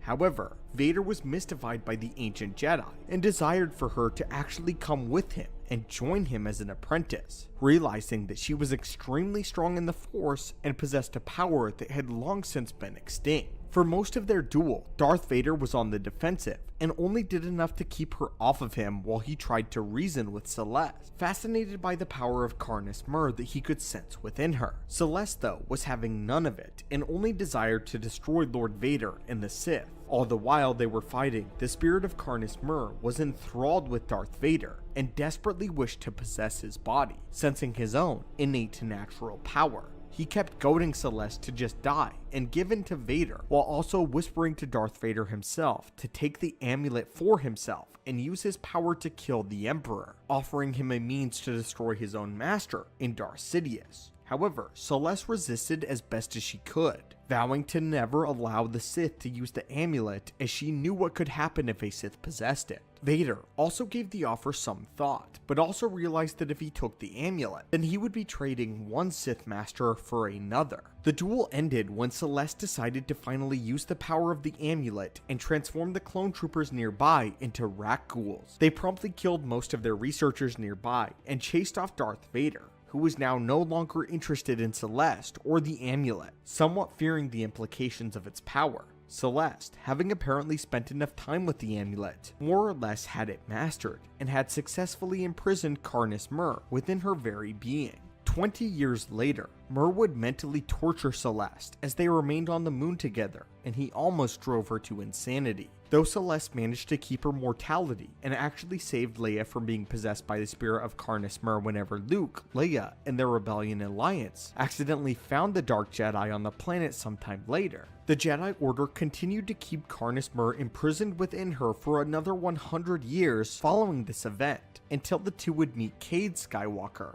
a descendant from Luke several decades decades later. Cade and Celeste devised a plan, and Mur was completely enamored with Cade Skywalker, being able to sense his immense powers, just as he had sensed the immense power of Darth Vader. When Celeste died during a battle, the talisman crawled its way up to Cade's arm and attempted to overtake him. Cade then revealed his true power and his special ability that he could not be corrupted like others were. Using his incredible power in the Force, Cade then destroyed the talisman of Carnus Mur once and for all, and within it, Carnus Mur's very spirit. Greetings again, Acolytes, and welcome back to the Archives. The ancient Sith are usually noted for their immense power in the Force, as they seem to have a certain raw understanding of the dark side that many in the modern times shirk. The secrets they uncover bring them to a place where they are able to wield powers that we still do not fully comprehend, and as such, many of these famous Sith Lords are often referenced as the Greats in history. However, after our researchers have taken a closer look at the documentation of their lives, we have reached a different conclusion about one prominent ancient Dark Lord. Perhaps a Sith Lord shouldn't be measured so much by their innate power, but by the accomplishments they achieve with that power, since this is the very reason for power in the first place. Such large names in galactic history such as Exar and Darth Nihilus come to mind, not just for their feats in the Force, but also the things that they did in their day that brought the galaxy to its very knees. There is one Sith Lord though that hides amongst these greats and pretends to be one of them, but today that ends now, as we shine the light on this Sith Lord and expose them for what they truly were. The man we speak of is none other than Naga Sadow. That name is usually referenced when speaking of great Sith sorcerers of the ancient era. However, we are here today to put him on trial and prove that while his power may have been great on the surface, Naga Sadow is unequivocally one of the most embarrassing Sith Lords to have ever lived. A bold claim, but hopefully we can convince you. So, come with us today and let us open up his holocron and scrutinize what history he has told to us and learn from his very fatal mistake. As a brief recap, Naga Sadow was the Dark Lord of the Sith that became the leader of the Sith Empire, succeeding Marka Ragnos during the Golden Age of the Sith. It would be Naga Sadow that not only ended the Golden Age of the Sith, but managed to actually destroy it during its heyday. Now, in the very beginning, Naga Sadow actually did have everything just about figured out, and he was on the right trail. He took advantage of a pair of young Republic explorers that had stumbled onto the Sith world of Korriban by sheer accident, not to mention arriving during a horrible time with the funeral of Marka Ragnos. Their names were Jory and Gav Dagragon, two siblings that were Hyperlane charters. The Sith Empire took them into custody and feared that they were scouts for an incoming Republic attack. The Sith Council was split on the matter because another prominent Sith, Ludo Kresh, and his forces desired to play it safe and be more conservative with the Sith Empire. After all, they were all rich, the Empire was bountiful, and they had lived in relative ignorant peace from the Republic at large for several thousand years. They didn't want to risk launching a preeminent campaign on the Republic if they weren't ready for it, especially since they had no real evaluation of the Republic's true strength.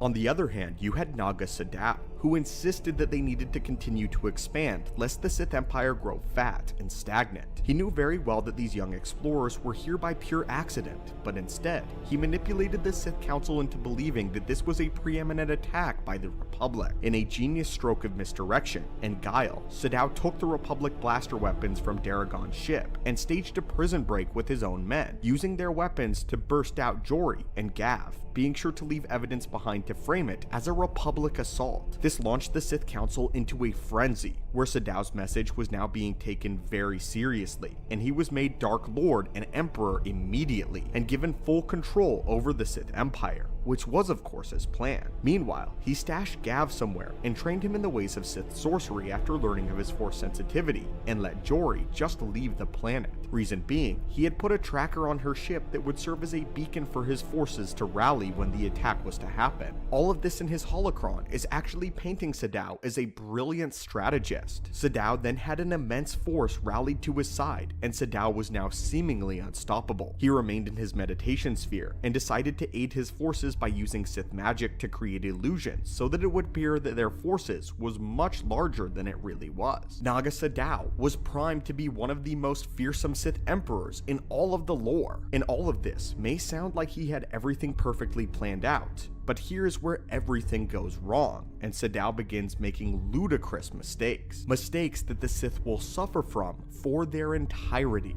First, he makes the mistake of putting Gav Daragon in charge of the fleet at his flagship. despite Gav having literally zero military combat experience whatsoever, and only a rudimentary understanding of the Force. Second, Naga Sadow decides to send this invasion force directly into the heart of the Republic, by outright attacking none other than Coruscant first. Third, and most egregiously, Sadow throws the entire Sith fleet into this single invasion, leaving the Sith homeworlds completely exposed and without any protection. The first stages of this invasion were in fact successful. The Sith fleet exited hyperspace and invaded Coruscant, catching the Republic completely off guard. However, Sadow didn't account for the fact that Gav's sister Jory was there on Coruscant and managed to talk Gav into renouncing the Sith and turning back to the way of the Republic. Mistake number 4 is here.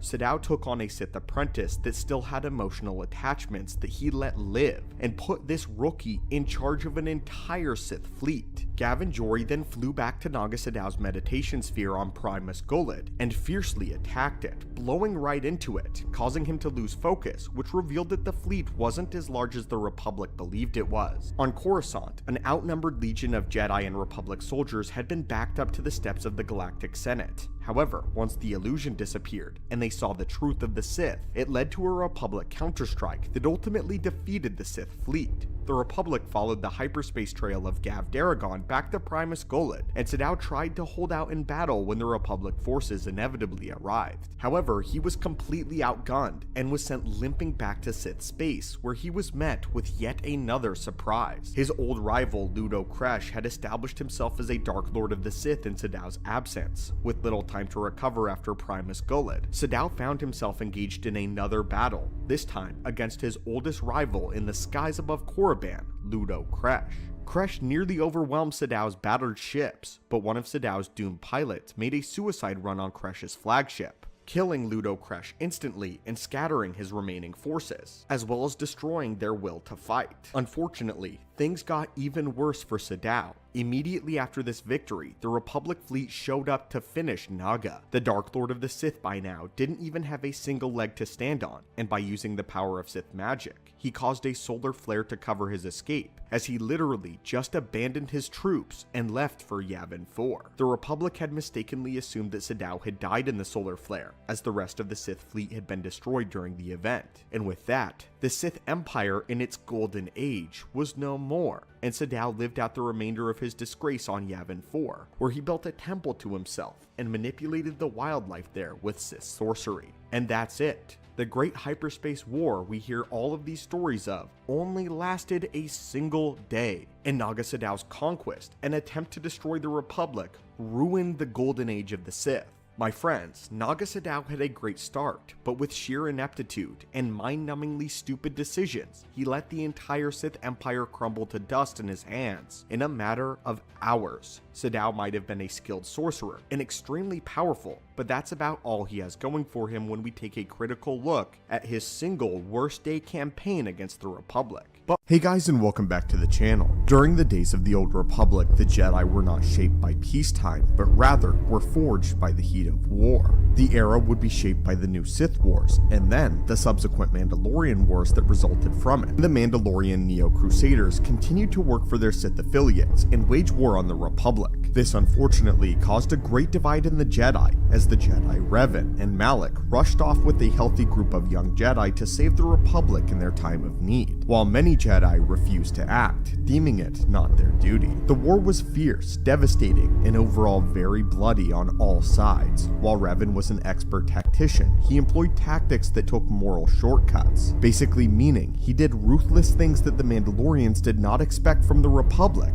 but more importantly, did not expect from a Jedi. Revan did things such as sacrificing entire systems to the Mandalorians for the sake of gaining the upper hand in the war, a war that would finally meet its climax on Malachor 5, with the activation of a superweapon known as the Mass Shadow Generator. The Mass Shadow Generator destroyed the Mandalorian fleet in its entirety, along with devastating the world. But the destruction of the Mass Shadow Generator was not over, and many would claim that it was just beginning. Many claimed that the weapon being activated was a transgression against the Force itself, as its activation would give rise to one of the most infamous Sith Lords and powerful Sith Lords in all of galactic history, one that viewers of the channel will know well. Darth Nihilus. That's right, my friends. Today, we will be returning to a channel favorite, but this time we want to discuss everything we know about Nihilus before he became the Lord of Hunger, an aspect of this terrifying Sith Lord that is not often discussed at all and is oftentimes glossed over in his overarching story. So, who was Darth Nihilus before he became the Lord of Hunger and the Force entity? Nihilus's origins are largely shrouded in mystery. We don't even know his real name. However, this is all very important as it plays a significant role in how Nihilus conducted himself as a Sith Lord, and why he cared nothing for the Sith at all. So grab a data card and get to your terminal, because it is time for us to find out who truly was Darth Nihilus. The only thing we know about Nihilus is that in the wake of the destruction of Malachor V, the Sith lost everything. He had a wife and children, many friends, and associates by the sound of it, as apparently he was well liked. By all accounts, it appears as if Nihilus was simply a Sith by circumstance. However, when the mass shadow generator was activated, all of that was completely wiped out.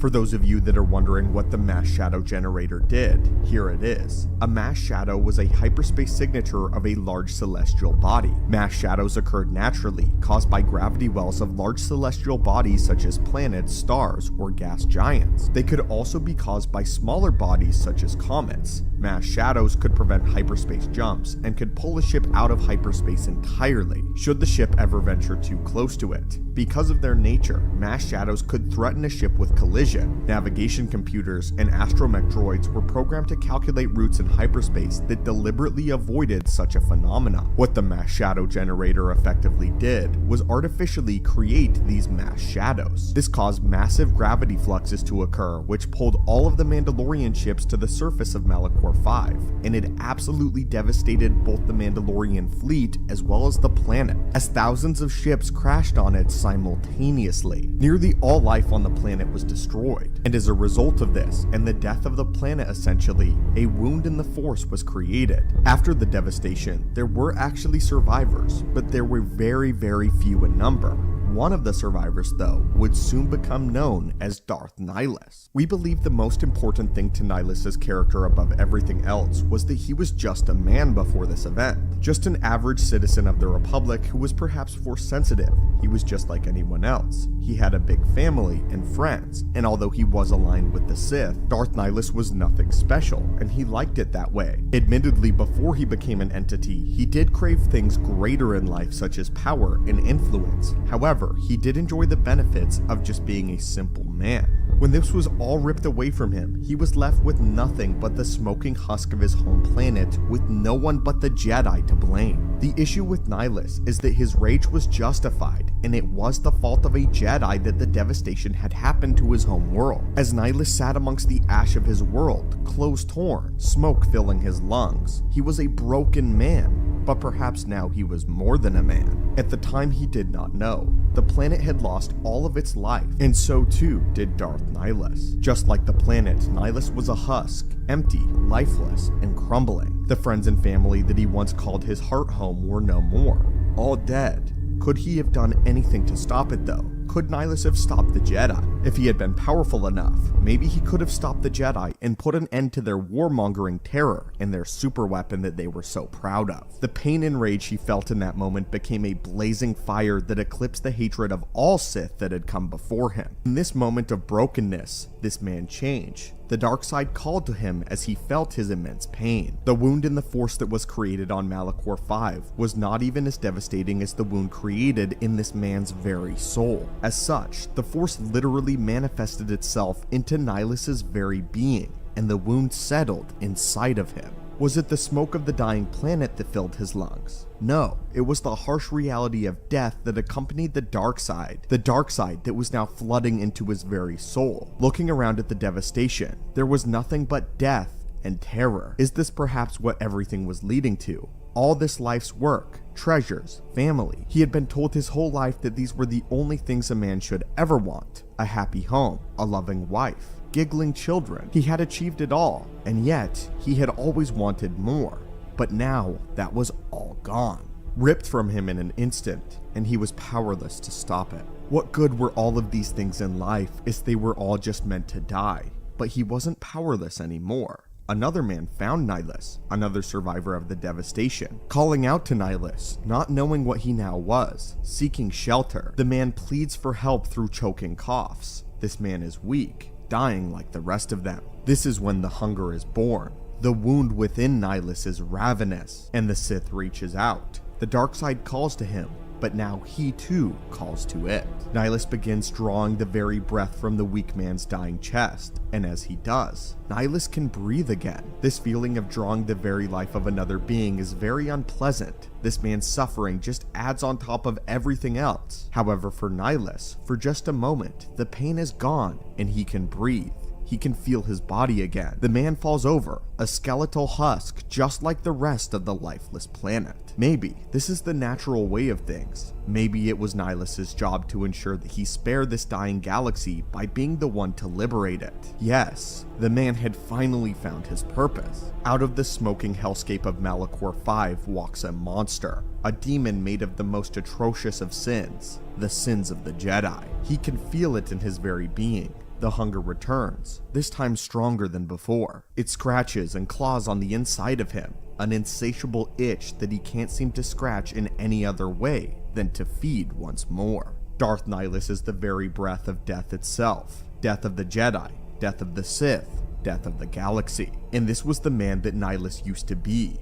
Greetings, curious acolytes of the Force, and welcome back to the channel. The powers shown to us by the ancient Sith give us a great idea of what the Force is truly capable of when used in the most destructive ways possible. One man who took both the Force as well as lightsaber combat disciplines to their finest would be the Dark Lord known as Exar Kun. We have talked about this specific Sith many times on this channel, but for very good reasons. Exar Kun would be the Sith that utterly defined his generation, and was the first Sith Lord to rise since Freed Nad, who died around 300 years prior. Exar Kun is known for being an absolutely devastating force on both the personal and galactic battlefield, as it was he who invented the double-bladed lightsaber, destroyed the Jedi homeworld of Ossus, and nearly took over the entire galaxy by manipulating the Senate with his Force abilities. Speaking of which, that is what we are going to talk of today, and open up another holocron. We are going to be taking an analysis of Exar Kun's various abilities in the Force. A character who we often highlight due to his skill with the blade, we also wanted to talk about just how formidable he was in the dark side, and reveal to all of you that Exar Kun is actually much more powerful than many give him credit for, debatably reaching levels such as Darth Sidious, Nihilus, and Vitiate. So, fortify yourself within the Force, and let us begin.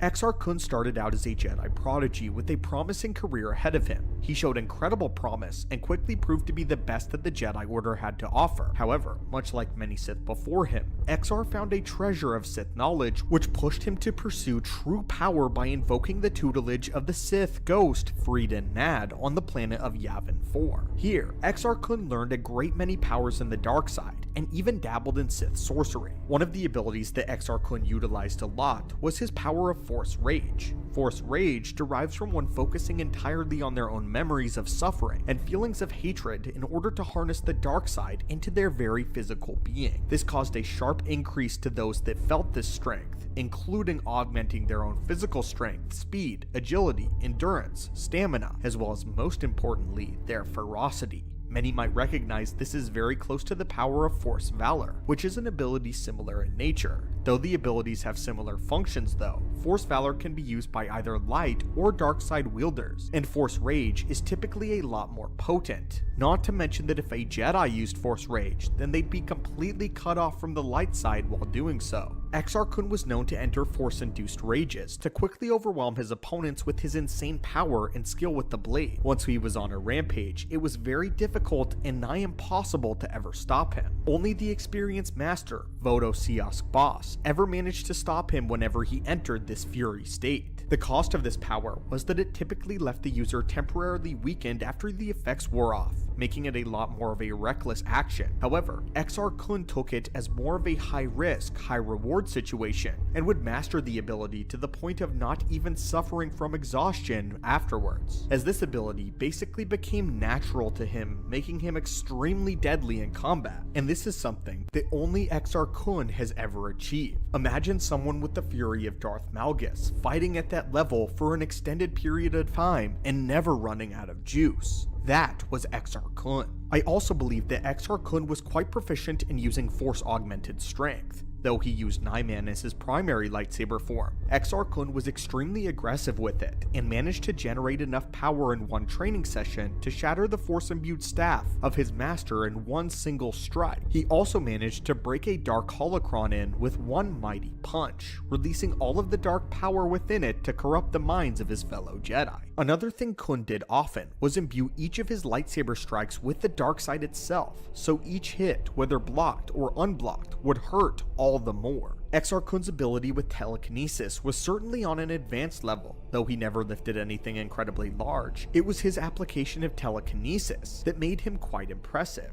He was one of the few that could conjure force whirlwinds that created storms which buffeted opponents with all kinds of debris. His telekinesis could puncture the force shields of other Jedi, such as the time that he simply snapped a holocron out of the hand of a Jedi Master with the Force. One of the things that shows me great strength personally was when he used the Force to actually destroy the internal organs of one of his foes. We have seen other Sith use this drastic ability before, one of these being Darth Krayt, who did something similar. This ability is known as Force Rend, which is the act of taking control of someone else's body using telekinesis, and completely dislodging their limbs, joints, or organs. Pretty brutal stuff. This highlighted the more depraved applications of the dark side, applications where Exar shined. Beyond even this though, he could unleash blasts of force energy that was effective enough to kill the Sith worm, and even destroy the spirit of Freed and Nad. We also mentioned prior that Exar Kun delved into Sith sorcery, and now we will discuss one of his greatest powers. Exar Kun became so adept at wielding magic that even incredibly powerful force abilities did not faze him in the slightest. Exar Kun could see through force illusions, and he managed to resist the Force Sever technique and even knew how to use dark healing in order to drain the life from an opponent to heal his own injuries and supply his own power. One of the most grandiose applications of Sith magic on behalf of Exar Kun was when he employed the most powerful technique that all of magic in Star Wars has to offer,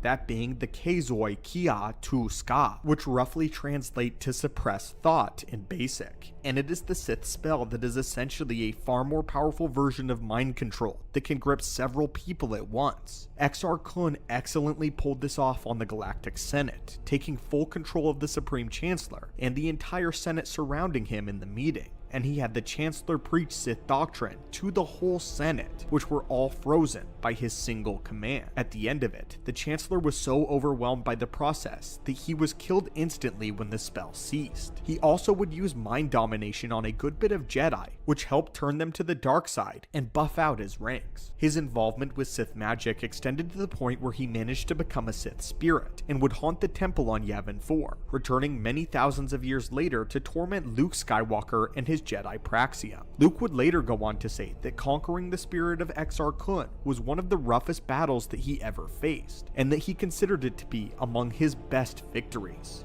During that time, the spirit of Kun managed to actually pull Luke's own spirit out of his body for a time, and even possess some of the Jedi of his academy. Beyond Sith sorcery though, Exar Kun also learned the vile ways of Sith alchemy, and managed to recreate the process of breeding Terrentatex. Terrentatex, which were hideous dark-side monsters that fed on the blood of Force sensitives. It is safe to say that Exar Kun was an absolute beast of a Force wielder, and not one that any would like to cross anytime soon. From our assessment of his powers, we can reasonably put Exar Kun up there with the greatest, again, such as Sidious and Bane. And I would say that Exar Kun easily outclasses even Naga Sadow, just based off of his combat prowess and success rate. But what Greetings my friends, and welcome back to the channel. Just recently we talked about the exotic weapon specialists of the Jedi Order, Force sensitives who decided to forego their Order's signature weapon of the lightsaber in favor of a strange and more uncommon one, or perhaps even none at all. In that video, we promised to do one similar for the Sith.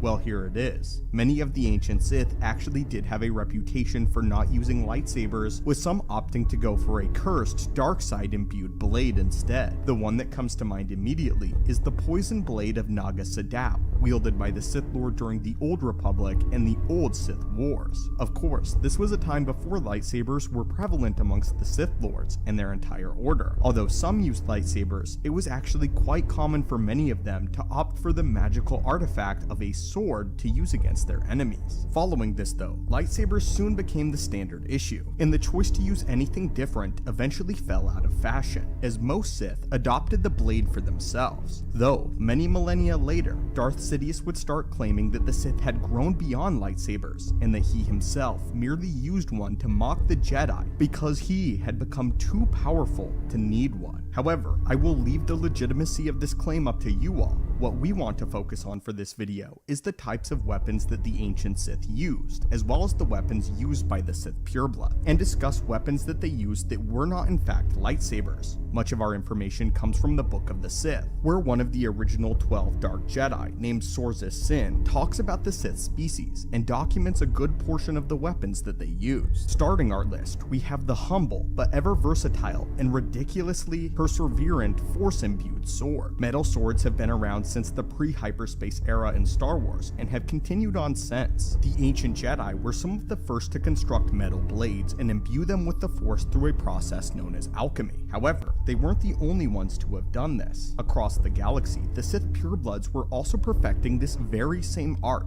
creating swords that were imbued with the very dark side itself.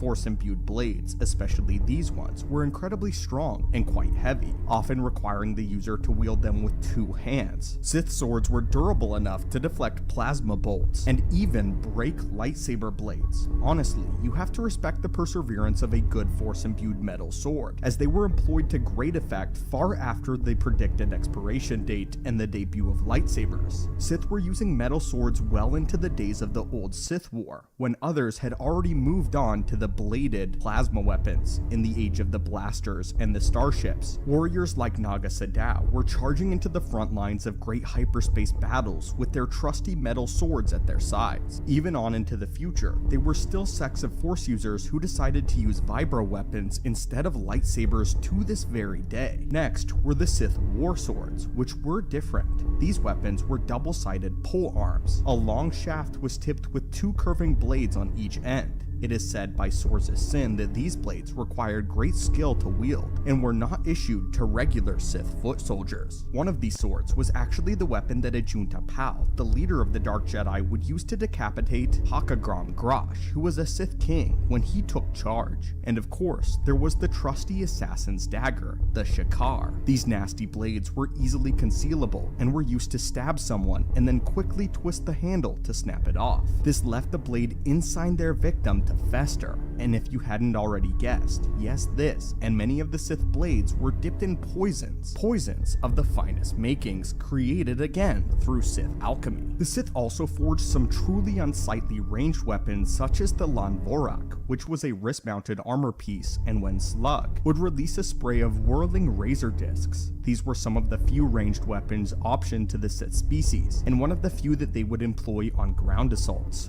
Darth Sidious commented that these weapons were messy and imprecise, but that they were a weapon of indiscriminate terror, which is something that he admired about them. What he probably meant by this is that these weapons were as much of a danger to the user's allies as they were to their enemies. It wasn't as though you could aim with the Tan Varak. It was simply a wrist-mounted sling for all intents and purposes, and was a weapon of pure terror and rage. It would just unleash a volley of razors in the trajectory that you swung. If your allies were nearby, then so be it. Then that was the unfortunate turn of events for your friends. Another range option was the Larang, which looked like a sword that had been bent in the blade to resemble and act like a boomerang. When it was thrown, it would slice through many enemies before returning to a Sith Lord's hand. Unless, of course, it was already buried within an enemy's skull. Like the Jedi weapon specialist who used light whips, a few Sith in history have used such similar weapons. However, there was a distinct type of whip that they preferred over the Jedi. This was known as the shock whip, and it was made of a metal grip which extended metal wires roughly 4 meters in length, thickly woven into a single strand. When activated via a control on the hand grip, the internal power cell would send an intense electrical charge through the whip. Wielders were known to wrap their foes in this metal wire before activating the electric charge, with the charge strong enough to kill a being with the slightest tinge. Darth Malek was a Sith Lord who served in Darth Krayt's army many years after the Battle of Yavin and the death of Luke. He actually employed a shock whip in conjunction with his own lightsaber, making a devastating combination. True to the Sith's nature, it isn't enough for them to simply have an effective weapon. Whatever their choice, it has to be brutal, devastating, and cause as much harm and suffering as possible. But Coruscant has been the home of the Jedi Order for generations of time. They have been on this world for thousands of years, and they only ceased when Order 66 purged all of them out. Afterwards, the Jedi Temple was converted into the Imperial Palace at Palpatine's request. Though the temple stood as a beacon of authority since the days of the Old Republic, we still know of one time when the Jedi Temple fell, and the Jedi had to relocate off of Coruscant for the time being, retreating in humiliating defeat. The event we speak of went down in galactic history as the sacking of Coruscant, which is the event that we got to see in the Old Republic cinematic titled Deceived when Darth Malgus stormed the temple. In this epic trailer, we watch one of Darth Malgus' greatest military triumphs as he marches right through the doors of the temple and wages war with them right at their very heart. The next time we see the Jedi Order, they have established headquarters on their ancient homeworld of Tython and are operating out of Tython once the Great Galactic War resumes. So, what exactly happened? What caused the sacking of Coruscant to even take place? And how did the Jedi find their homeworld after it had been lost to time? How did the Jedi rediscover Tython? Well, my friends, today we are going to open up yet another holocron and explore this historic event altogether, analyzing one of the Jedi Order's greatest defeats. The sacking of Coruscant all starts with the Treaty of Alderaan, as the Great Galactic War raged on between the Republic and the reconstituted Sith Empire. The Republic had recovered from its initial surprise, and under the lead of the Jedi Knight Satiel Shan, they were now able to fight back and gain back some lost ground against the Sith. The war reached a critical point as the Sith Empire had gained almost an entire third of the galaxy from the Republic, a massive victory. Soon after the Battle of Alderaan, the Sith Empire sent word to the Republic and expressed interest in ending the war, proposing a peace treaty. The Republic agreed and sent a team of Jedi diplomats, with the current Grandmaster of the Jedi and Satiel Shan included in the group, all venturing to Alderaan to sign the treaty. In reality, the peace treaty was somewhat of a farce, and more so, a ceasefire for the time being than actual peace. While the negotiations were happening, the Sith launched a surprise attack directly on the heart of the Republic, and thus resulted in the sacking of Coruscant. The Sith sent a transmission to Alderaan showing them holding the Supreme Chancellor as a hostage. Despite Satiel Shan's protests, the Jedi hands were bound, and they were forced to sign the treaty since Coruscant was under the hold of the Sith. Though the Sith at least held true to their word and left Coruscant when the treaty was signed, the damage had been done, and Malgus made sure that he raised the Jedi Temple before they departed. The Sith Empire had basically won this part of the Great Galactic War, and a third of the galaxy had been annexed from the Republic and was now under control of the Empire. This began the 11-year geopolitical dispute which became known as the Cold War, as the Republic tried to navigate around reclaiming some of their lost territory diplomatically. As for the Jedi, their humiliation was complete, and they were forced to relocate back to their stronghold world of Dantooine. Word soon arrived from the Galactic Senate that they would not be financing the reconstruction of the Jedi Temple on Coruscant due to tax credits going towards the reconstruction projects of Coruscant and other worlds. This, understandably, enraged Satiel Shan, as she embarked on a journey where she cleared up most conflicts on Dantooine and Kashyyyk while collecting allies. During this time, Satiel spent many hours and days in deep meditation. Her work would prove to be fruitful, as the Force revealed to her the hidden hyperspace route that led to the lost world of Tython. This discovery was huge, as the world had now been lost for nearly 17,000 years. The news buzzed throughout the Jedi Order, and was the talk of the Temple, finally, a light in the darkness with this good news. However, it would be within this good news that bad news came, and that's when we learned that the Jedi Temple would not be constructed on Coruscant. In response to both of these events, the Jedi made the decision to relocate their entire operation back to their ancestral homeworld of Tython. For her discovery, Satele was appointed the rank of Master and was even given a seat on the Jedi High Council. During the years that the Jedi spent on the planet rebuilding and regrouping, Satele would eventually work her way up to the rank of Grand Master, which is where we see her when the Great Galactic War resumes. As a side note, we are currently writing and producing a video all about why Satele is way more powerful than you realize, so stay tuned for that holocron. After the 11-year Cold War was over, conflict quickly resumed as tensions between the Republic and the Sith Empire had grown stronger in light of a ceasefire. There had been much conflict during the Cold War despite the treaty, and it finally broke when the Sith led an attack on Tython itself. Even though the assault was being repelled, the surface of Tython was left in near ruin, and parts of the world became tainted with the dark side. The Sith had struck at the Jedi heart yet again.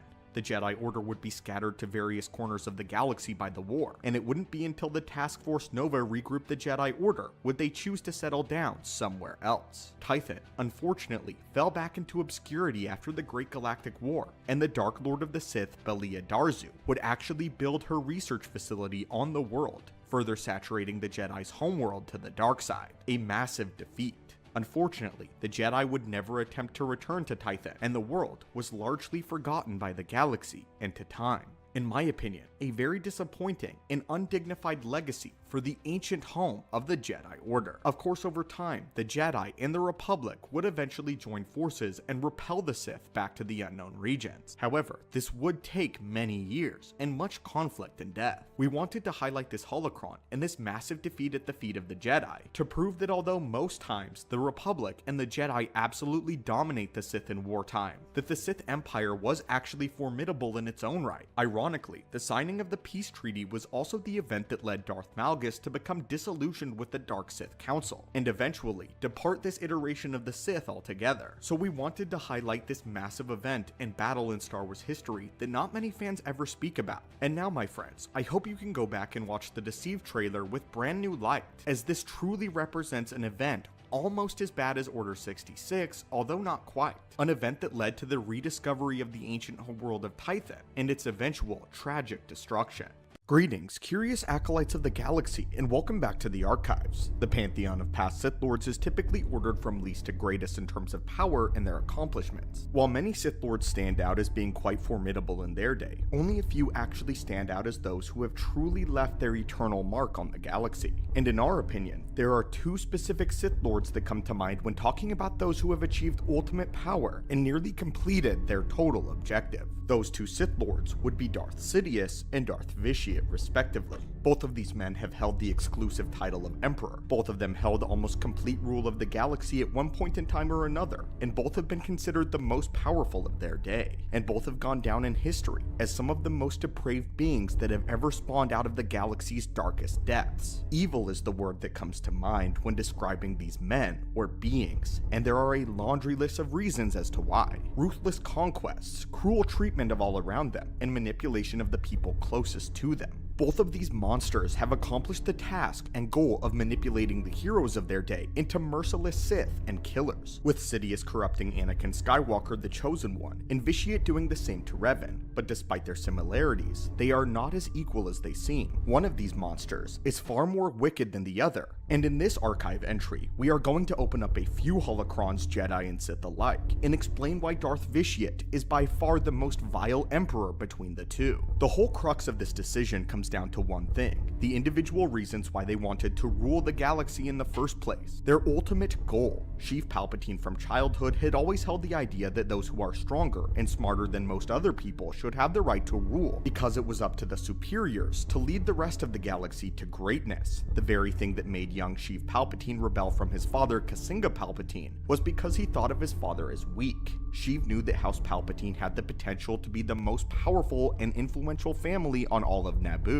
Only had his father had the spine to elevate their house to that position. This was the state that Darth Plagueis found Sheev in as a very young man, sensing Sheev's ambition. Plagueis would interrogate the Palpatine boy to see exactly what his aims were. She revealed that he didn't just want freedom, he wanted to rule. He didn't care who he had to kill, manipulate, or pay off. The entire reason Sidious wanted to be elevated to a place of royalty was because he held the passionate belief that he truly was the only one strong enough to lead the people of his planet, and as a result the further galaxy, to a better future and tomorrow. Palpatine truly despised the Jedi, not so much because of their ideological beliefs, but because of how much the galaxy relied on them. The way the Galactic Senate would pine for the Jedi's favor and help in every situation reeked of weakness to the young boy. Palpatine revealed that he wouldn't have such a problem with the Jedi if they would do what he thought they should have done long ago. We talked before about why Palpatine hated the Jedi so fervently. The biggest and most prominent reasons was simply because they had all this power and yet did nothing with it. A single Jedi could rule an entire planet as a god, and they chose not to, which confused and disgusted Sheev. Palpatine knew how strong he was in the Force, and wanted to use that power to bring the galaxy into a place of security and total prosperity. When Sidious's galactic empire was instated, there were many citizens who lived in poverty, to be sure. However, if one were to walk close to the Emperor and in the right circles, meaning if you were truly what one would call a citizen of the Empire, then you had privileges and you lived a very good life. These loyal to the Emperor were rewarded with stable housing and many opportunities as well as good income. Comparing this to now Darth Vitiate, who after establishing the Eternal Empire, left the Sith completely and desired to elevate himself, not the Sith, to the position of a god by attempting to literally destroy everything else. Starting at the beginning, Tenebrae, who would become Sidious, was practically born malevolent and evil. As a 6-year-old, he killed his father through the Force and tortured his mother for months on end before enslaving his entire home planet. When he was just 10 years old, he managed to cut off a Sith Lord from the Force and would regularly torture and kill his subjects to feed upon their suffering. Many years later, the ritual he performed to acquire all of his monstrous amounts of Force energy not only killed 8,000 members of his fellow Sith, but left his homeworld of Nathema a gray husk completely devoid of the Force itself. All Force sensitives who visited this place would soon feel themselves growing insane from being in this place for too long, and in this place completely void of all color and life. Lord Scourge, a very powerful and faithful Sith upon visiting Nathema, called it a true abomination, and afterwards changed his loyalty from the Emperor. Vitiate had the idea of doing the exact same thing, only this time to the entire galaxy, steadily growing his power until he reached godhood and destroyed the galaxy as we know it, and then moving on to the rest of the universe, the unknown. Yes, Sidious too was a madman just like Vitiate, but even he held back on cases such as this. Remember, it was Darth Sidious who had to keep Vader from killing so many of their people. It was Darth Sidious who said the words, "I do not wish to rule over a galaxy of the dead." But from what we have gathered, that was exactly what Darth Vitiate desired. When it comes to their individual acts of evil, they both prove to be right alongside each other. Both the Eternal Empire and the Galactic Empire are responsible for horrendous deeds and the deaths of billions. However, I think the separation between the two comes down to their ultimate endgame. Palpatine had planned to simply rule the galaxy forever by any means necessary. Vitiate simply desired to reduce it to dust if it meant he could live eternally. We are by no means attempting to justify anything that Darth Sidious did, as of course he was an extremely evil man who is essentially irredeemable. In the end, both of these men were extremely evil and had evil deeds in mind. But what makes Darth Vitiate so much more terrifying is in opposite to Darth Sidious's famous quote that he did not wish to rule over a galaxy of the dead. This is exactly what Vitiate wanted. Darth Sidious wanted those around him to know how powerful he was, and they wanted them to fear him. This is where he gained his pleasure, just as he said as a young boy about the Jedi. Those that commanded the Force could be a god to any world that did not command it. Darth Sidious wanted those around him to know that he was a god, and that he was their ultimate emperor. But in contrast, this idea to Darth Vitiate did not matter. It did not matter to Vitiate who knew he was a god, or who knew how powerful he was. He just wanted to be elevated to that status, and in his mind, the only reason to truly elevate to godhood was to command death entirely, destroying the entire galaxy itself to serve his own ego.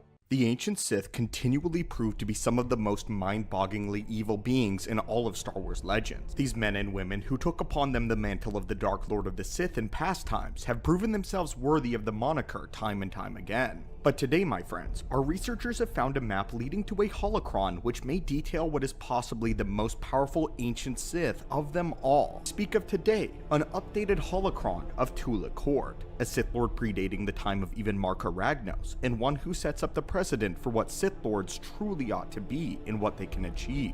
We have been quite excited for some time to talk about this absolute beast of the dark side talent, so without further ado, let us open the holocron and dive straight in. Tula Kord's exact date of life is scarcely known, though it has been triangulated to be somewhere around a few centuries prior to 5000 BBY. Interestingly enough, it appears that he may have also participated in a Jedi-Sith war that we have here not known about yet. You see, the way galactic history usually tells us is the last time the Jedi saw Darksiders was during the 100-Year Darkness, and they didn't see the Sith until the Great Hyperspace War as led by Naga Sadow, with the 100-Year Darkness not even being against the Sith but Dark Jedi. However, evidence points to the fact that there may have been a brief and relatively obscure meeting between the Jedi Order and the Sith Empire. In the Tales of the Jedi Golden Age of the Sith comics, the Jedi are acutely aware of the term Sith, and have old stories about the Sith Empire. What's even more obscure about this is in the book, it doesn't appear as if they were referring exclusively to the Sith purebloods. History tells us the last time they saw the Sith, they hadn't yet called themselves that, as at that time, it was a Junta Pal and his followers using the term of Dark Jedi. This means that at some point before the Great Hyperspace War that we aren't entirely sure of yet, the Sith Empire rose up against the Republic in a war. It appears this mysterious war has been lost to the pages of history, and the only surviving evidence that it ever even happened lies entirely with Tula Kord himself and the legends of his great conquests. Horde's power and skill in combat was legendary among the Sith even of his day. Darth Krayt gives a very interesting account of Tula Kord to Mitra Surik. Traya says that Horde was the greatest lightsaber duelist of all the Sith Lords and was considered remarkable even for his era.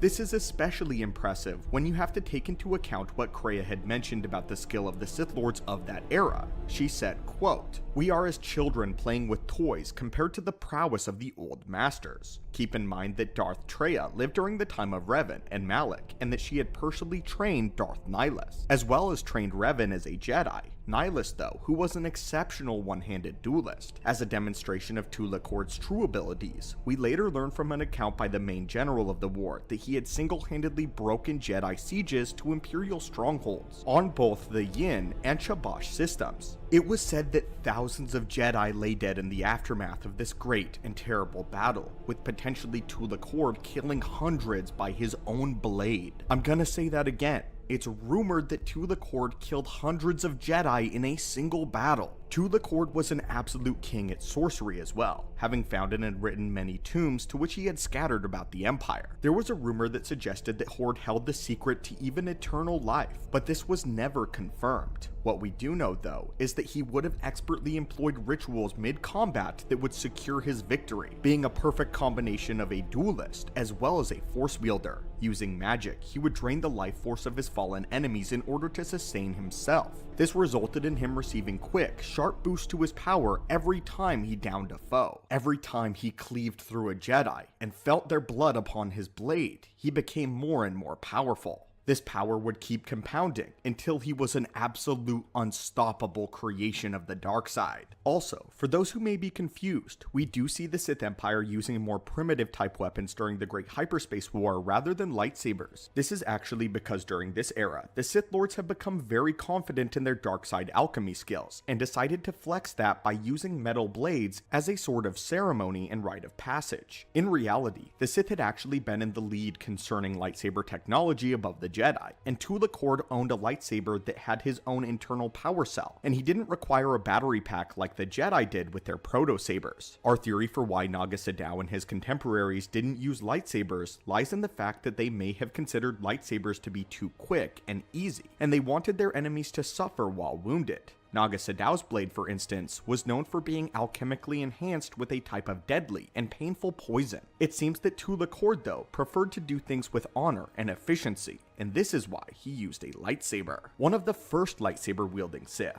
Speaking of which, honor is not exactly the word that comes to mind when we think of the treacherous Sith. However, we have noticed a trend with these archaic Sith Lords prior to the time of Naga Sadow. King Adus, Tula Cord, and Marka Ragnos all exhibited the tendency to adhere to some kind of honor code. They did not resent their fellows for being powerful, and although they would betray someone if it meant keeping their own position, they awarded strength and honored promises made. Loyalty was huge for these ancient Sith Lords. Case in point, King Adus had no problem with people challenging him, but after he demolished them in combat, he would actually honor their deaths by drinking their blood soup. Marka Ragnos, who came after, had an underling of his known as Simis challenge him for the title of Dark Lord. Ragnos won and beheaded Simis, but Simis lived through using Sith sorcery and kept his life going by encasing his head in a crystal that was carried about by a slave. Ragnos was so impressed with Simis's perseverance that he awarded him a place of his personal advisor, and Simis would be loyal to Ragnos beyond his death.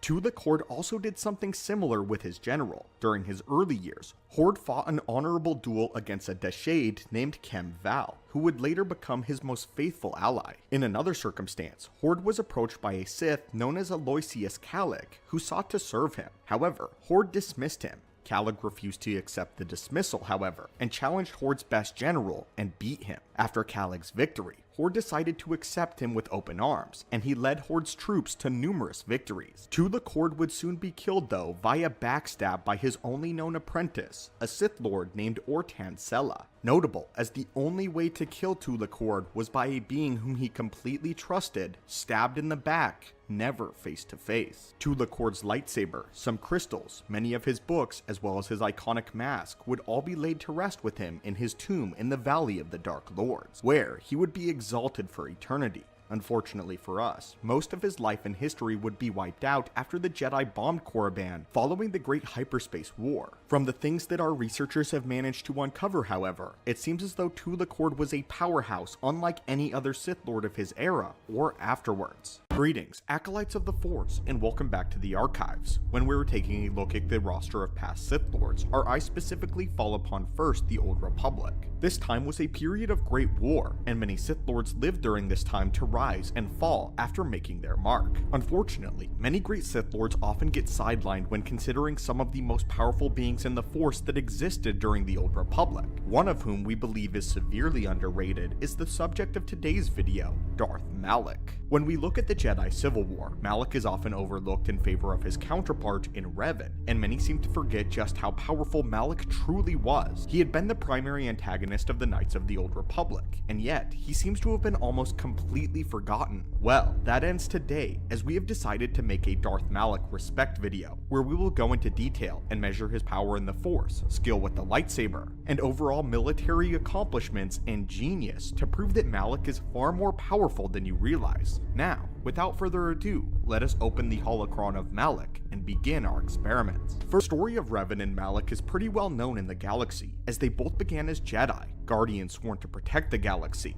Malek originally went by the name of Alec, but after he followed Revan to war against the Mandalorians, he took upon him the name of Malek in order to avoid an arrest warrant out for him by the Jedi Council. Malek was Revan's most trusted friend and comrade, and the two of them cleaved through the Mandalorians during this bloody conflict. During the war, it became clear that Revan was the brains and Malek was the brawn, as while Revan was known for his brilliant battle strategies, Malek was known for his tendency to ravenously charge headfirst into any battle. Some considered Malek to be reckless, as he typically had the highest casualty count in his forces due to his forward assault attitude. However, results are results. Pong Krell would have liked Malek. Malek's ferocity in battle was a very calculated move, as the ferocity that he fought with threw the Mandalorians for a loop, as they had been expecting the Jedi to fight defensively and minimize destruction and casualties. What won the war for Revan and Malek was their shrewdness and unwillingness to relent, even at the cost of entire planets. They cut moral corners and kept the Mandalorians guessing rather than playing fair. Malek was with Revan when they went to search the unknown regions for the Sith Emperor, and after the two became corrupted by the dark side, the two former Jedi simply added the title of Darth to their names upon their return to the known galaxy. Darth Revan was mostly stronger than Darth Malek, and thus took on the role as master, delegating Malek to the apprentice position. Malek, though, bided his time as they searched for the Starforge and waged war on the Jedi Order. Darth Malek had tried once and failed to assume the role as master when he provoked his friend to a fit of rage, resulting in a fierce lightsaber duel between Revan and Malek that cost Malek the lower half of his jaw. From that point on, he was required to wear a large metal prosthetic and use a speech enhancer in order to talk. Darth Malek knew he couldn't take Darth Revan in a full head-to-head engagement, at least not at this juncture. So, during a ferocious space conflict with the Republic, Malek ordered his ship to fire on Revan's flagship and destroy it. Malek had assumed that that would be the end of Revan. Little did he know that Revan had survived because of Bastila Shan, as well as the Jedi strike team sent to retrieve him. Malek proceeded to assume the mantle as the Dark Lord of the Sith, and take for himself an apprentice known as Darth Bane. Darth Malek continued to wage war on the Jedi as well as the Republic, while unbeknownst to him, Revan had his mind wiped and was now aiding the Republic and the Jedi. To his shock, Malek would discover this after he destroyed the surface of Terrace from an aerial bombardment. Darth Malek would throw wave after wave of enemies at Revan, including the prolific bounty hunter Kalo Nord and his own apprentice Darth Bane, sheeps to the slaughter. Revan managed to destroy them all before finally being confronted with Malek himself, though Bastila sacrificed herself in order to help Revan escape, knowing that in his memory-damaged state, he would be no match for Malek. In the end though, Malek spared Bastila, as she lived to be tortured, ultimately turning to the dark side. Eventually though, Revan and his friends would turn Bastila back to the light and defeat Malek on the Starforge, though not without a great deal of help and trouble. Even though Revan had regained his memories and a good deal of his power, it was still a considerably difficult battle to overcome Malek, especially since the Dark Lord had captured other Jedi and were using them to feed his own power. So, how powerful was Darth Malek really, and did he compete with Revan towards the end? Let's take a look. First off, he was far more of a pushover when it came to his lightsaber skill. Even though Malek lost both of his duels to Revan, we have to remember exactly who Revan is. The comparison here really isn't fair. Malek was considered to be one of the finest lightsaber duelists of this era, with a close to undefeated record. He defeated Bastila Shan in single combat, even though Bastila was considered a prodigy with the blade by the Jedi Council. We have to keep in mind that Malek was a Jedi Guardian leading the front lines of war against the Mandalorians. A run-of-the-mill lightsaber duelist is not going to last in a battle against an army of Mandos at the peak of their power. Malek used an aggressive one-handed style, being a master of forms 2, 4, and 7. He mixed Makashi, Ataru, and Juyo to create a devastating style that was absolutely overwhelming to anyone who tried to approach him. He mastered each of these forms to perfection, but mostly preferred the use of Form 7 after turning to the dark side. In terms of force skill is where Malek truly shined though. Malek's strength with the force enabled him to create a whirlwind of force energy that would encircle his victims, effectively creating a perfect localized force maelstrom. He also possessed the ability to create a stasis field with the force that he used to freeze his enemies in place. We've seen people such as Kylo Ren employ force freeze effectively before, but Malek used it on a much grander scale, able to root multiple enemies in one place at a time. When in battle though, he had total mastery of force valor and force speed, employing both to make it seem as though he were completely indomitable. Like most Sith, he did enjoy the liberal implementation of force lightning in frequent intervals, especially during torture. Furthermore, Malek was able to amplify his screams, triggering shockwaves that rippled through the Force. This ability is traditionally known as Force Bellow, which can be used to off-balance other Force wielders. But this is not Malek's greatest feat. Darth Malek mastered an extremely rare Force ability. Malek was able to not only temporarily shut down the force abilities of another, but he could render himself completely invulnerable to most force powers for a limited period of time, becoming essentially a brick wall within the force. This was an especially challenging thing to overcome for Revan during their final duel, and we haven't seen another Sith Lord use this kind of power in the way that Malek did. The way that Malek fought both in his lightsaber combat and within the force made him one of the most difficult enemies for any force wielder to face, which was why he frequently slew the Jedi that came up against him. Darth Malek is certainly deserving of far more respect than most give him, and he should not be forgotten just because Revan proved to be more powerful. In terms of a comparison, I would compare Revan and Malek to the likes of Grandmaster Yoda and Mace Windu. Had Revan not risen against him, Malek likely would have been successful in his campaign against the Republic, and without Revan there, he could have taken the entire galaxy.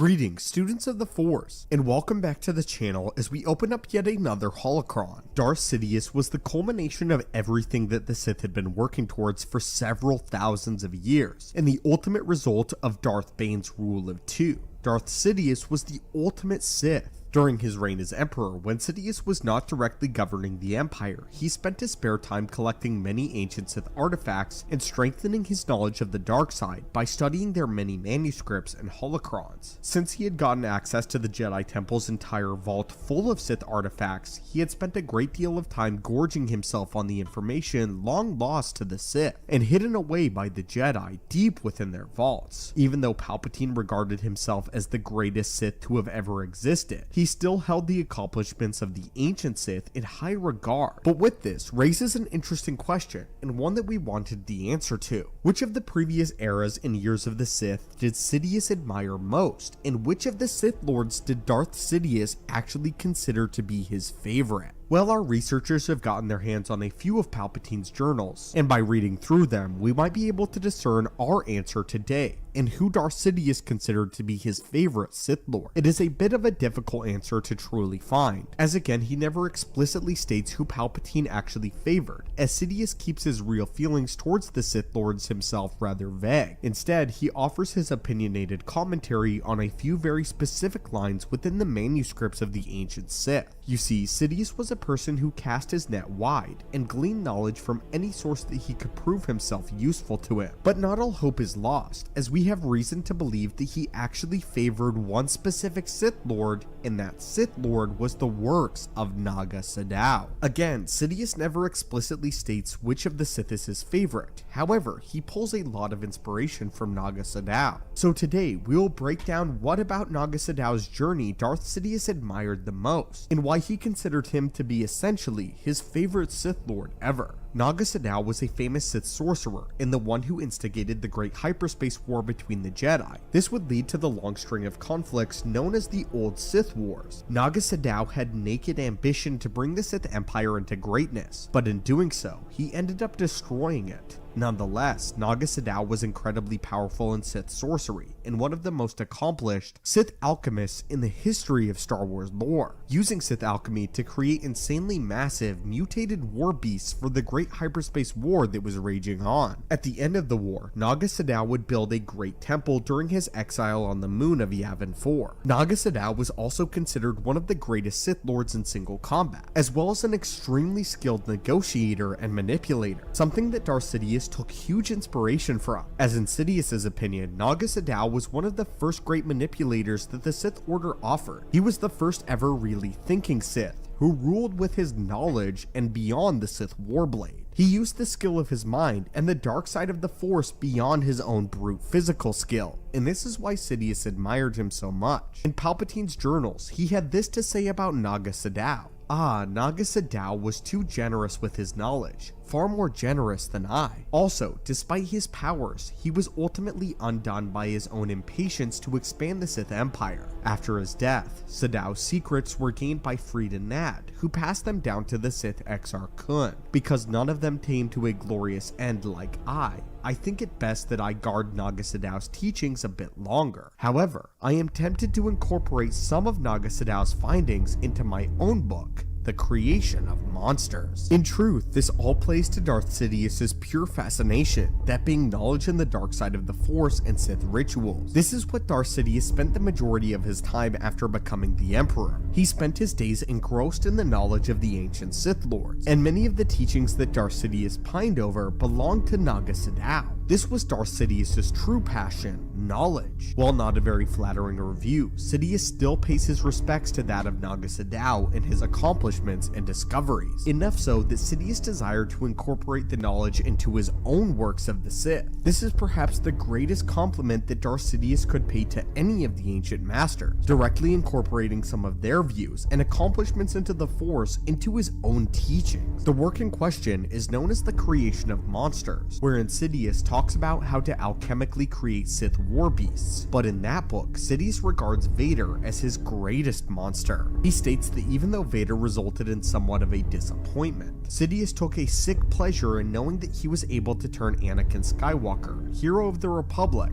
into the most prolific Jedi killer in history. He would also state, interestingly enough, that he wasn't surprised nor very upset that his monster ultimately turned on him, stating that many monsters turned on their creators, and that if he had the chance to do it again, he would create Darth Vader with zeal. What's important to note though is that Darth Sidious noted that Naga Sadow contained and possessed massive power in the dark side, and that he was very much ahead of his era in terms of manipulating the wider schemes of the galaxy, something that Darth Sidious admired about the Ancient Master the most. However, again, he claims that his fatal flaw was his ambition, and his inability to be patient, as again, for the Sith to rise, it took the establishment of the Rule of Two, and essentially, it took Darth Bane thousands of years in order for the Sith to rise successfully. Beyond this though, Darth Sidious connected with Naga Sadow on an even deeper level, that deeper level being Sidious's fascination with ancient Sith lore. Specifically, what's also interesting to note is that many of Naga Sadow's teaching were housed deep within the Jedi archives and the forbidden section of the Jedi archives within the temple, meaning that the Jedi deemed some of Naga Sadow's teachings to be the most dangerous of all, which is also likely why Darth Sidious deemed Naga Sadow as his favorite Sith Lord. The fact that while he was learning to be a Sith Lord, he was not privy to much of the information and knowledge contributed by Sadow.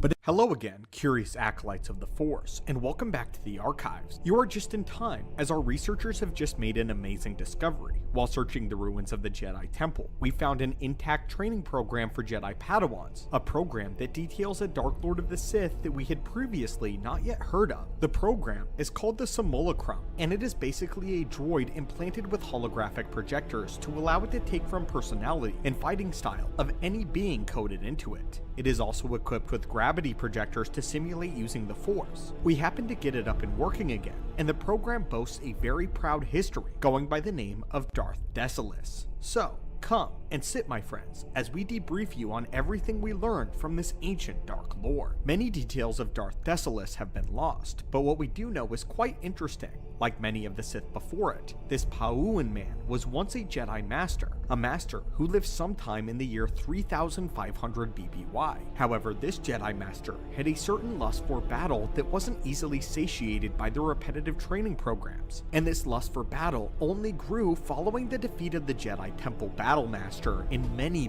duels. He then went on to alternative ways in order to learn more about combat and the Force itself, as well as how to implement it in a battle. Soon, he ventured into the forbidden section of the Jedi library and learned from the Sith knowledge that was forbidden. The dark side took a hold of his desire for combat and warped this young Jedi into something terrible, leading him down an extremely dark path. The Jedi Council quickly picked up on this and promptly expelled him from the Jedi Order, something that was already extremely rare since he had already risen to the rank of Master. Enraged and humiliated by his expulsion, the man took on the moniker of Darth Desolis and vowed to get his revenge on the Jedi. Desiring to learn all he could from the darkness, he eventually found the Sith Order that was in hiding, as he climbed the ranks of the Sith Order out of sheer skill in combat, and eventually rose to the rank of Dark Lord of the Sith, one of the higher ranks in the Sith Empire hierarchy. His plan for revenge was now in motion, and he began to train an army of his own Pau'an people on the side of a martial art that he had developed personally, a style meant to butcher and kill Jedi.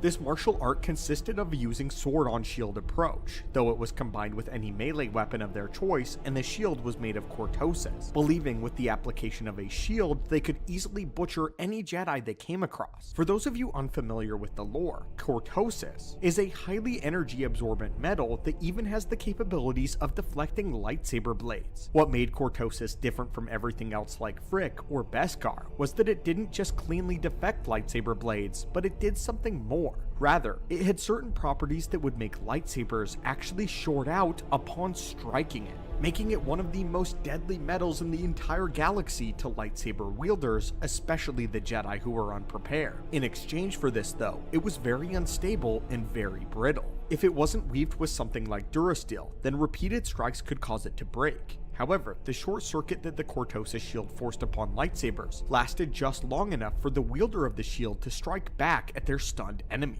Darth Desolis himself would actually take up a Cortosis shield and use it in tandem with his own lightsaber, having perfected the martial art that he created. With his new army, he laid waste to swaths of Jedi, cleanly killing thousands of them in his day using ambush-style tactics, his sole goal to rise through the ranks of the Sith and kill Jedi. However, soon he would grow exceedingly arrogant and boastful. Using his overconfidence to their advantage, the Jedi Order set up a trap of their own on the planet of Yaga Minor, leaving a small force of Jedi Knights on the planet to act as bait for the bloodthirsty Sith Lord. The haughty Darth Desolis greedily took the bait and went straight in for the kill against these young Jedi. He was completely unprepared for when the Jedi had used their own ambush tactics against the Dark Lord, and came at his army with one of their own. The battle wasn't a swift victory for the Jedi at all though. The Cortosis shield and martial arts of the Pauuan army proved to hold them off for far longer than the Jedi had anticipated. But in the end,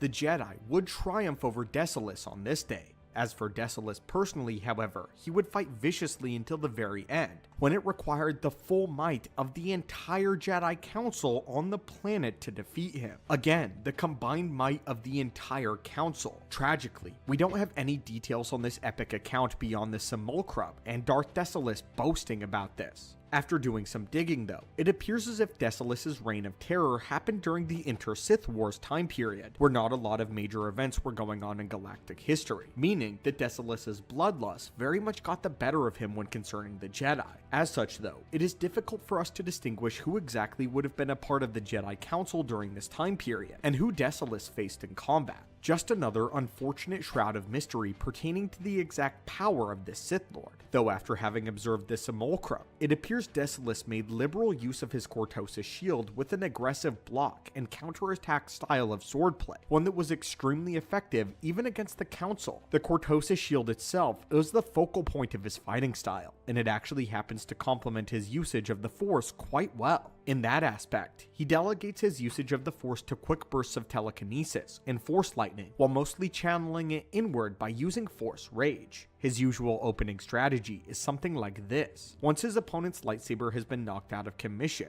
Darth Desolis harnesses Force Rage and goes in for a savage series of strikes to batter his opponent down, breaking their defenses completely. It's really no wonder that he was able to take down so many prominent Jedi by himself, and why it took the combined strength of the Jedi Council to ultimately conquer and defeat him. A Sith Lord that we know very little about, but still potentially one of the greatest fighters in the entirety of the Sith and Jedi Order. A Jedi Master fascinated with combat that was scorned, kicked out, and eventually mastered a combat style of his own designed to kill and butcher Jedi as effectively as possible.